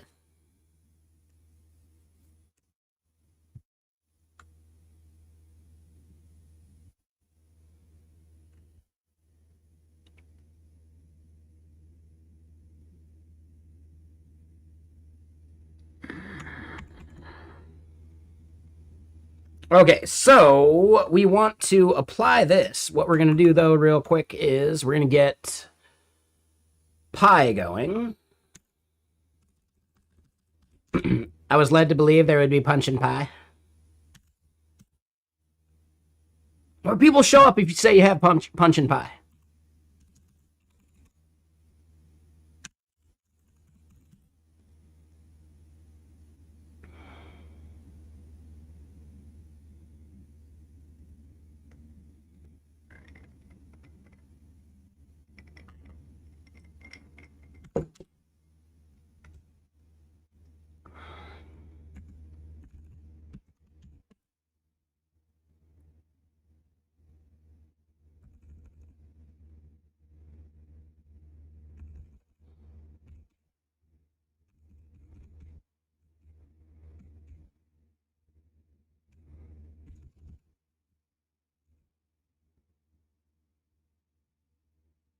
Oh, hold on. Yeah, we got to add that model. That's right.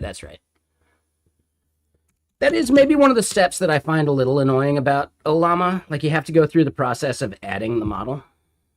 But, I've had worse.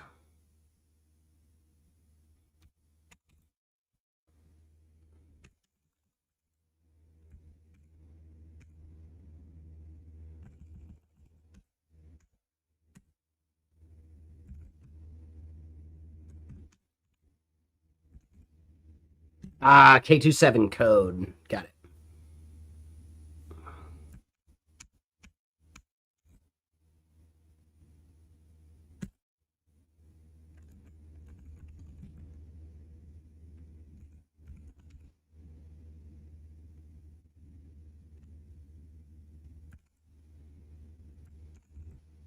Yeah, so hold on. We still got to do the Olama thing.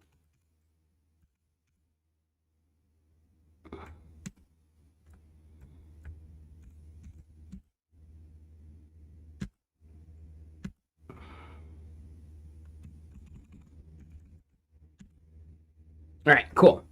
So yeah, we're gonna implement that OPSX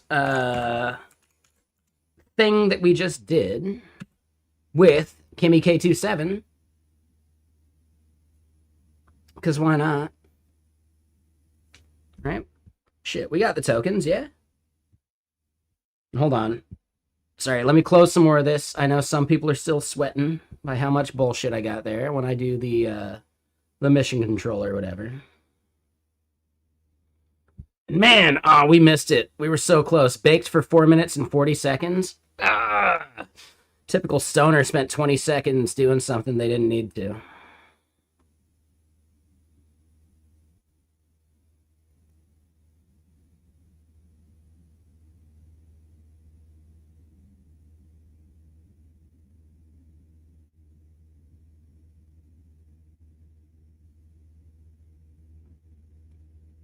Okay, I think we're totally good. We can close this up. We don't need that anymore. I think I want to keep the rest. So yeah, real quick, hold on. God, who was it that asked about auto research earlier?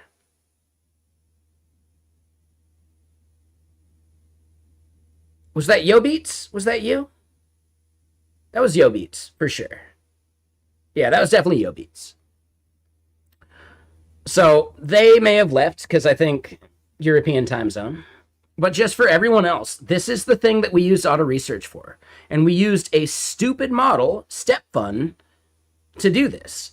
We were hitting a moment where, right, the turbo stream from Graze.social was able to spike up to like 65-ish to like messages per second. And we were not able to do so because we were hitting like a bottleneck on our hot path. We turned Pi Auto Research with StepFun, right? And objectively kind of like stupid model, right? We turned that loose and were able to get a 12% bump in the benchmarks we were running. And that 12% bump got us full fucking like parity on like, you know, like burstability, which is fucking awesome, dude. So I think a lot of people are sleeping on stupid models for use cases where you do not need absolute intelligence, right? You do not need the smartest model to just like turn auto research loose on one fucking benchmark. Like, let it try shit. Oh, did it not work? It throws it away. Fuck it.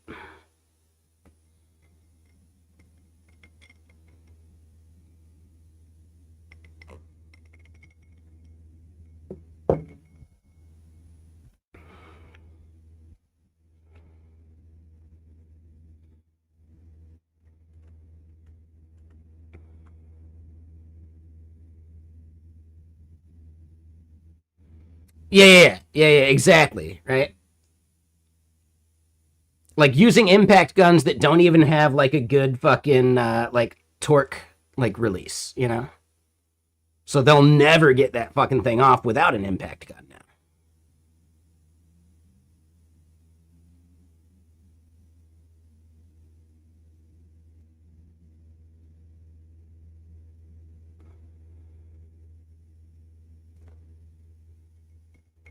Oh yeah. I used to do like some car maintenance stuff. It was fun.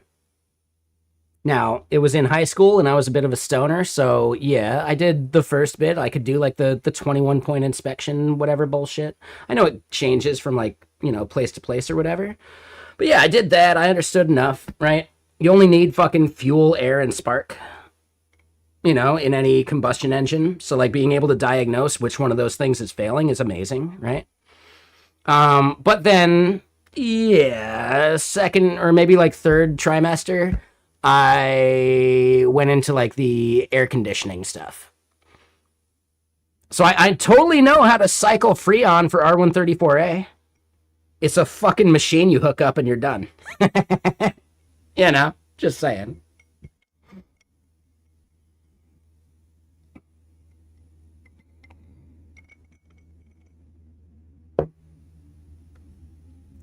But yeah, I took a full year of auto tech in high school. It was pretty cool, actually.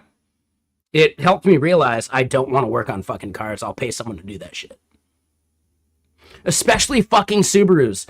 Dude, Subarus must be made by like elves or something with like the tiniest little hands. I have never worked on a Subaru and not come away with like so many fucking like gouges and like missing chunks of skin because it's like you hit some shit while you're doing things.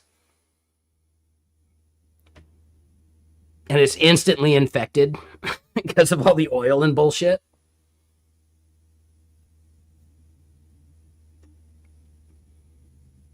Yeah, I mean, some cars are more fun to work on than others. Like old cars, dude. Dude, old cars are such a pleasure to work on because there's not all these fucking electronics and bullshit, and they're not crammed into the tiniest damn compartment spaces. And it's not like, oh, you got to lift it to get to certain like maintenance things that you got to do. Yeah, there's all sorts of shit that like modern cars really fuck up, dude.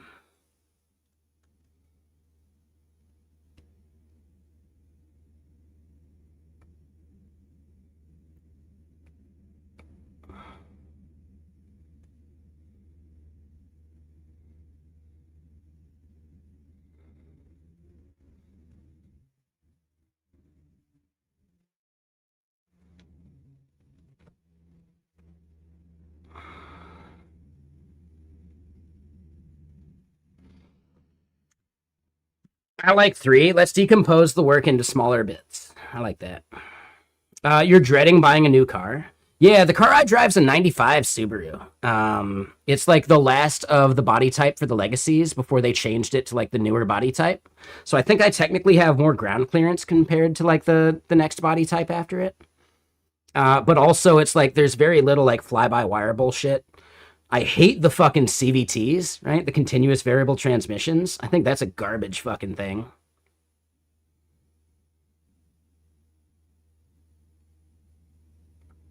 Right? Like, yeah, the year of Subaru I have, it's like one of the last like years that like It's like all mechanical shit, you know?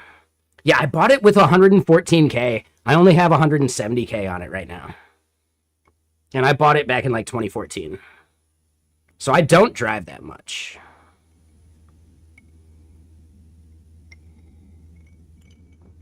Basically, on that same trajectory, I'll be able to run this fucking thing for another 10 years. Easily. Yeah, I bought it for 4K. I did have to do an engine replacement at one point that was like 2.5K. But over that course of time, over 12 years, that's the majority of the work I've done. Now, the brakes are getting to a point where, like, sometimes the anti-lock, like, kicks in when it shouldn't. But it's not like that bad, you know? But I do need to get the brakes, like, looked at again.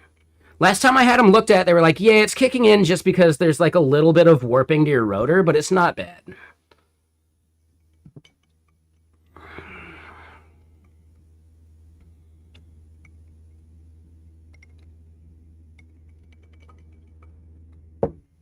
Yeah.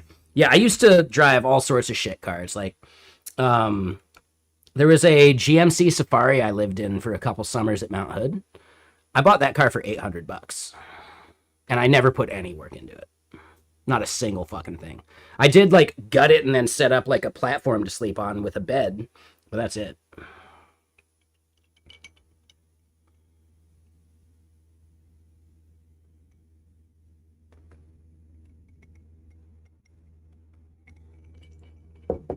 Dude I bought it from was, he did a bunch of, like, carpet laying. So it was already kind of gutted. Which was nice.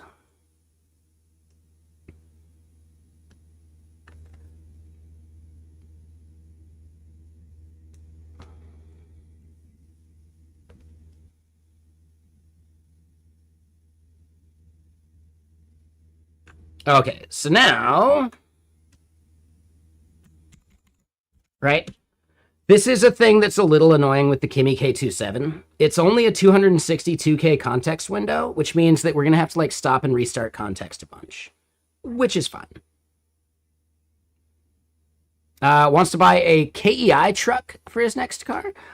I'm not familiar with those. But are you here in Washington? Gazento? Because, yeah, I live in Redmond.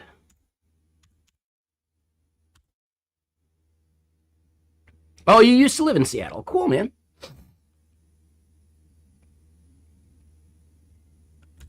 Yeah, what the hell? Oh, one of these fuckers. Yeah, dude, these are great. And these things are fucking bulletproof.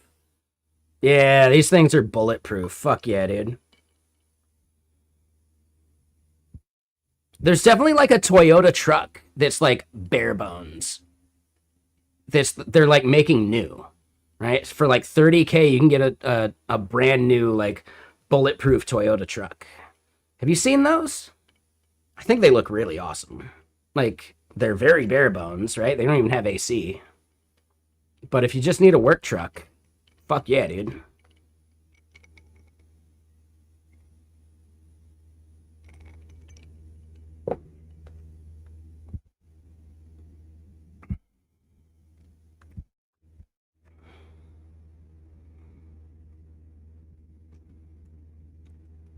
Like new Toyota Tacomas? Yeah, no, that's not what I'm talking about. Toyota bare bones truck. Right? Like the Hilux Champ. I think this is the one. Yeah, this is it. And it's actually way cheaper than I thought. My bad. They start at 10K, dude.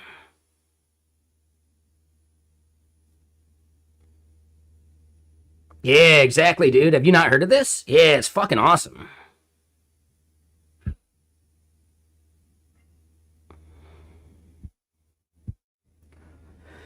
And yeah, like, highly modular. Like, the shit you can customize about it is crazy. Like, if I needed a work truck, I'd totally buy one of these fuckers. Yep. Yeah, exactly.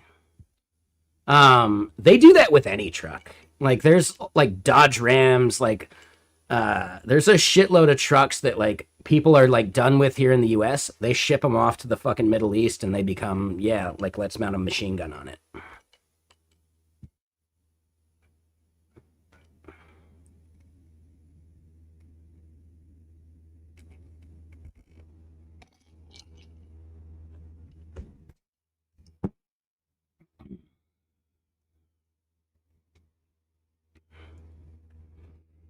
But okay, so we got the clanker clanking. Right,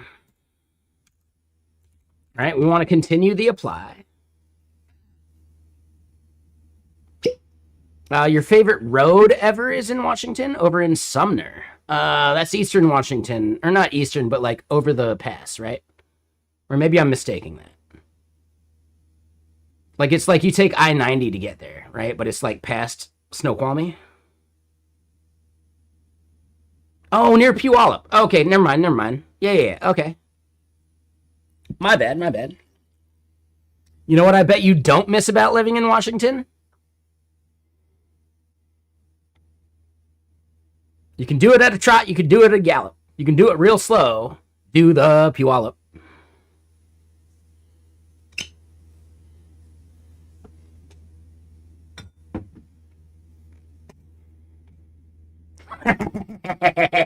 Yeah, exactly, dude. It's stuck in your head now.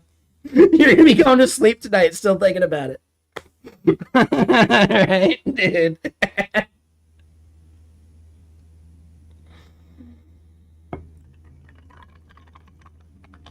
That's funny, dude. I'm sorry. But that's fun, right?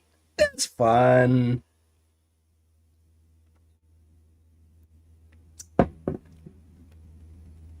Have resistance penalties always been a thing? Absolutely. Yeah, for sure, Ethan. Yep.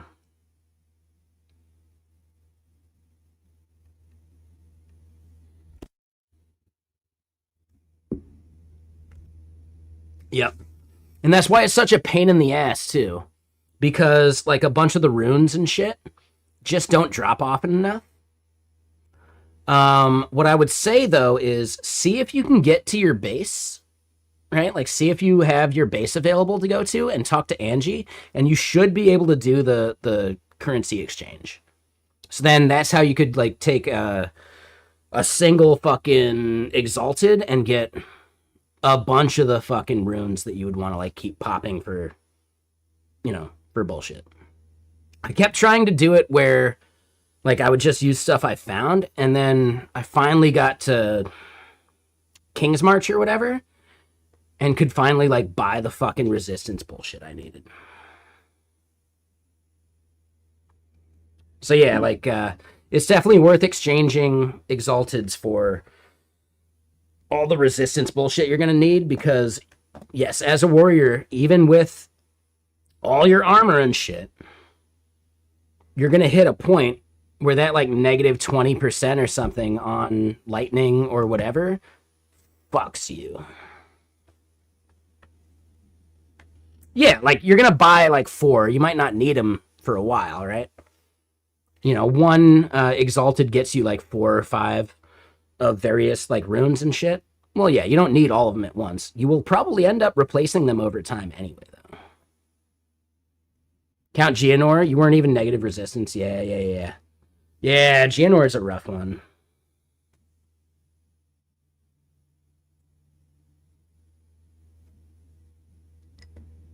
But yeah, that's the move, dude. Like, do the currency exchange to get, like, the Artificer's Orbs and the fucking runes and bullshit to, like, boost up your resistances.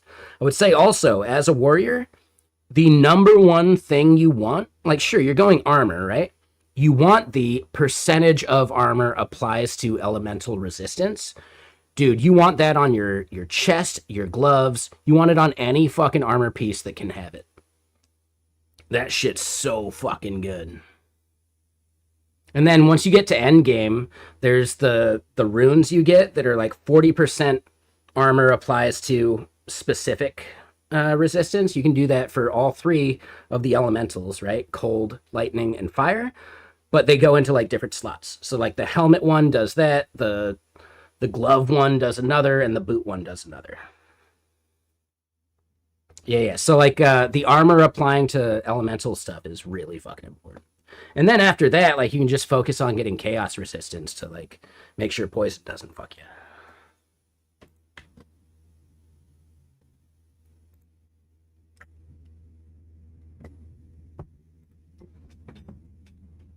And then hold on.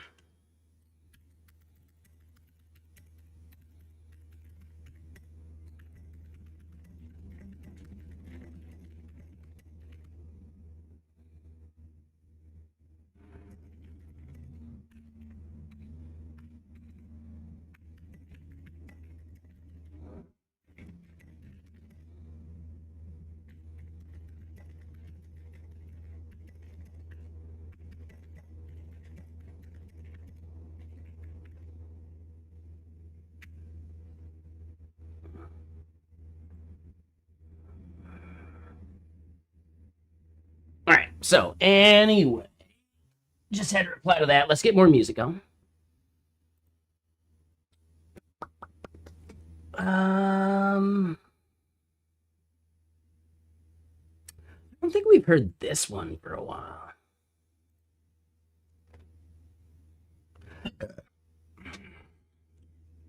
Ooh, Burping Warrior, I think, is a build I need to get back.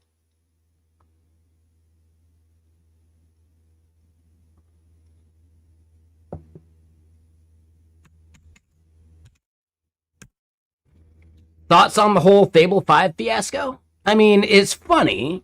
There's that meme. Hold on. I think Reese Sullivan even made it. That dude's funny as fuck. Dude. Reese Sullivan is so fucking good at the meme game.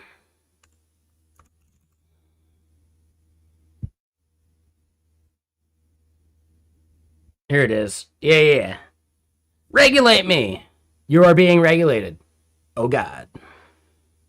Right? Like, dude, Emodii, Dario, whatever his fucking name is, was calling for this shit just earlier this week.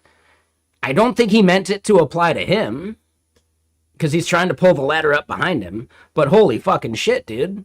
It's kind of funny. You get what you wish for sometimes, you know?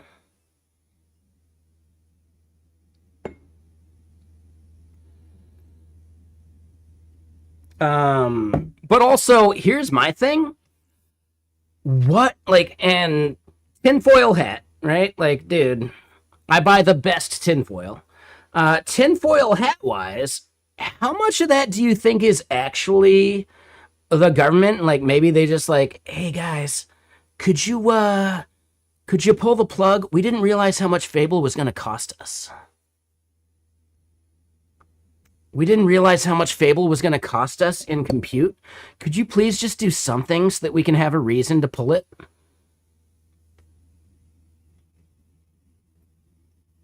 We'll let you use our shit to target people with drones if you want. Just please do something.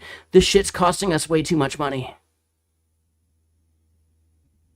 You know? They have limited compute anyway. And it also kind of enforces their narrative that, like, well, Fable's too good and Mythos is even better, so it helps them sell enterprise Mythos to US companies, right? Like, there's definitely some kind of, like, tinfoil hat play that maybe isn't the thing, but it's, like, it's so plausible that it makes sense. Like, it's so plausible it makes too much sense. Like, I don't think Fable was actually profitable for them for the amount of compute that it spends, right?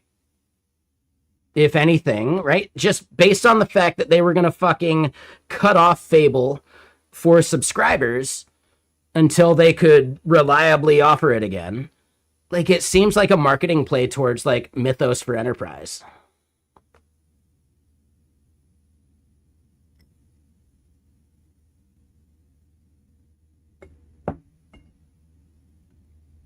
Yeah, exactly, dude.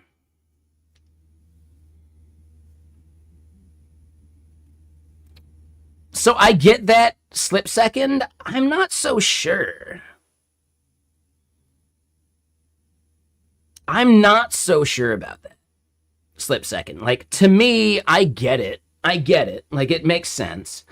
But also, I think Anthropic and OpenAI are less of competitors than we chalk them up to be. Because they are almost always like, well, hold on. Like what if, right? And this is a big what if. I don't have any evidence for this. This is pure speculation. It's totally bullshit. I have no idea. But what if Altman and Amodei hop on a call and decide, like, okay, we got another thing coming up. We're both going to have to pick a side. Which one of us gets to be the good guy this time? Right? There's going to be a thing that we're going to have to, like, you know, one of us goes one way, the other goes the other. Which one wants to be the one that goes that way this time? Like, it almost seems like there's some kind of coordination between the way they, like, split each other and, like, target markets and all that bullshit. I don't think it's nearly as cutthroat as people chalk it up to be. I think they are absolutely working together because they both know that they're massively unprofitable.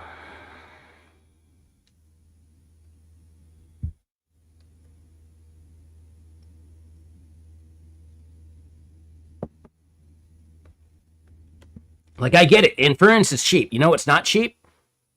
Employees. You know what's also not cheap? Training. Creating new models. Inference is, I think, technically the smallest portion of their business and expenses. Like, it's what people are paying for theoretically, but what's actually rolled into the price is all of that other shit too. And they're still not profitable. You know? If it was just inference, that'd be a separate thing. But it isn't just inference, right? There's the cost of goods sold, right? That is not just what it costs you to sell the good. It's what it costs you to produce the good.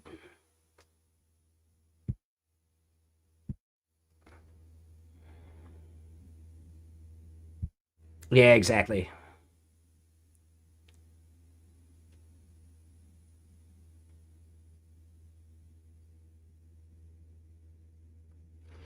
Exactly, Gazento. Yeah. I think there's a lot of theater. There's a lot of, like, performative bullshit happening around this space. I could never prove it, and I'm not an insider. And the moment I ended up maybe working at one of these companies, I'd never be able to say this statement again. You know?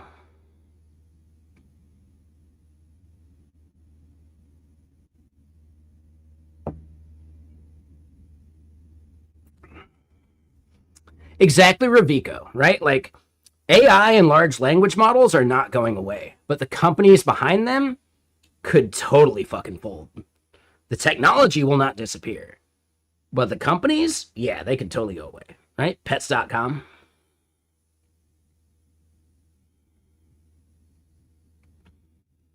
The companies I am actually most bullish on are things like OpenRouter and FAL, right? FAL is like OpenRouter, but for, like, video and, like, audio shit, like things that OpenRouter isn't necessarily focusing on. And Hugging Face, right? Like, Hugging Face is not dependent upon LLMs being the future, right? Hugging Face is actually like, oh my God, they end up being this fucking essential infrastructure for every kind of model, right? For, like, very small focused models, things that aren't even like LLMs or small language models. They're like totally other kinds of AI. I think Hugging Face and OpenRouter are absolutely the kinds of businesses that will, like, fully survive any bubble bursting, right? Because they are, like, fundamental infrastructure, not the other shit. Yeah. I think Hugging Face and OpenRouter are, like, resilient companies because they're not dependent upon the stuff that, like, is burning money, you know?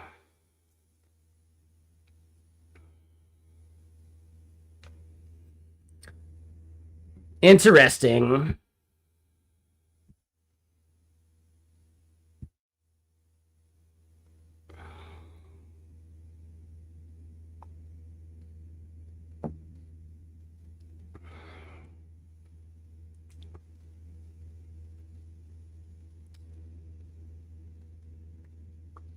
Uh, Penguin Gaming, be careful, your Henway is missing.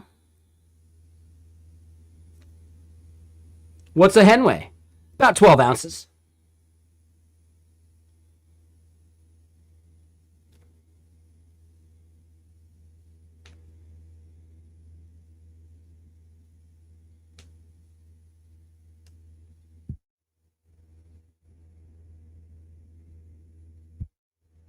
I'm actually not sure. Hens are probably heavier than that. I forget how the joke originally goes.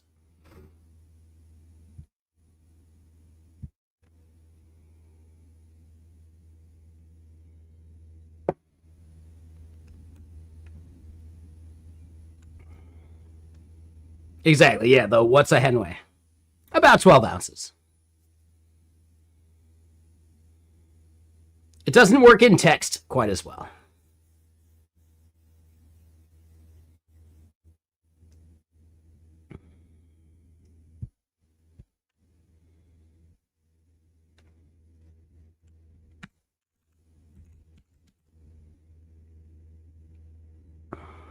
All right, so this is a thing where like a loop would be useful. Like until we don't have any more specs to apply, run a thing, hit an end, kill it, start fresh.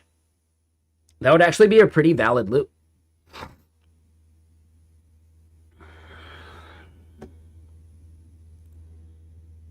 All right, so here's the thing. Hold on.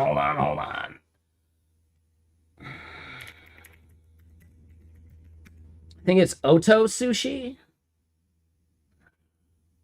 Yeah, Oto. I want to double check the sushi place. What are their hours?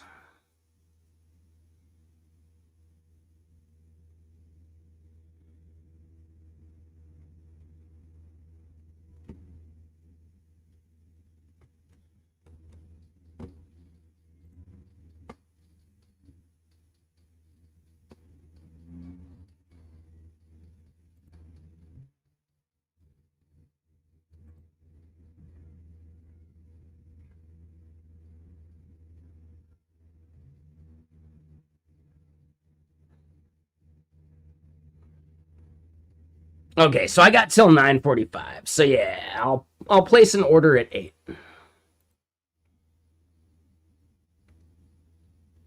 Hell yeah.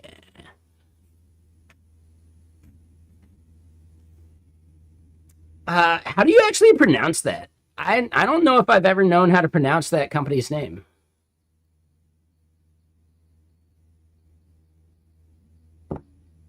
Huawei? Something like that? I don't know. I have no idea.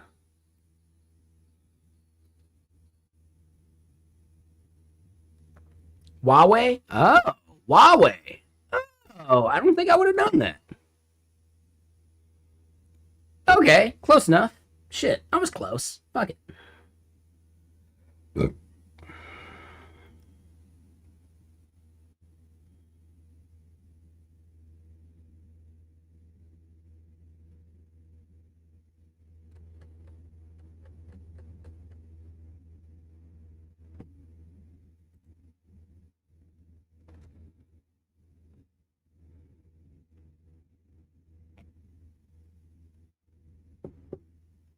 The recent Kai video, is that Kai Cenat? I've never watched any of his stuff. I do think I like the fact that he's like I like the fact that he's trying to like learn how to read better, which is really cool. I think his audience needs that. Like I really respect that. That's really fucking cool. I don't respect a lot of his other content, but the fact that he's like trying to encourage his audience to like learn how to read better, that's fucking cool, man. Like he's being very like transparent and open about the fact that he doesn't read that well. And he's still like embracing it and trying to be better, man. Oh, Kai the Vibe Coder. Oh, that dude. Yeah. The guy that does like the characters and shit. Nah, my bad. Yeah, I was thinking of the wrong Kai. Yeah, that dude. That dude. Nah, he seems cool too. But he wasn't always the vibe coder YouTuber, right? He's just a YouTuber that makes a bunch of like really funny fucking videos. But he was making videos before vibe coding was a thing, right? Oh, he definitely is a real engineer. Yeah, he's a real software dev. That's why like his content rings so true.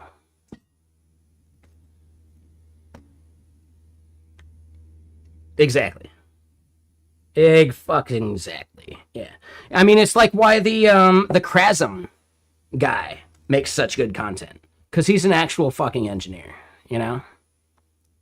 I delivered value, but at what cost?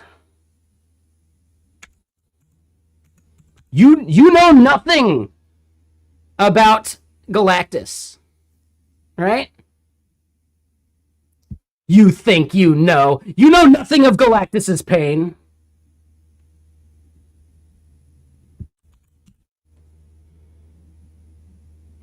You silly project manager. Don't you ask me when my birthday is. You know nothing of Galactus's pain.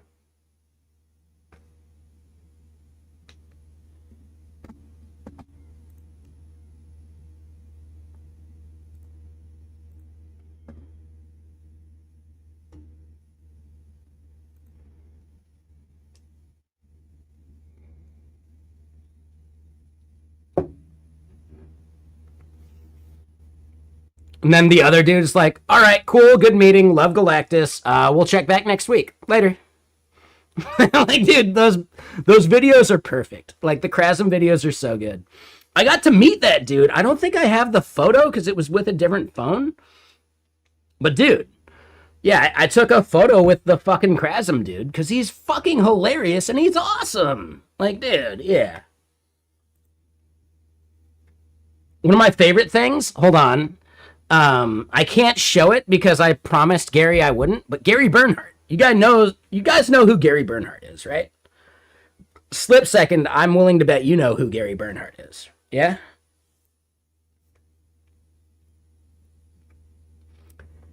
He showed up to Seattle JS for like the holiday party or something. And I asked him to take a selfie and he was in a state of mind like he went through some personal shit so recently that he just wasn't prepared to push back, but he fucking hates selfies. I am one of the few people that has a Gary Bernhardt selfie. I consider that shit a fucking collector's item, man. And also, like, dude, he's an awesome dude. I get to hang out with one of my fucking programming heroes. I don't think I've told him that literally, but yeah, dude. Yeah, dude.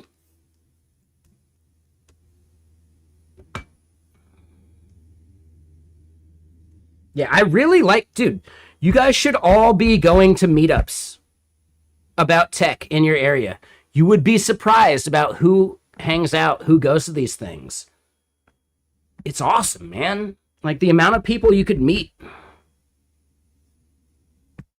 Yeah, you need to be going to local like programming meetups. Just to be able to like have a conversation with other devs will help you in like the interview process. Just being able to talk tech with anyone, whether they're smarter than you or not, whether they've been more experienced or not, just being able to talk to people about tech is a skill that will improve your outcomes from interviews 1000%.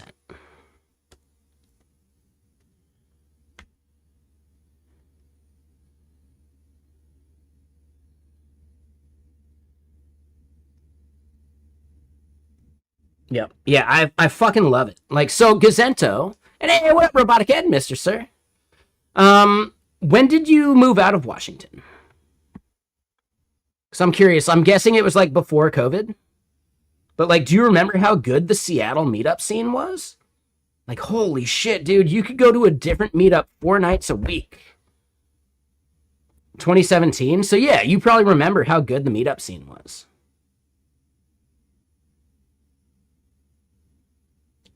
I get that, Tristan. I do think, like, dude, go to meetups, talk about tech. Don't sell yourself, but like, learn how to talk about these things so confidently with other people who actually know about these things that it becomes second nature, you know? Like, some people just can't talk tech because they don't have anyone to talk tech with.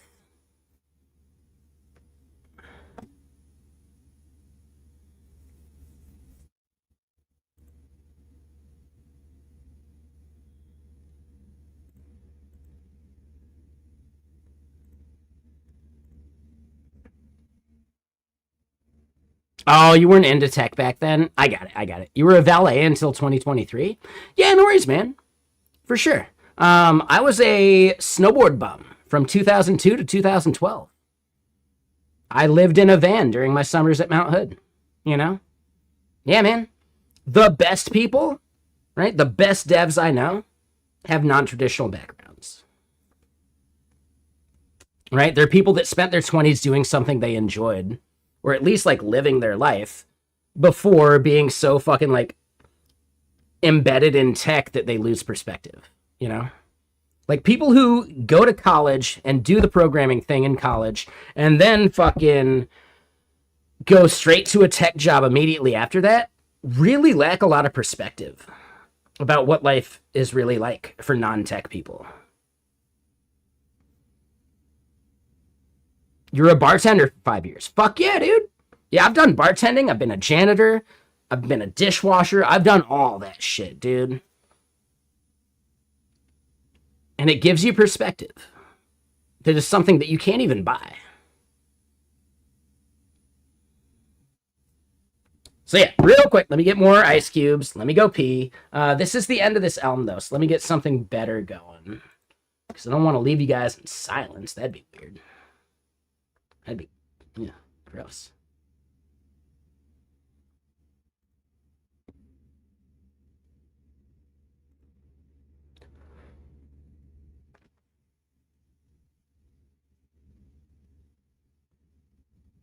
Yeah, exactly. Exactly. Right? Like, it's just about perspective, you know?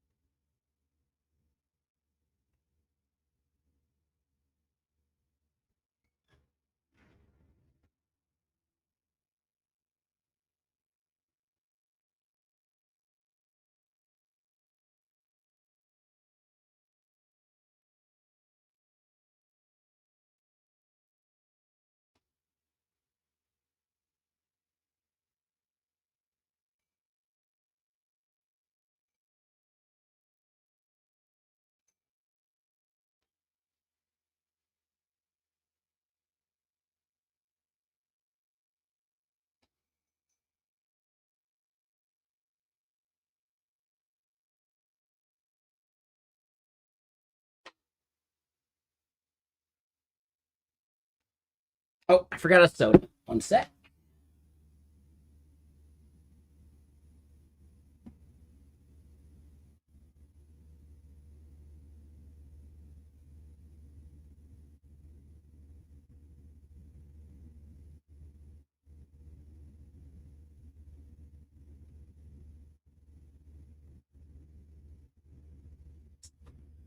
And yeah, one of the anecdotes I really like to think about in this context, right? You guys know Danny Thompson, right? He's super famous at this point, right? Danny Thompson, I think, has only been in the industry for like 6 years, dude. You can actually go look at his fucking like LinkedIn and verify it, right? Let's double check that, just to be sure.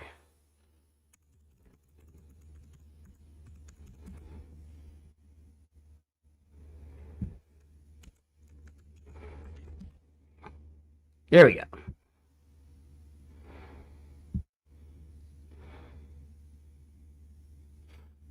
Right? So if we look at his actual career, right? The time frame.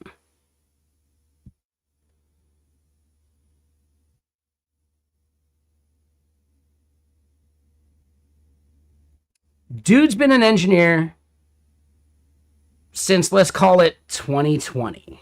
2019 maybe. That's really not that long. I guess no, that shows my age. It didn't feel that long last time I was looking at this. It was probably like a good couple years ago last time I looked at it, and it felt shorter. Yeah, dude, fry cook for 10 years. But here's the thing, man.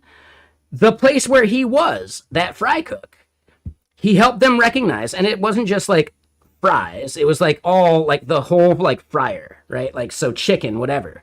One of the things he did, yeah, 10% reduction in loss of product due to like more detail focused tracking of daily sales metrics. What day of the week do we need to make more chicken? What time of day do we need to make more chicken? Just to make sure that you're not fucking throwing chicken away at the end of the day. If you have an engineer's mindset, the future is fucking paved for you. Like, you're good to go.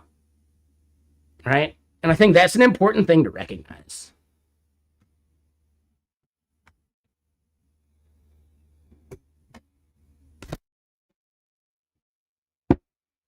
Right? But he's like super fucking famous, dude.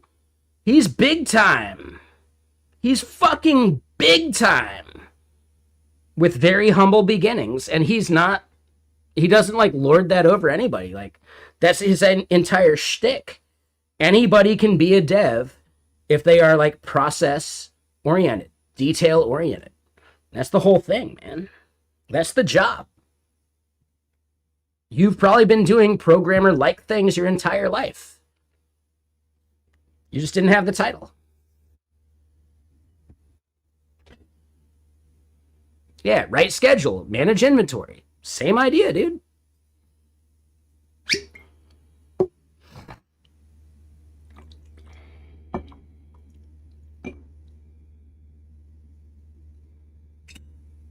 Stop giving away so much booze. that's that whole job. Yeah, for sure.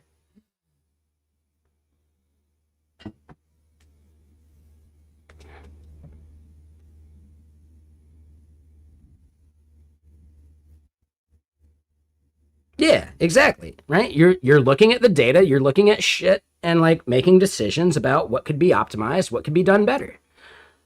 Yeah, like for sure, man.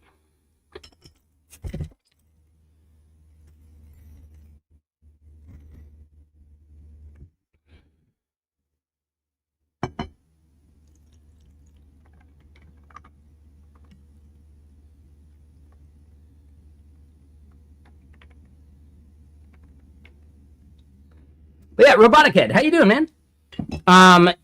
Tried to play some games today. I'm thinking we're probably gonna do PoE 2.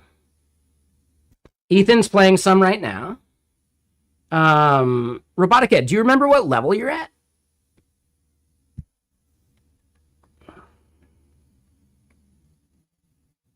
Mm-hmm. Hell yeah. Yeah, awesome. Yeah, as far as I know, there's at least like 4 of us. I wonder if J-Lem's going to try and join. He's probably still worn out from yesterday from Nemotron making his partner all hot and bothered.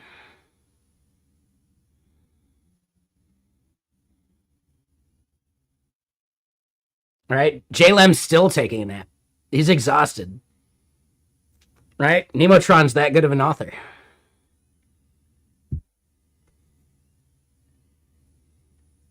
Is J-Lem out there? He isn't. I feel like he'd get a kick out of that joke, but yeah, that's fine. That's a separate thing. For anyone who's unaware of what I'm talking about, who wasn't here yesterday, dude, Nemotron wants to be a fucking like smut author.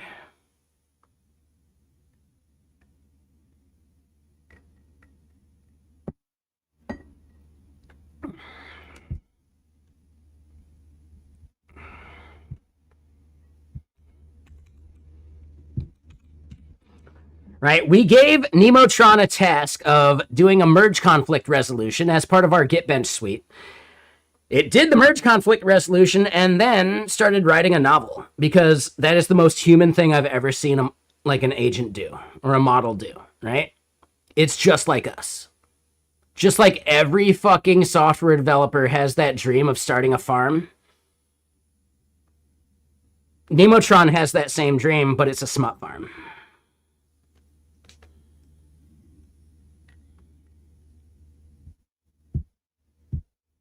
Right? Robotica, I don't even think we saw you yesterday, but here it is. Here's the start. Well, yeah, here's the resolution. Name, John Doe. Email, John Doe at personal. Phone, 555-9876. John slipped the key into the lock of his downtown loft, the faint hum of the city outside muffled by the thick soundproofing of the door. He tossed his jacket onto the chair by the entryway and kicked off his shoes, feeling the cool hardwood beneath his bare feet. The apartment was dim, only the soft glow of a lone lamp casting amber pools over the leather couch and the low-profile bed in the corner. He'd been thinking about her all night. Maya, the woman he'd met at the charity gala 2 weeks ago, whose laugh had echoed in his mind like a favorite song. And then... this is some of the shit. Like, it gets so fucking dirty after that next bit. Legs spread wide, the cool silk of the sheets, brushing up against her bare thighs as he gets really fucking dirty. Like, oh my god, dude. I'm getting the vapors. I'm getting the vapors. Like, oh my god.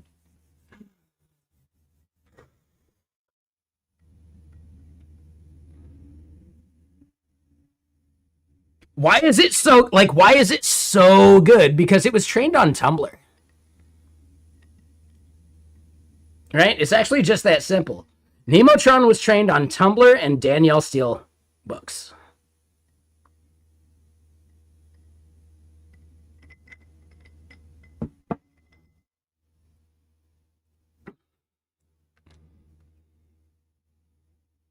It all makes sense now. Exactly, dude.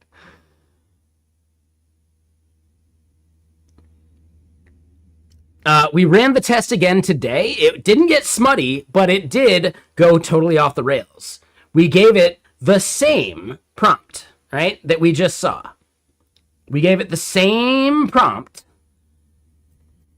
and it was like, okay, cool. But also, below is an entire fucking plan for how to implement your own, create your own quiz application. What? Wait, what? It gave us thousands of lines of a specification for a create your own quiz application from this prompt.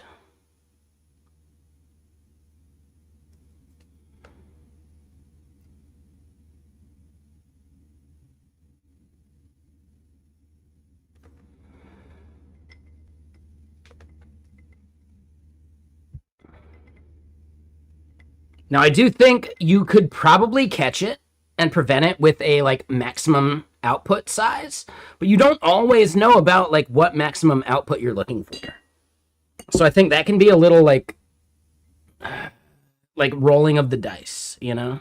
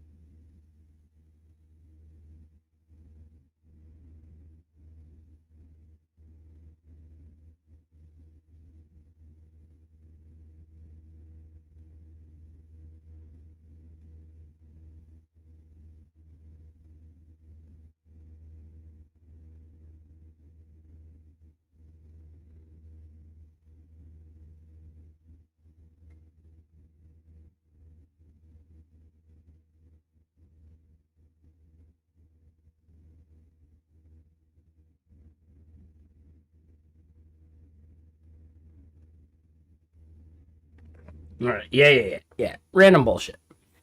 So anyway, yeah. Dude, just so smutty, man. Like, it was not safe for work. We had to implement our own fucking not safe for work scrubber to do so. Right? We now have a redacted reason inappropriate NSFW content scrubber. So at least, thank you, Nemotron, for pointing out that we probably needed that anyway. I guarantee it's not going to be the only model that goes wild like that, right? So at least, like, well, thank you, Nemotron, for pointing that out sooner rather than later. Because I would hate to publish those results under the GitKraken name. I would lose my job. That is, I would say that's a fireable offense. So thank you, Nemotron, for calling that out early.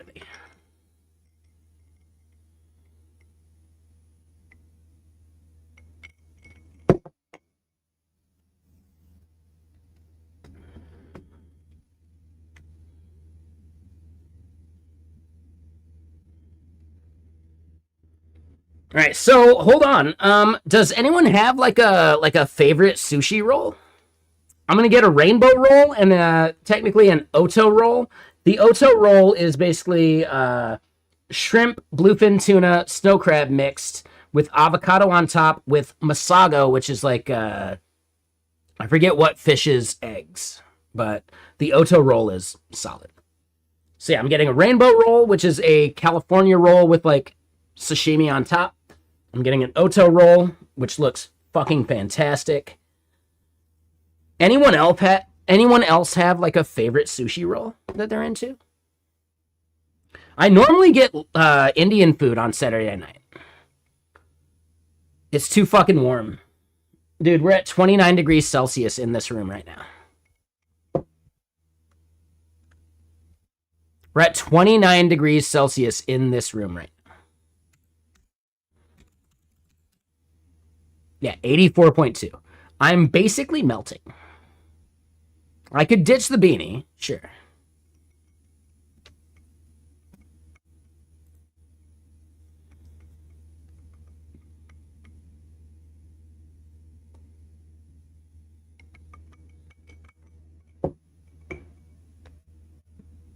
Well, all right. There it is.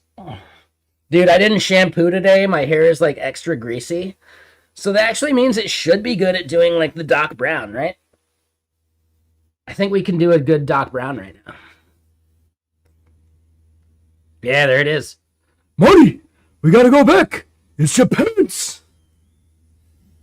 Yeah, I know that's a bad Doc Brown voice, but whatever. That's as close as I get. Great Scott!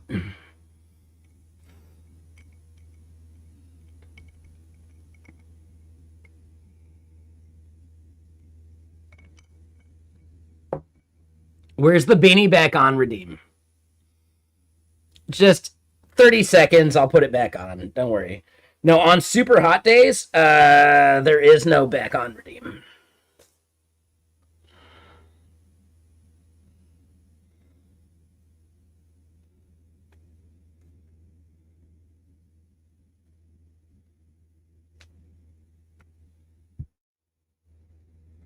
Hold on, I'll Google that name off stream first. Just in case.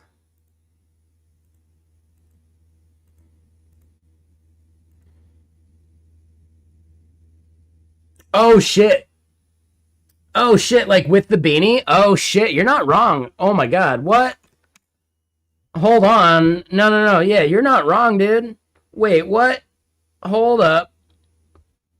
Hold up.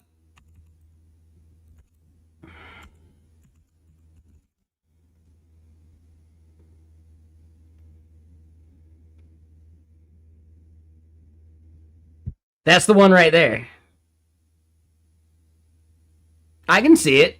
I can totally fucking see it, dude. Yeah, for sure, man. Yeah, I get it. All right, so there's an Indian CM Griffin. He's almost as cool as I am. No big deal. He does the beanie behind the ear, though? Dude. That's psychopath shit. Beanie behind the ear? I don't know, man. I don't know, man.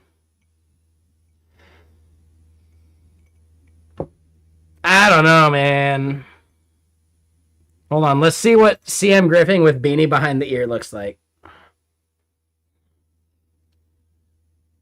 I guess I got too much hair right now.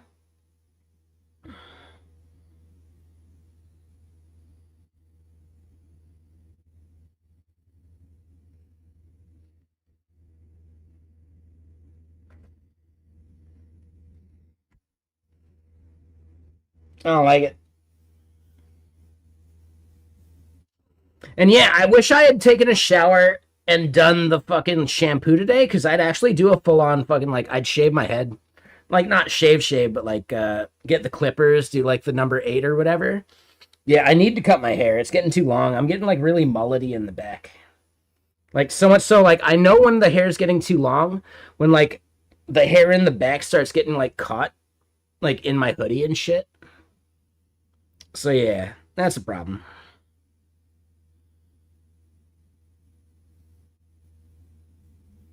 See, here's the thing. I fucking love a good set of wings, like coming out of the beanie. Dude, like wings coming out of the beanie is absolutely my favorite look. You know. But it's getting to the point where it's just too long and I gotta buzz it anyway. Like, fuck it, you know? But the wings, dude, like freshly like shampooed, light fluffy hair coming out the side and like winging up a bit. Like, shit, dude. That's my favorite look for myself.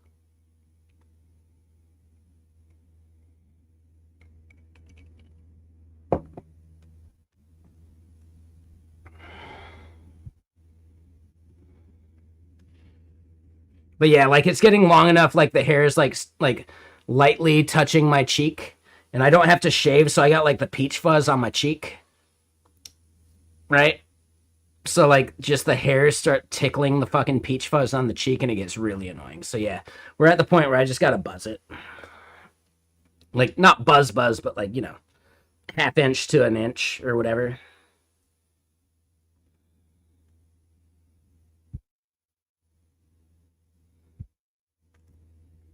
Dude's got some killer fucking wings, man. Red Bull doesn't even give you wings like that. Shit.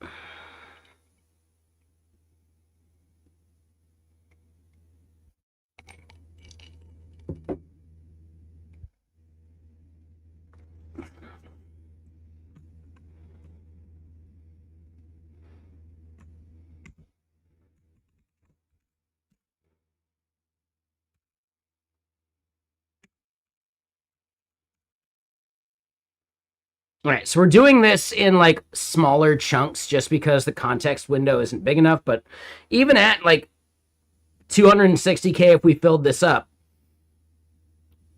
even if we had 1 million at 260, you start seeing like context rot as a thing, you know? I believe that fundamentally, like, the shit goes off the rails so much when you get above 200K, no matter what the size of your context window is. Because there's only so much that it can like actively use at any time. And at 200K, you start getting like the front and the beginning, the front and the end being heavily loaded. And then as it expands, the shit in the middle starts getting ignored. Right? So you might have 100K on both sides, but the moment you start going to 300K, 400K, 500K, right? You start getting like that, like the rot of the middle that just isn't seen, you know? So yeah, even with 1 million context window, you should be fucking wiping that shit. Exactly, max. 100%. 100%. Well, so the thing, Gazento, is like, there's a difference between hitting your limit and being fucked and having room to do just a little bit more to create the handoff that you pass to the next context, right? And I think that ends up being the big thing in a lot of people's workflows. At 300K, yeah, sure, they're getting some rot, but they still have room to do the handoff. If you hit the hard cap of 260, you're fucking done. That's it. There's nothing else you can do. Right? So it's a difference between like a hard cap and a soft cap. Even with 1 million context window, you have a soft cap between, let's say, 250 and 350, or even like 400, right? So letting that be a soft cap is still really fucking valuable.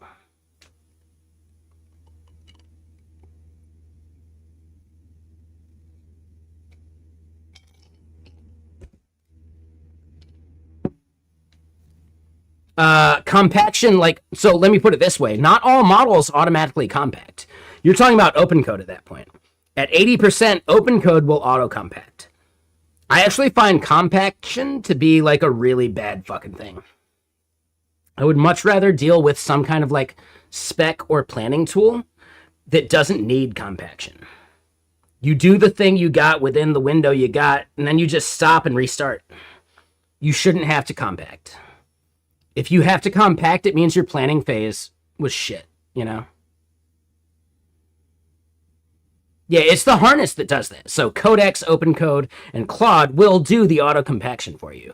But the moment that shit kicks in, you should question everything.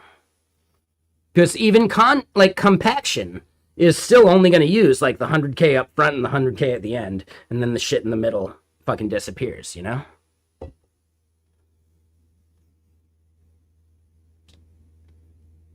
Let me point out, I don't have any evidence for this. This is just a feeling. I heavily push back on feeling-based observations. So if you have other observations, I can't tell you're wrong or right. Like, I don't fucking know, man. But yeah, compaction will break must follow rules and all sorts of shit. Dude, yeah, dude. Compaction's actually a bad fucking idea. And if compaction's part of your flow, you need to rethink your flow.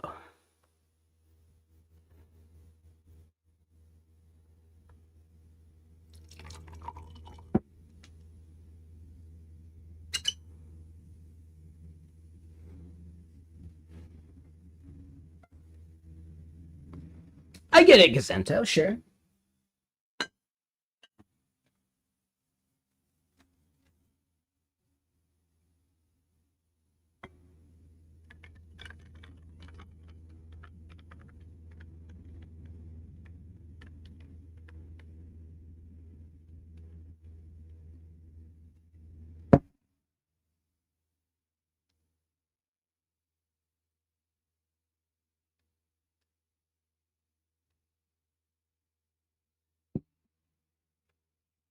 So Max, yeah, what you're describing there is actually the exact flow of using OpenSpec.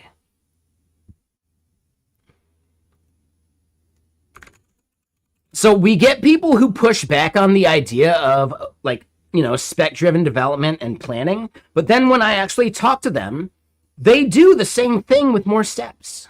Like, no offense, George, if you're out there, I'm not trying to roast you. I just think like you totally did that same exact pattern that I've seen a bunch of times, that I've seen online a shitload. Oh, I don't even use planning. I just have the model ask me questions by adding that to the prompt. Here's the idea, ask me questions. That's a planning step with more steps. You know? It's the same fucking thing, dude. You're doing a planning phase. You're saying you don't do planning. That's planning. You know? Yeah, people like to get high on their own supply. I get that. I totally understand it. But they think they're like a special, unique snowflake in doing so. When no, you're doing the same process with more steps. Does it fit your flow better? Well, okay, sure, but it's still the same thing from a high level, right? You hate specification planning, but you still have like a handoff document. It's the same fucking thing, dude. You don't like spec-driven development, but you're still going to generate a thing that you hand off to another like fresh context. That's a specification. That's literally a specification. You know? I push back on people that say they don't do planning, they don't do specs. When you actually press them about what their workflow is, they're doing all that shit. They're just doing it slightly differently so they think it's totally different. No, from a high level, it's the same exact thing. Oh, I don't use planning mode. I just use the grill me skill. That's fucking planning, dude. That is fucking planning.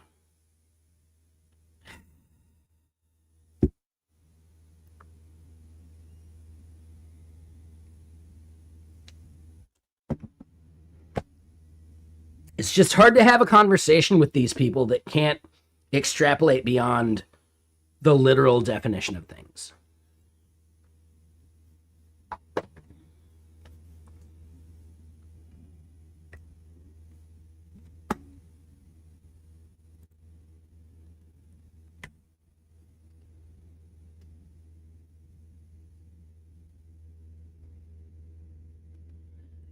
So I get that, Max. Yeah. Like, you could use Pi and you could modify Pi. Or you could use the SDK. Or you could even build Flu, right? Like, you could build a local, like, CLI that does Flu kind of shit, right? But you're ending up building out the same thing that you could do with a skill, you could do with other stuff, right? I'm not saying one is better or worse than the other. All I'm saying is if you think what you're doing is so much different, you've missed so much about what is actually similar. Right? Yes, there may be differences, but the similarities are greater than their differences. Yeah, Flu is like the agent framework that like the Astro people did, right? So the idea of this is like, we were even talking about, like, if you wanted to build a skill that rebuilds your context 7, right? Or not a skill, but like an agent that rebuilds your context 7 for your repo on a daily basis because that shit can become stale really fucking quick. Yeah, you can build an agent that does that on a heartbeat or a fucking cron job. They're the same thing, right? You could do that. You could totally fucking do that. You could do it with Flu. You could do it with basically anything that runs on a cron. How do you want to do that? Well, that's up to you. But I think a lot of people just like, they hear planning and they think it only means the fucking like planning agent in OpenCode or whatever. And that's not it, dude. What you're doing is literally planning. Just because it's not the same fucking like agent or the same skill or the same whatever, from a high level, it's the same exact thing. The differences are smaller than the similarities. And a lot of people, even really smart people, make that mistake, in my opinion. Right? I've seen tweets from fucking Tanner Lindsley, really fucking smart genius dude. And similarly, fucking Ryan Carniato. I don't plan anymore. I just give it a prompt and say, ask me questions. Dude, that's planning. Like, come on, man. You're splitting hairs if you think that's not planning. Just because you're not using the planning agent doesn't mean you're not planning still. And I'm saying this like with massive respect. Dude, Ryan Carniato and Tanner Lindsley are fucking geniuses. I was privileged enough to be in New York at the Five Guys that was across the street from the hotel where they went and ate a burger and then sat there chatting for like an hour and a half or 2 hours or whatever. Scott Talinsky was part of that. And like, I got to hear him and his opinions about it. Like, dude, it was so fucking cool. It was so fucking cool to just be a fly on the wall for that conversation, man. Right? They're geniuses. I'm not trying to disparage them in any way. The only thing I'm trying to point out is their definition of what planning is, I think, is really narrowly scoped. Because they're still doing planning with more steps. I think that's my like main point there.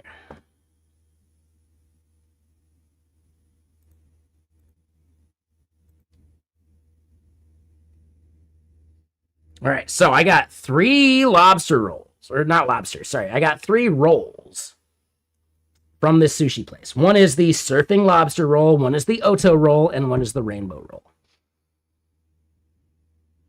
I think it's too hot for the karage, but they do a really good karage, which is like fried chicken.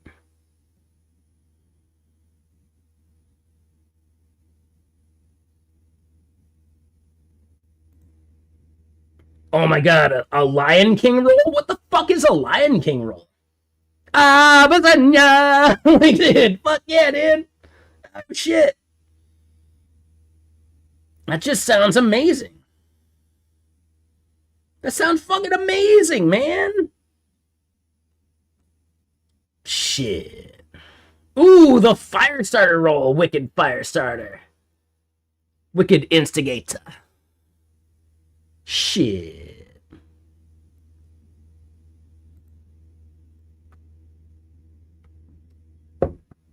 All right, let's get more music going. Yeah. How can you tell we're getting towards the end of stream? Because I'm getting hungry. That's it. That's the number one indicator. I'm getting really hungry.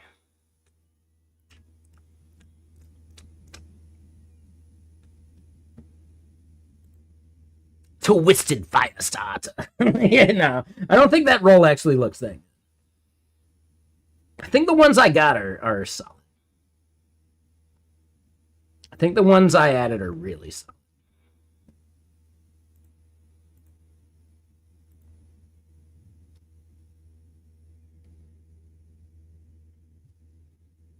Ooh, music roll. Shrimp tempura, spicy tuna topped with seared salmon, served with spicy ponzu, masago, and green onion.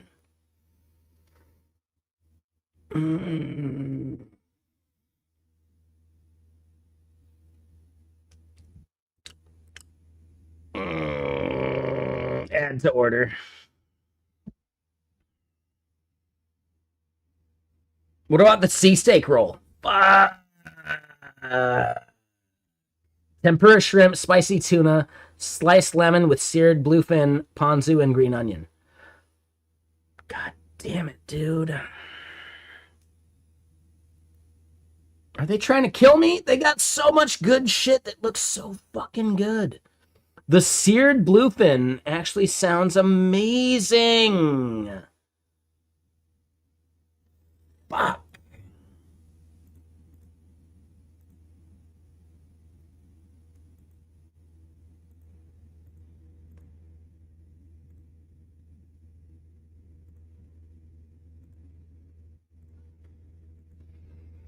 All right, so yeah, I'm not trying to eat $80 worth of sushi.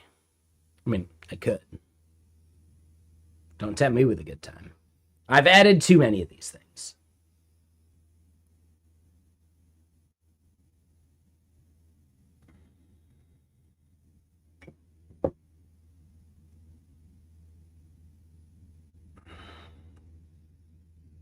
So it's actually down to the sea steak roll or the music roll.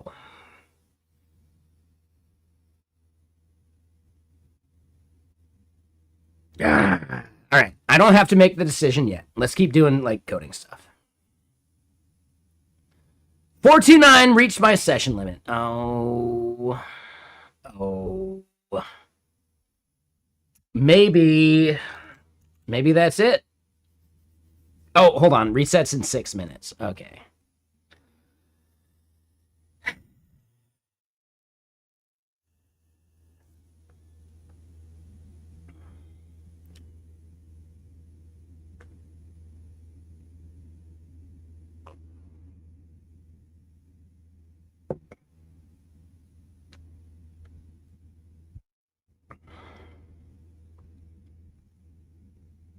Hold on. Is there any way I can see like a more itemized like usage? Because that would be interesting. I'm actually really curious how much of my usage like Kimmy is really chewing up. Because our last like measurement of Kimmy is that it is a very token hungry model. Some of the model card that we've seen shows Kimmy as being like Kimmy K27 being better than K26, about like, you know, like 10% better token usage or something, which I find really interesting.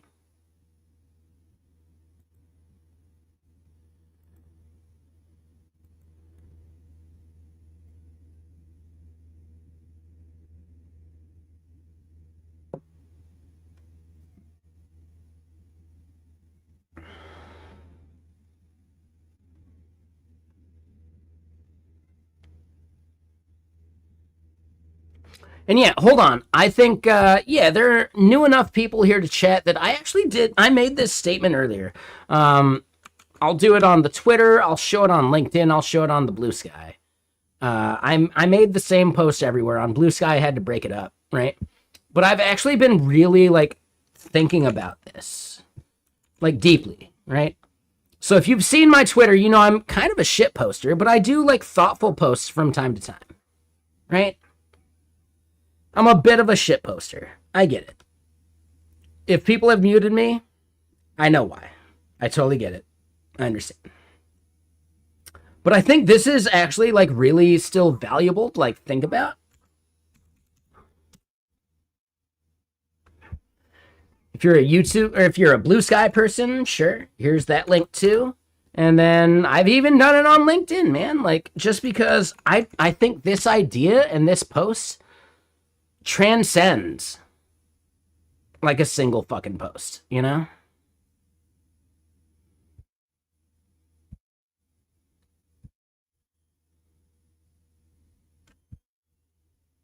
Right? It transcends a single fucking platform. Right? This idea is actually like really important to me. Because like we've been ranting about this for ages, dude. We use stupid models for all sorts of shit. Like you've seen me use StepFun to optimize the hot path of an app that needs to be massively performant, and it fucking nailed it, you know? You do not need the smartest model in the world if you give it a good fucking set of constraints. If you give it some guidelines that like force it to very specific incomes and outputs, right? Like, or inputs and outputs. There's a lot of stuff out there. Like, if you're not thinking about this stuff, you're kind of blowing it because it's the Wild West. No one here's a fucking expert about any of it. We're all figuring this shit out. Your input and your opinions are as valid as the loudest people in the room, you know? That's how new and novel some of the thinking around this shit is. Don't think, well, I'm not an expert, so I shouldn't publish my opinion, you know? Dude, publish your opinion. You shouldn't have to be an expert about this shit. Your opinion is fully fucking valid. Are there going to be people that push back on social media? Yeah, that's the name of the game. That's social media in general. There are assholes fucking everywhere. That doesn't mean that your opinion is any less valid. Post about this shit. Talk about this shit. Like, just do it. It's easy. It's a tweet away. It's a fucking, what do they call it on Blue Sky? A skeet away. What do they even call it on LinkedIn? Oh, it's a shit post away. Because all LinkedIn posts are shit posts. Right? Right. Right? My wife just had a baby, and this is what it taught me about Circle CI workflows.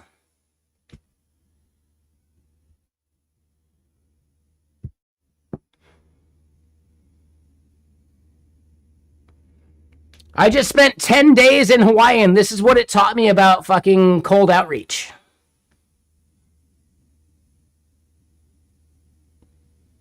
You know.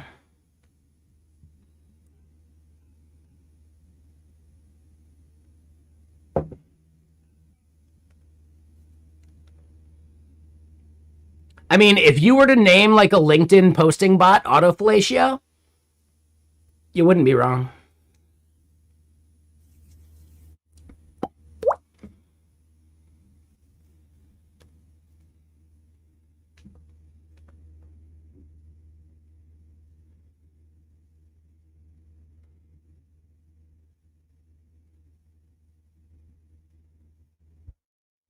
I'm a Foley artist in training, by the way. Hire me for your next bar mitzvah.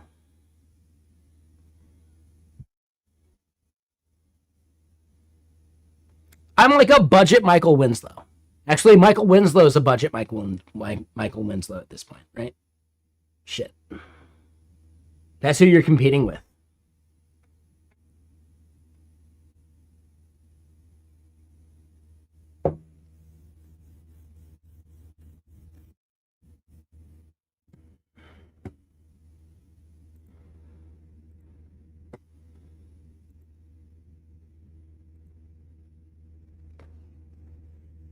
But yeah, it's like I smoke weed or something, man. I don't get it.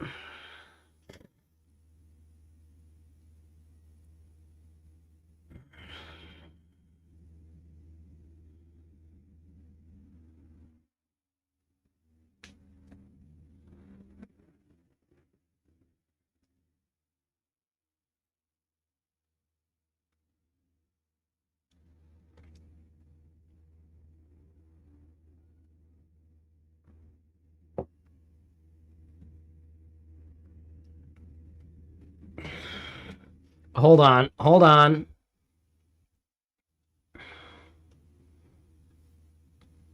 Hold on. Hold on. Dude, again, Reese is such a good fucking shit poster. He's really good, man. He is like the best shit poster.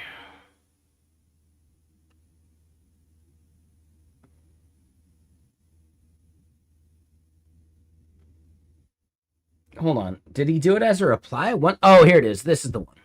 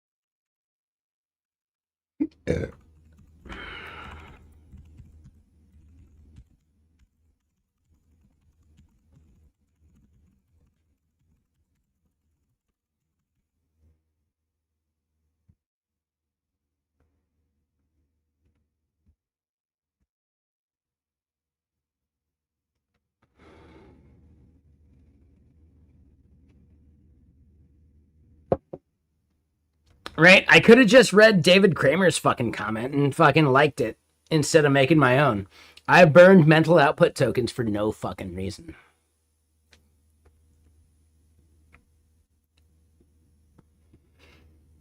Why is this model so inefficient?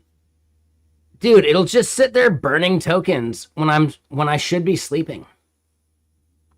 And then when I wake up, crickets. What the fuck, dude? What the fuck, dude?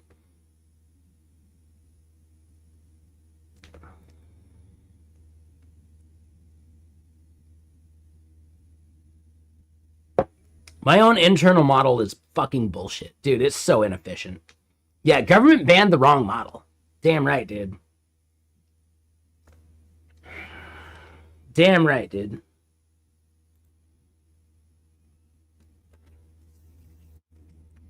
All right, real quick, let me go pee. I do need to grab another soda. I'll grab some more fucking ice cubes too. Why not? Why not, dude? I mean, Tristan, speak for yourself. I'm like 1T at best. Do you know how much weed I've smoked over the years? Shit.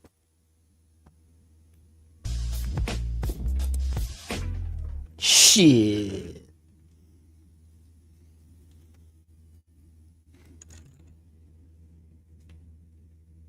Shit.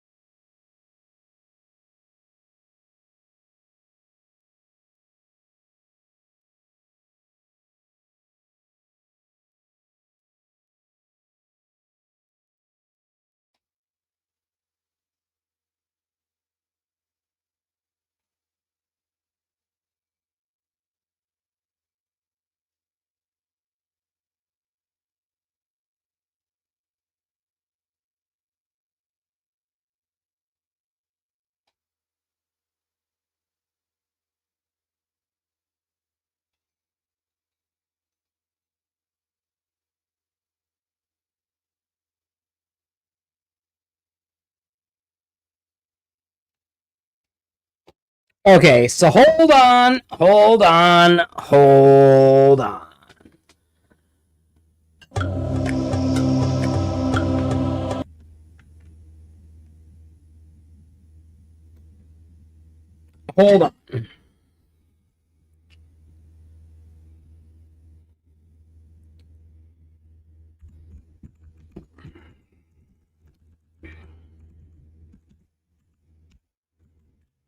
Dude, I absolutely need to start using fucking Ferryman from Kevin. Dude, he's such a dude. I need to start using his fucking product because he's just so fucking cool. I don't even want to use the fucking coupon code he gave me. I just want to like contribute to him being awesome. Right? Kevin Naughton's the man. You guys know that, right? He might be the coolest fucking like YouTuber any of us know. And this isn't a slight against fucking Theo and Prime. Kevin's actually just that cool. Those other guys are great too. Kevin's just that much cooler.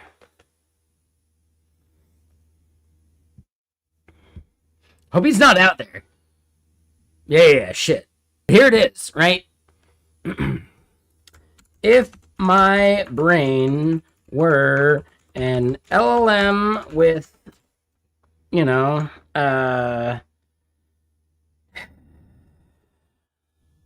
a set with a 1T param set. Is that the way to phrase that? Let me know. I don't know. I'll phrase it better.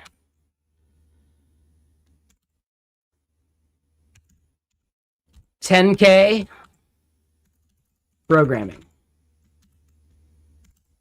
$20K bad Twitter posting. $10K. Come on, there's something else we can do here.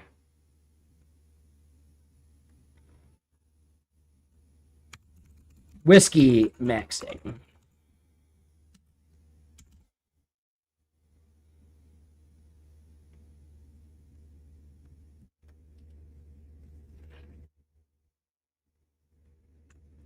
$990B.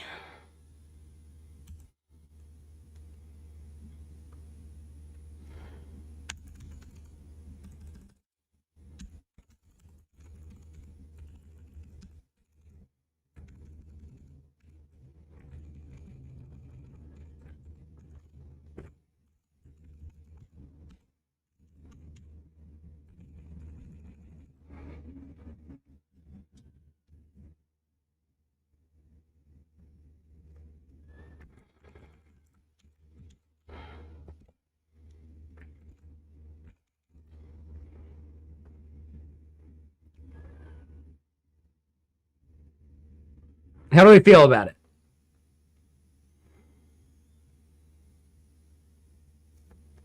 It would actually be like 999B.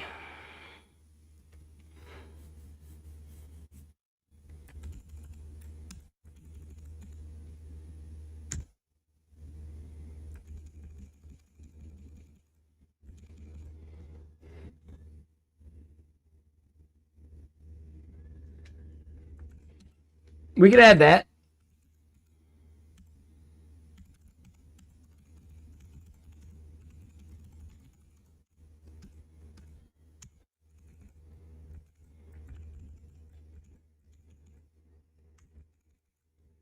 I'm okay with that one. Yeah, that one works.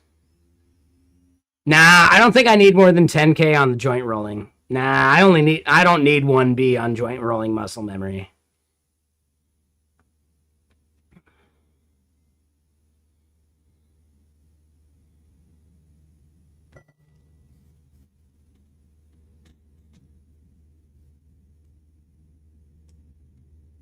How do we feel about this? We nailed it. What should I improve?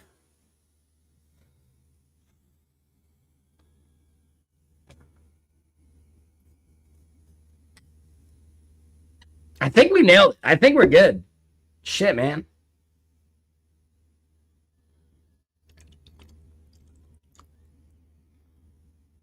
I think we fucking nailed it.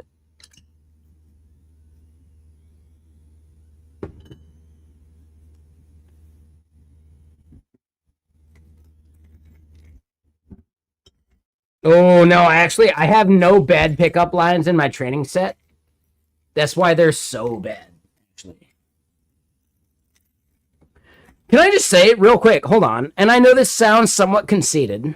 I'm fucking adorable. When I was younger, I didn't have to approach women. I got approached. I'm fucking adorable, dude. Now I'm the fattest version of myself, so I don't get that anymore. Back in the day, I didn't have to learn how to approach women because women approached me. Not like fucking supermodels. Come on, take it easy. I'm not trying to say anything like that. But yes, I did not have to put any fucking effort into anything because it just worked out, man. How the times have changed, I don't think it has. If I just lost a little bit of weight, I'd be doing the same shit still. I'd be cougar maxing at this point. Except they're not cougars anymore, they're just my age.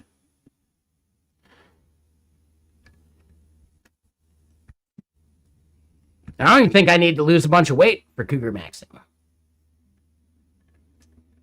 I think I'm actually set. Right?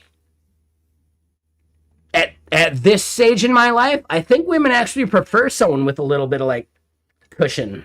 You know, something to grab onto, you know?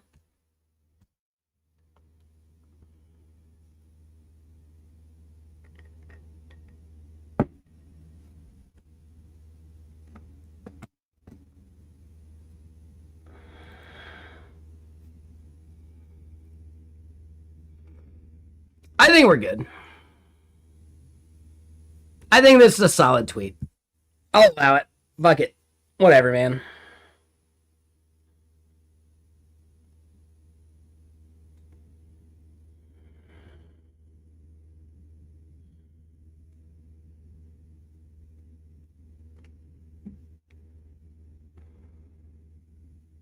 Nah, it's fine, man. I feel like I nailed it. I think we're good, man. I think we're good to go. Shit, dude.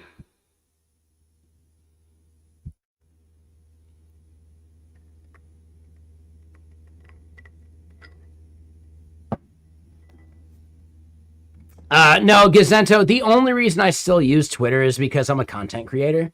If I was not a content creator, I wouldn't touch that shit with a 10-foot fucking pole. Fuck Elon Musk. Like, what a fucking dickhead, dude. He has the greatest opportunity in the world to be a legitimate human being, and he avoids that at every single fucking step. Yeah, and he still isn't cool. No amount of money will make him actually be someone that would be fun to hang out with. You know? There's no fucking amount of money that would make him like a dude that you'd want to have a drink with. Or a dude that you want to like smoke some weed with. There's no fucking way, dude. Right? There is no amount of money that would make Elon Musk actually cool.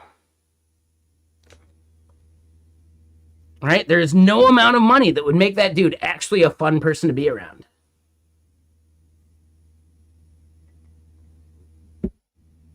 Mark Andreessen, same idea, but at least he's better than Peter Thiel.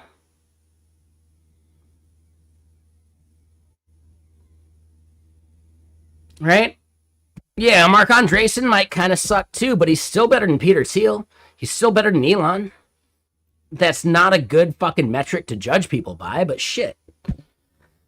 Whatever. They're all way worse than fucking Mark Cuban. And even then, Mark Cuban's not like some fucking like ideal to look up to. He's still a fucking billionaire, but at least he's trying to do some good in the world. Right? Better than the fucking Bezoses, better than the fucking Zuckerbergs. You know? So at least at the end of the day, Mark Cuban's better than those assholes, but that is such like a thin metric, you know? That is such a thin fucking metric.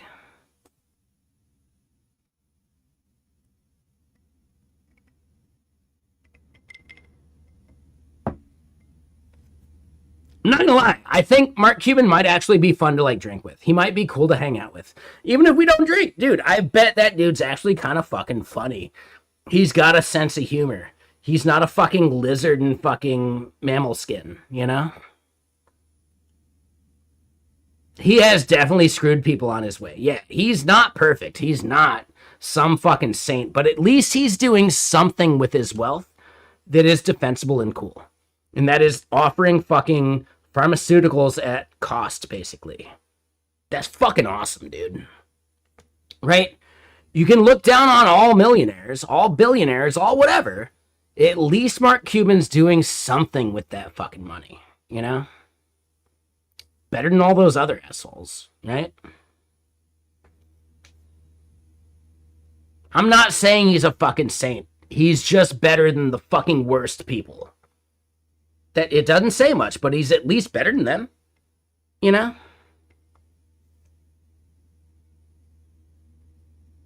Yeah, did you not know about that? Dude, he is absolutely offering a bunch of fucking like pharmaceuticals at cost, basically.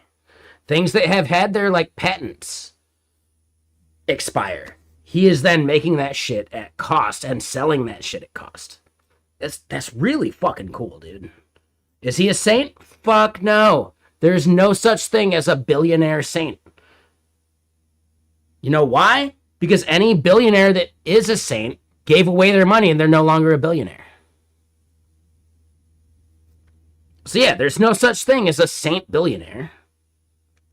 Because any billionaire that was a billionaire that is a saint gave their fucking money away.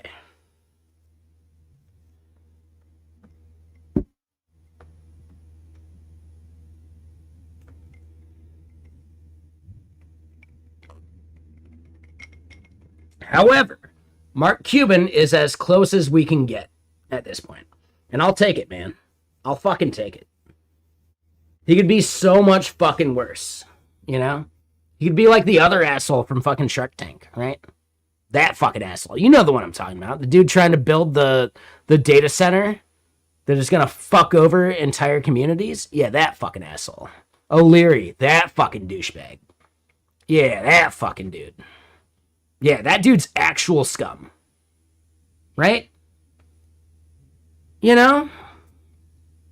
Yeah, dude, I'm not saying Mark Cuban's a saint. No one is saying that. Not a single human being could or would ever be able to say that with a straight face, right? However, Mark Cuban is at least trying to, like, do better.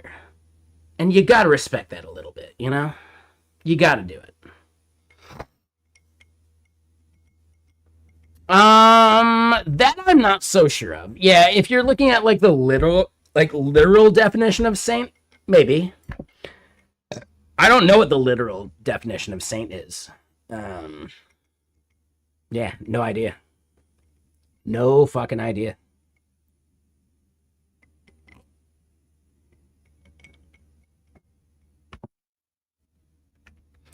So to me, Penguin Gaming, let me point out, like, have you ever used the word decimate? Did you literally mean reduce by 10% when you used it? If you didn't, you weren't using the word properly, but people still knew what you meant, right? Same thing with the word saint in this context.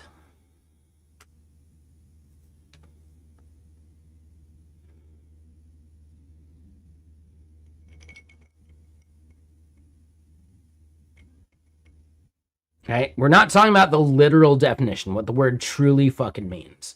We're talking about the figurative definition that makes them at least better than other people.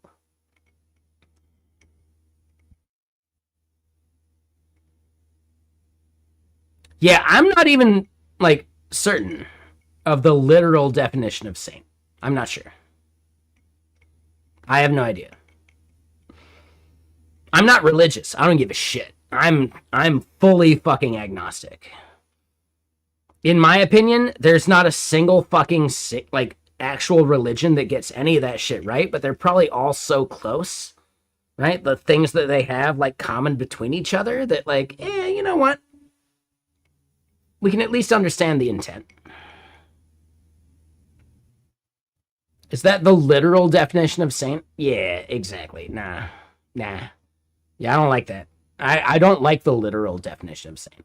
I'm using the figurative definition of saint.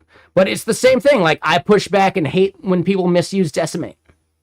I can't stop them from doing so. And honestly, most people understand, based on context, which version of decimate you're using. Are you using like literal like numbers? You probably mean the literal definition of decimate. Are you saying something was completely obliterated and you use the word decimate? Well, people can understand what you meant by context.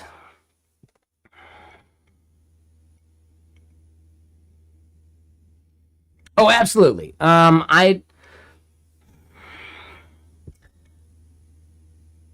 not going to get down on people who are atheists.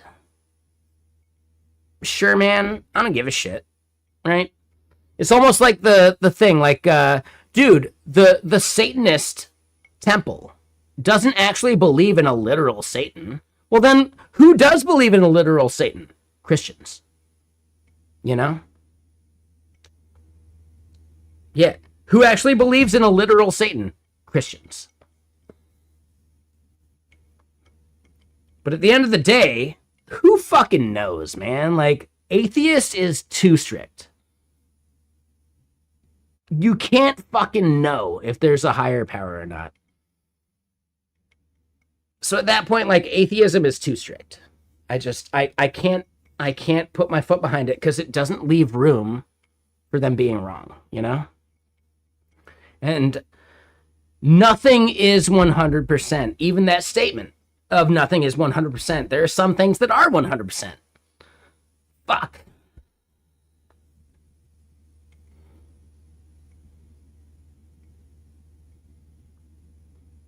You know, like, yeah, I cannot possibly believe in anything that is 100% about anything because 100% doesn't exist in nature whatsoever, right? Yeah, I don't like Richard Dawkins' like opinions about atheism as well. Like, dude, he's so like sniffing his own farts on that shit that he can't possibly imagine something outside of like what he already believes. That right there fundamentally is just wrong. Like, nah, man. You're not even leaving a room for you to be incorrect. Really? There's not even like a sliver, right? Like a 1% chance you're fucking wrong, dude. Really?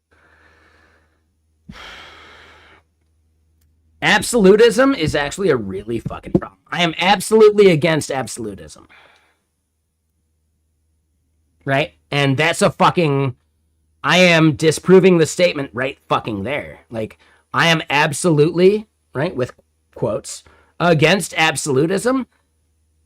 That's a fucking paradox. It can't possibly be a true statement at that point. You know? And I mean that when I say it, because it's not provably true. There's no such thing as provably true unless you take certain things at face value. And that means even literally physics. That means even literally the world as we understand it.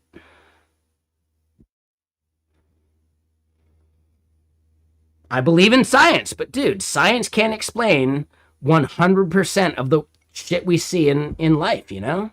There's no fucking way, dude. There is shit that is unexplainable because we don't have a proper model of the world, maybe. Or maybe just some shit is never explainable. But atheists will not allow that even 1% of uncertainty. And I can't agree with anything that lacks uncertainty. You know?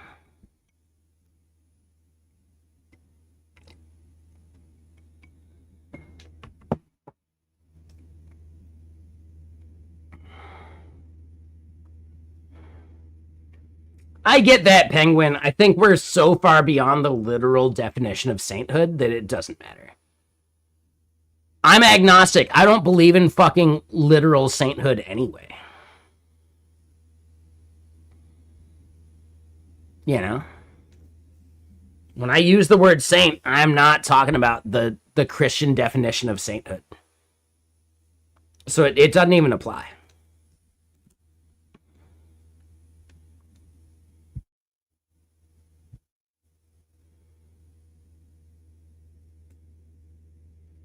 Richard Stallman? I've heard that dude's kind of a dickhead, man. Nah, man, I'm not even believing in him as being a saint. No, I've heard he's kind of a dickhead. Nah, man, nah. No such thing. Right? No kings, no saints. Fuck that shit. Hell no. Hell no.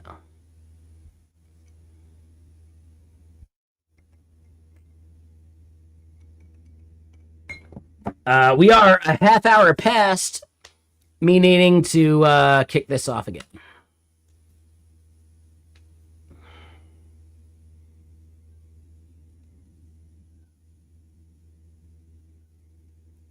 Richard Stallman probably fucking hates JavaScript. Yeah, no, that's not a saint, dude. That's a human being with opinions.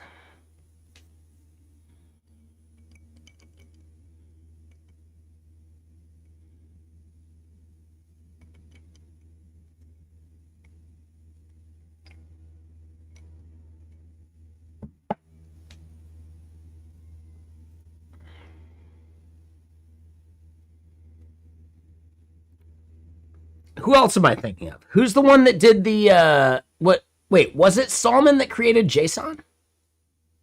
No, hold on. Who's the person that created JSON?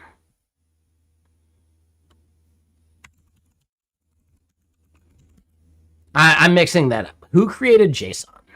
I don't think that was Stallman. Crockford. Yeah. All right, just making sure. Yeah. Fucking Crockford. Yeah. That dude's a dickhead. Like, that dude's actually measurably a dickhead. I don't know about Stallman. But Crockford? Nah, that dude's measurably a dickhead. Just like fucking, oh god, who's the dude that does the fucking bathrobe rants? Uncle Bob. Dude, that dude's like way more of a dickhead. Like, fuck Uncle Bob. Dude, that dude fucking sucks. That dude fucking sucks. Sure, there's like some problematic bullshit about like Stallman and Crockford. Sure, I get it. Uncle Bob literally fucking sucks as a human being.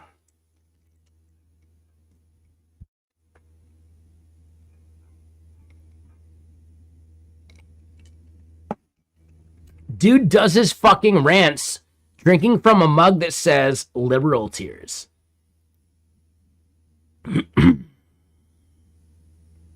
It's okay to have opinions, but Jesus fucking Christ. And yes, I'm agnostic. I'm using that term because I'm saying it's fucking unbelievable.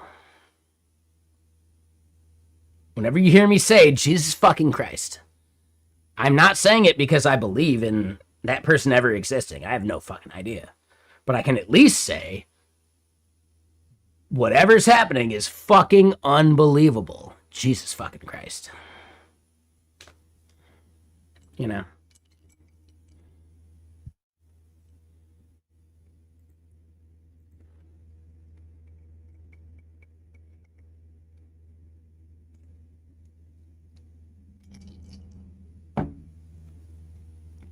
Here's a thing, and I called them out for it, and I don't think that we'll ever actually truly acknowledge it the way I meant it. My oldest friend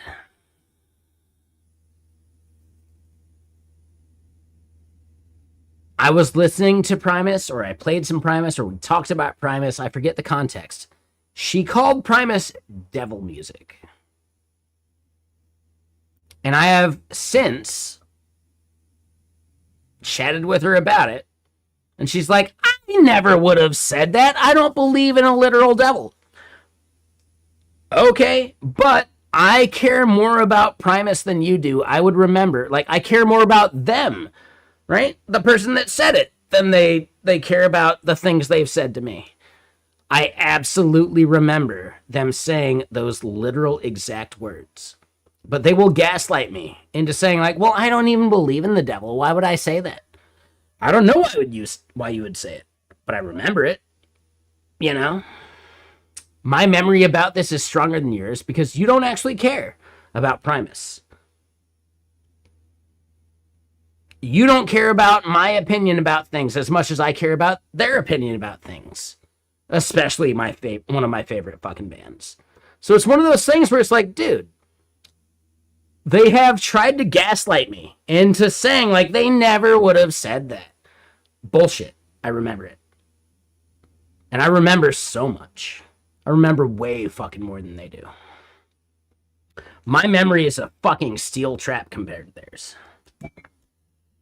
And I think that's actually a thing I have come to realize. Some people just don't remember stuff. Like, it's actually really weird. Have you ever been chatting with people and you realize, like, oh shit, I have a way stronger memory of this moment than you do. We both lived through it, and you fucking lost every single nuance of that moment. Right? Like, it's fucking weird. It's fucking weird, man, when you start to realize that some of the people in your life just don't remember the moments that you spent with them as vividly as you do. Because it meant more to you. It didn't mean anything to them, and they didn't record a memory for it. That shit actually really fucking hurts. It bums me out, man. It really bums me out. Like when you start to recognize that you care more about the moments that you've spent with them than they care about those same moments, you know? Shit. Because if they cared, they'd remember it. Like people, and this is a theory, this is a thing I've always thought. People remember what they care about. If they keep forgetting a thing, it's because they didn't give a shit. It's that simple. If you gave a shit, you'd remember it. People only remember what they care about. If they keep forgetting you, they don't fucking care about you. It sucks to hear, it sucks to recognize, but it's a thing, man.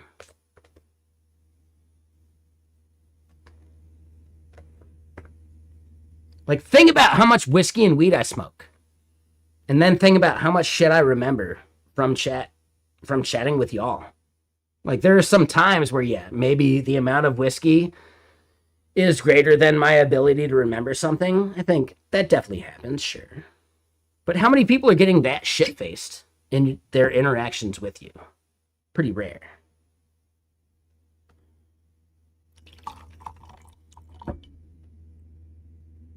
If someone keeps forgetting anything about you and what you're saying and like what you would expect them to remember, it's because they don't actually care about you. And it's a really like sad thing to recognize when you finally start recognizing it, you know? It's like a huge fucking bummer.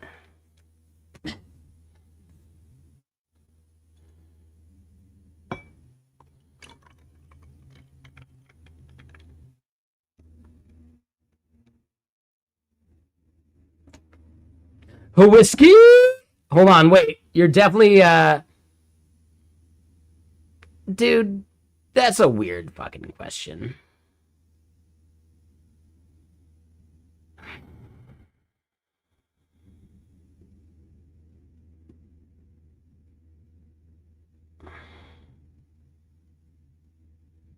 Is that an appropriate question for like public conversation?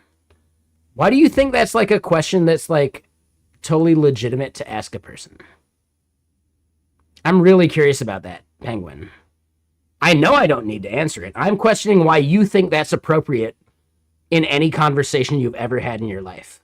Would you say that to someone who's right there in front of your face? You wouldn't. Why would you say that in chat? That's really fucking weird, dude. Do you just lack boundaries? Do you not understand how to talk to human beings or something? Like, that's so fucking weird, dude. That's so goddamn weird, dude. Have you ever said that to a person to their face? Like randomly, someone you don't even know? Have you said that to a person at a bar? You haven't. If you say you have, I don't believe you, or you're someone that no one ever wants to talk to again the moment they get to know you. Like, I'm just so curious about that, Penguin. Like, why do you think that's an appropriate question to ask? Like, why do people get so fucking weird when they're anonymous in a Twitch chat?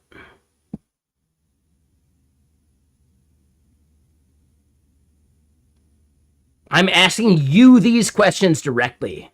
These are not things that you can fucking, like, skirt away from. This is not just one apology away from being totally hunky-dory. You're a lack of a response away from being banned. That is not acceptable social conversation. Why do you think it's okay on a Twitch chat? But again, because people can be anonymous in the Twitch chat, they'll say all sorts of shit that they would never fucking say in real life. It's fucking weird, dude. It's really fucking weird. I'm giving you at least a chance, man. In your college groups, it's okay to ask that question? Bullshit. Fucking bullshit. I think you are lying to my face at this point. Bullshit. There's no socially acceptable place to ask that question. Bullshit. You're saying that you've done it before, and I think you were wrong every single fucking time. If someone asked you that, they were wrong every single fucking time.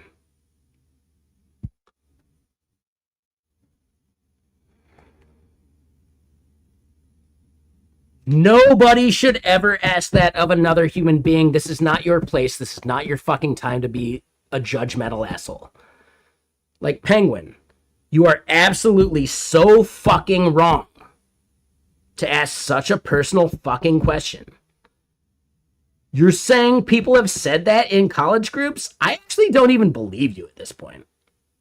But I would kind of recognize that, hold on, kids going into college these days are so ill-prepared that maybe it makes sense.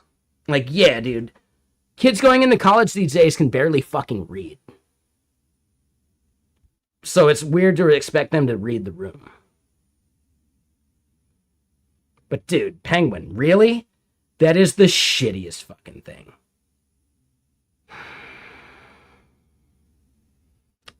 Let me double check. Hold on. Is this a new account?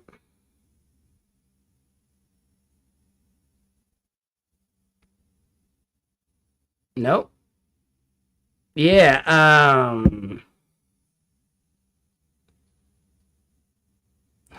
fucking kids these days, man. Fucking kids these days. Not only do they lack social skills, they lack the ability to read, which then can be proxied to they lack the ability to read the room.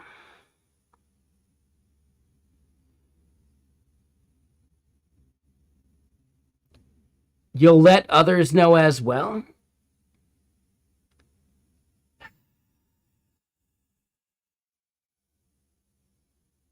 Yeah, I don't know, man. I'm not sure I actually want you in my chat anymore.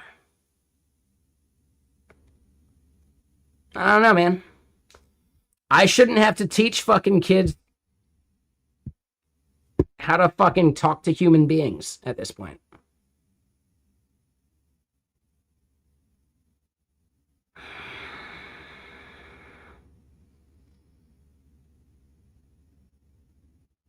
No, I'm good on it. No, thank you. I just, nah.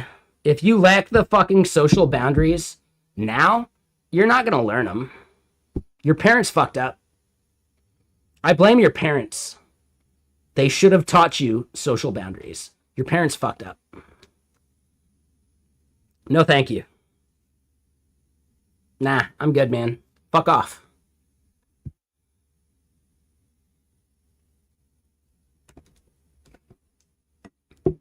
How did your parents not teach you this lesson already? Like, about acceptable social behavior?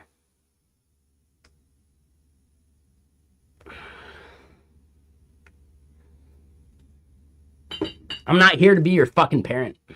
I'm not here to teach you fucking social guidelines and boundaries. This is not a fucking stream for that. This is not a teaching stream, let alone that kind of teaching. Fuck off, dude. No, thank you. Parents these days are not preparing their children for the real fucking world. That's it. That's the fucking point I'm trying to make right now that is exemplified by that bullshit. Parents these days are so hands off that their kids don't even know how to talk to human beings.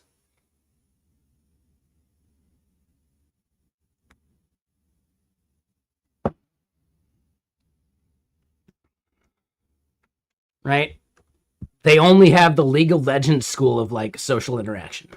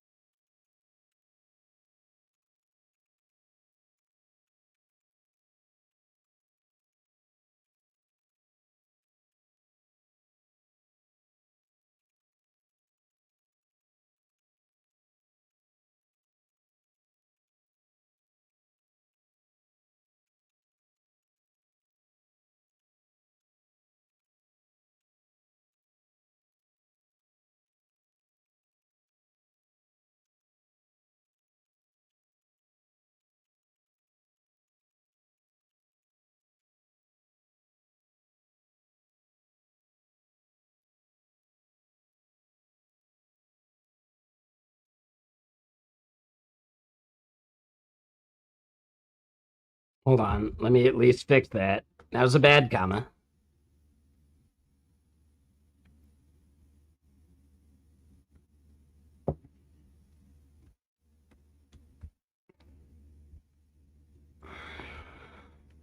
Yeah, nah. No, thank you. Fuck off. Later, Penguin. Dude, fucking kids, man.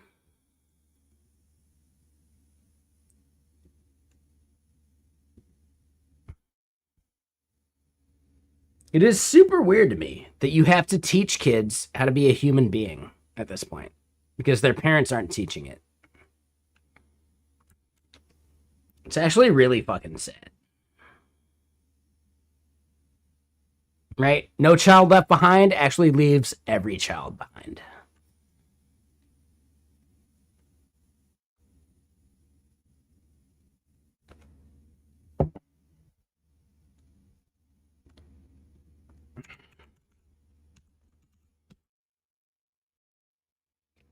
That's definitely worth like quote tweeting for sure.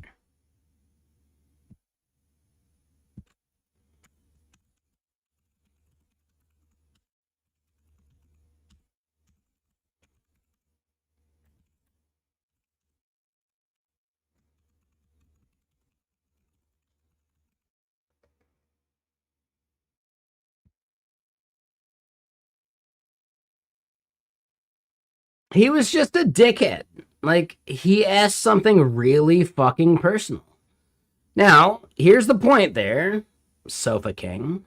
Like, I get it. Their question was literally, are you an alcoholic? LOL. Well, hold on. Why is LOL appropriate? But also, why is that an appropriate question? Yeah, I drink the whiskey. I'm fucking 42, dude. I've earned the right to drink myself to death at this point. You know? Fucking kids, dude. I've earned the right. I've existed on this planet for 42 fucking years. At some point, could I just opt into enjoying my time here and checking out early because this shit fucking sucks, you know? Dealing with fucking kids that don't know social boundaries. Dude, I'm like sick of it, man. Yeah, I want to drink myself to death because I got to deal with people like Penguin Gaming every day. Jesus fucking Christ, dude. Yeah, I'm drinking whiskey because could I imagine another 40 years of this bullshit? Fuck no. Fuck no. Jesus fucking Christ, man. Could you imagine what life's gonna be like in 40 years? Like the amount of like lack of social boundaries and like understanding how to talk to a human being that kids are gonna have if we continue this fucking path in which like No Child Left Behind lets idiots fucking go to college? Jesus fucking Christ, dude. Right? Parents that are so hands off they won't teach their kids how to be fucking a human being worth talking to? Like, dude, it's so goddamn weird. It does sound like he was mocking me, man. Like the LOL. Like, Jesus fucking Christ. Like, you thought an LOL was appropriate there? Dude, you're not even a millennial. Right? Millennials add LOL to everything. You're not even a fucking millennial. You're a fucking college kid that adopted the millennial LOL. I was born in it, molded by it. I still know it's inappropriate in certain contexts. But kids these days, man. Dude, kids do not think about what they say before they say it. It's fucking weird, dude. Their parents have failed them.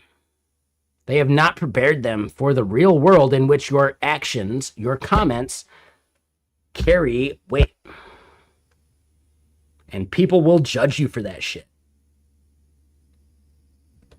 Well, it's okay in college. Oh, your college fucking sucks. If it's okay at your college. Your college fucking sucks.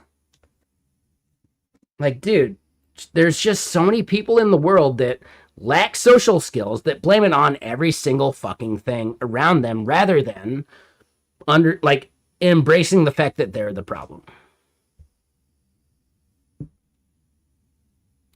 Sure, a writer, but mowing the grass doesn't prepare them to actually talk to a human being, you know? That's a separate thing.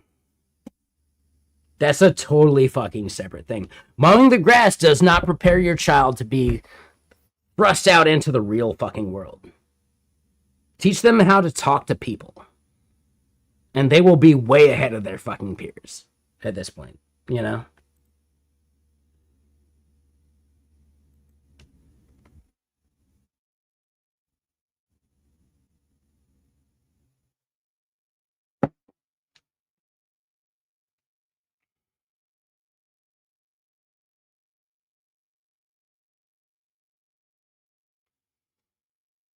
That's solid, sure. I get it, A-Rider, but there is still so much, like, nuance in between all of this shit. Don't just train them on how to do, like, the economic model of, like, what makes sense and, like, how much could they rent your bullshit. Like, dude, yeah, you're talking economics. Prepare them to talk to actual human beings. If you don't prepare them for that, you're still fucking up, dude. Prepare your children for a social fucking adult world. Parents don't do that these days. And it shows. It fucking shows.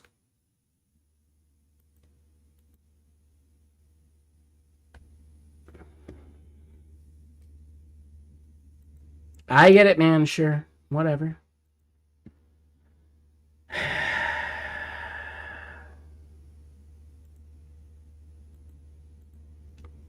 I mean, A-Rider, I still had to lecture you on, no, you should not involve two people in the same fucking email thread.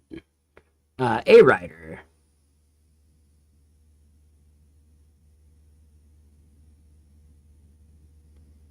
I know I can say I told you so, but I tried to tell you that before you did that shit, dude.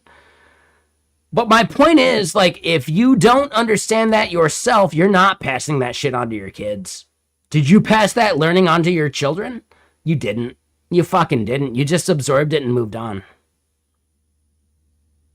Motherfucker. Like, dude, really? I had to tell you that. I really said that. I said it so emphatically that I didn't think you could ignore it. And you still ignored it. You know? That's a thing, dude. That's a thing. Like, you did that consciously. That was you. There's no fucking excuse you have in the middle of that. That was you. You had to learn a lesson.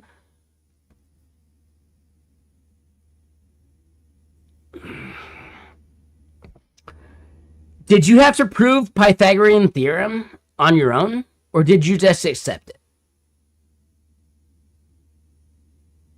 Right? Do you have to prove every single fucking geometric proof yourself? Or can you just accept it?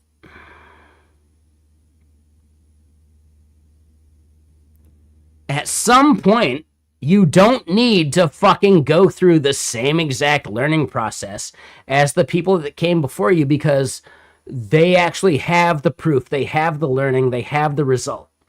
You can accept that at some point. You know? Did you really have to prove Pythagorean theorem for yourself, or did you just accept it? Did you have to prove the transitive property? The communicative property? Like, did you have to prove that yourself, or did you just accept it?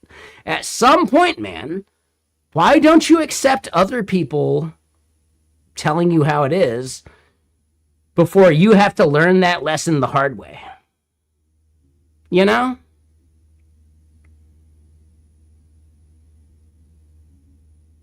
I get it. Think for yourself, question authority, but at some point, you're an idiot for questioning provably done things, you know?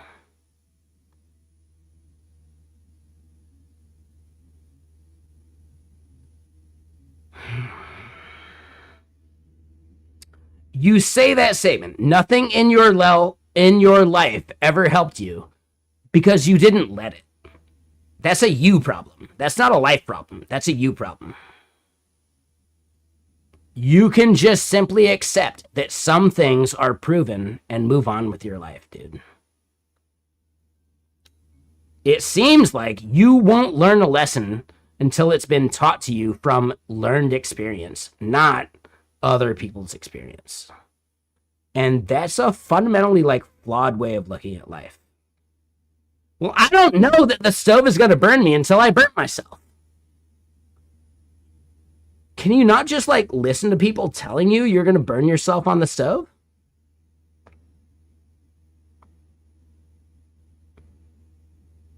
Do you have to burn yourself before you learn a fucking lesson? There's a fucking fundamental learning disability with that statement. Literally, that is a learning disability at this point. I won't trust anyone's fucking experience until I've lived it myself. That's a shit way to go through life, dude. You know?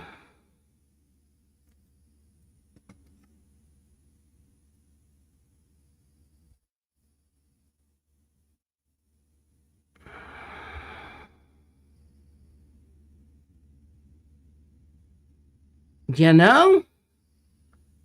Why the fuck do you have to learn a lesson twice? Every single fucking time. Well, someone told you, well, I needed to experience the failure myself because someone told me, but I didn't know. And then I did it, and it failed. Well, now I know. At some point, could you just start trusting other people? Could you trust their lived experience in some way? Could you trust evidence that's presented to you in some way?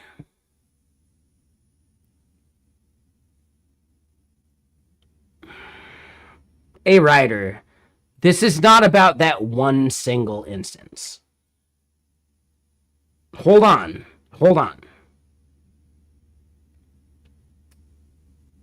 Is this a single thing? Is this a single fucking instance, or is this a pattern? Is this a pattern you have versus one single thing where I said you would be wrong and you realized you were wrong and you were proven to be wrong? Is this the only time that's ever happened in your entire life? Or is this a pattern for you?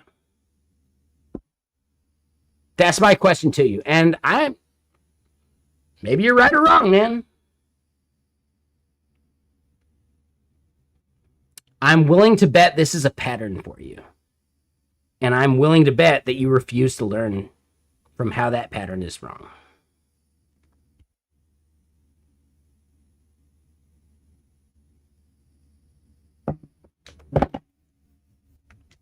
Nah, here's the thing, man. I had a thing that I proposed a writer might benefit from and that they could pass on to someone.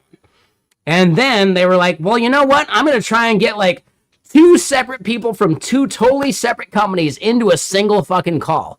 And I told them immediately, like, no, that will never fucking work. That will never get anyone to opt into any of that shit. Approach them individually. Well, they did it anyway. And lo and behold, crickets. They didn't get a single response because nobody fucking wants to be beholden to some other fucking asshole from a totally different company because data will leak and none of that shit fucking matters, dude.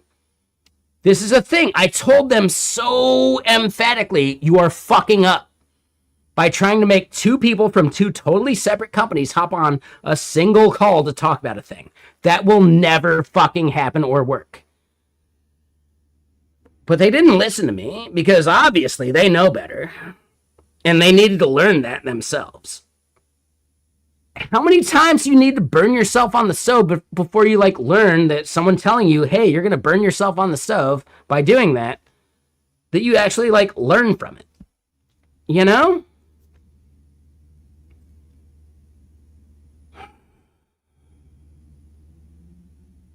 Like, I get it. Think for yourself, question authority, but god damn it, man. At some point, could you just listen to someone that knows better?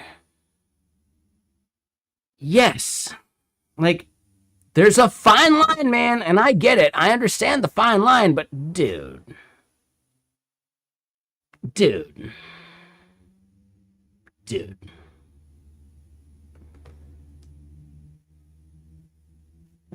And I'm not saying like you earned this rage. This goes for everyone. This isn't just an A writer problem.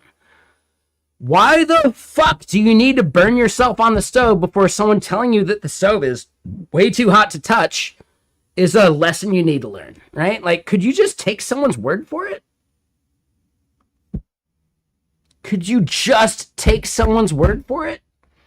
Like, how much do you need to burn yourself on the stove before you start listening to someone about their expertise about stoves? You know?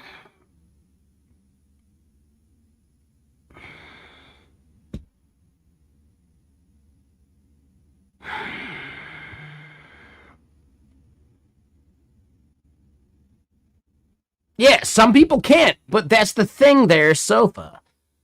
Like, dude, those people need to be fucking roasted. They need to be told how fucking wrong and how their instincts are so shitty that they're gonna keep burning themselves on the stove until they learn to trust a fucking authority at some point. I know, I get it. I keep saying think for yourself, question authority, but there's a way in which that goes so wrong. You know? There's a fucking threshold for everything, man. Some people just will not get it. And how much energy and effort do you want to, like, spend trying to teach these people before you just fucking give up? You know?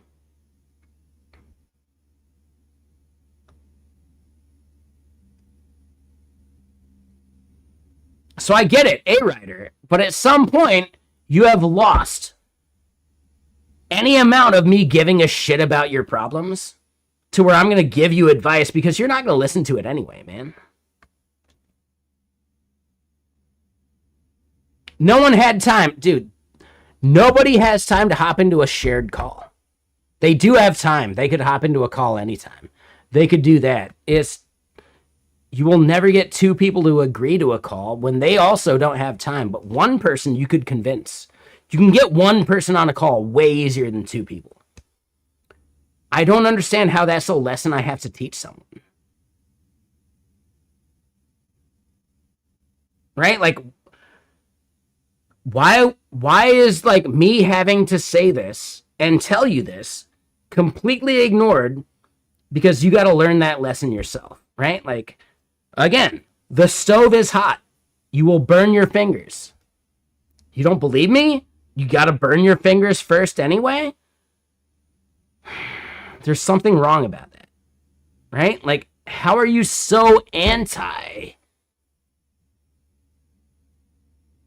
authority that you got to burn your fingers first, you know?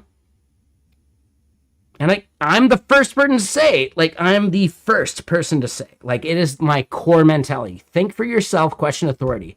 But Jesus Christ, like, just think about it. Like, question authority, but if that authority is saying, like, oh, well, maybe don't mix bleach and fucking vinegar together because that creates fucking mustard gas. The fact that I said that makes you want to, like, question it and do it yourself just to, like, learn the lesson. You're gonna die, dude. You're going to fucking die if you can't accept at least a little bit of authority.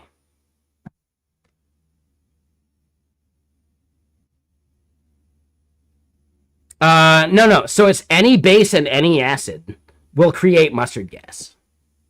It doesn't need to be ammonia. It could be any fucking acid and any base, and you could create fucking mustard gas.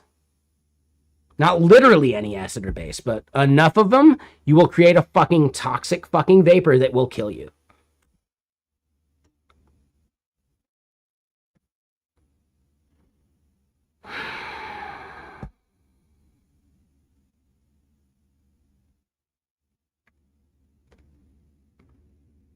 Yeah, literally, bleach ammonia is like the definition of mustard gas, but try it with fucking lemon.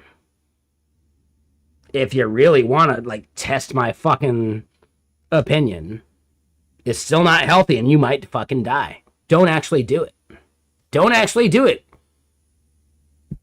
Mixing a fucking base and an acid together will create a toxic fucking vapor. That's fucking science. You don't have to listen to me. You can just read a book and understand that shit, dude.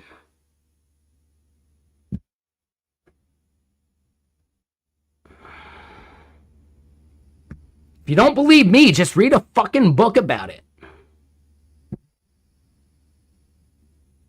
Yeah, I get it, Cosmic. Like, we can make jokes about it. But man, dude, like, for some reason, people will not accept a position of authority in any way, and they gotta test it. Right? Oh, well, I don't believe you that I'm gonna burn my hands on stove. Let me just touch the stove first.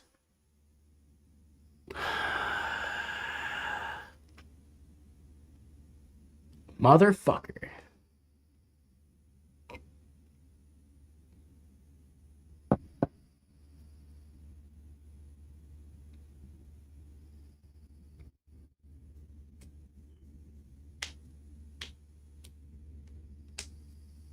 I get it, A-Rider. I get it, everyone else. I'm not trying to roast you specifically. I'm trying to roast everyone that lacks this fucking mentality that they could do better. Well, they don't know they could do better until they're fucking doing worse. And then all of a sudden they might embrace the better.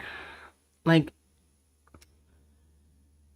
yes, think for yourself, question authority, but god damn it, dude.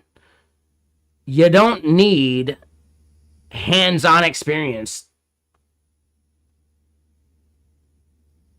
that ammonia and bleach creates mustard gas. You don't need hands-on experience. You can just read about it.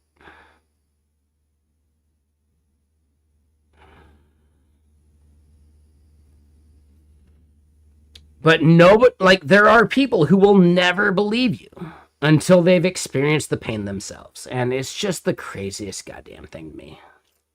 Like, that shit bums me out more than anything. Like, I get it. Dude, I'm the first to say, think for yourself, question authority. But at some point, you could just read a fucking science book. You can read a fucking chemistry book. You can read all sorts of fucking books that have this shit codified, and it's not just some fucking streamer, not just some fucking influencer. These things are in books, and they are fucking peer-reviewed, you know? Are you doubting that too? Yeah, you're beyond help at that point. Okay? Oh, the Earth is flat until it's proven round. Fuck you. I'm just gonna say that right now. Fuck you. You can't have a conversation with someone like that. It's just impossible.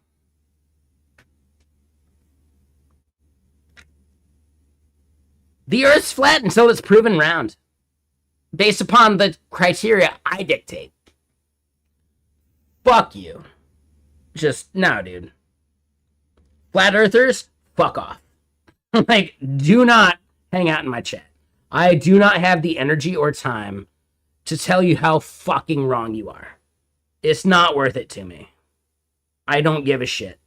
If you want to be confidently wrong, fuck off. It's that simple. You know? And there's so much that is measurably a thing that doubting it is just idiot shit. And we deal with so many of those people every fucking day. I don't need them in my chat.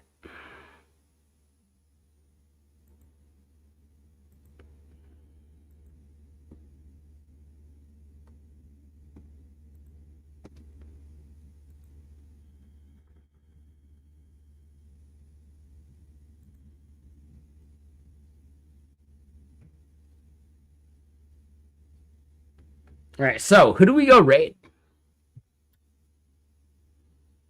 Z.A. Shaw? Z.A. Shaw. Yeah, dude. Dude fucking kills it. And he's also, like, dude, he's got a really fun, like, PoE2 thing going. Like, yeah, nah, Zed's the man. He's fucking great. He's fucking cool.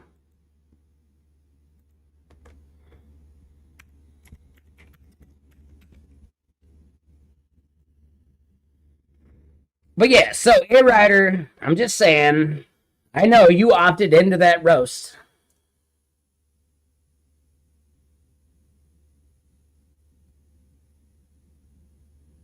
It's fine, man, but, like, it's just one of those things. Like, dude, I'm not saying shit just for the sake of saying shit. You know?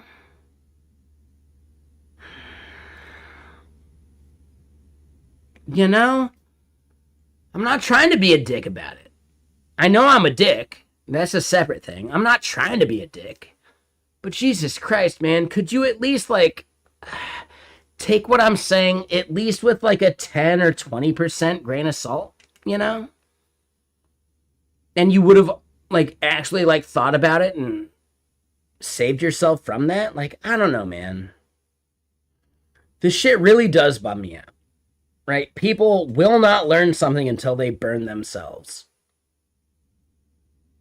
You know?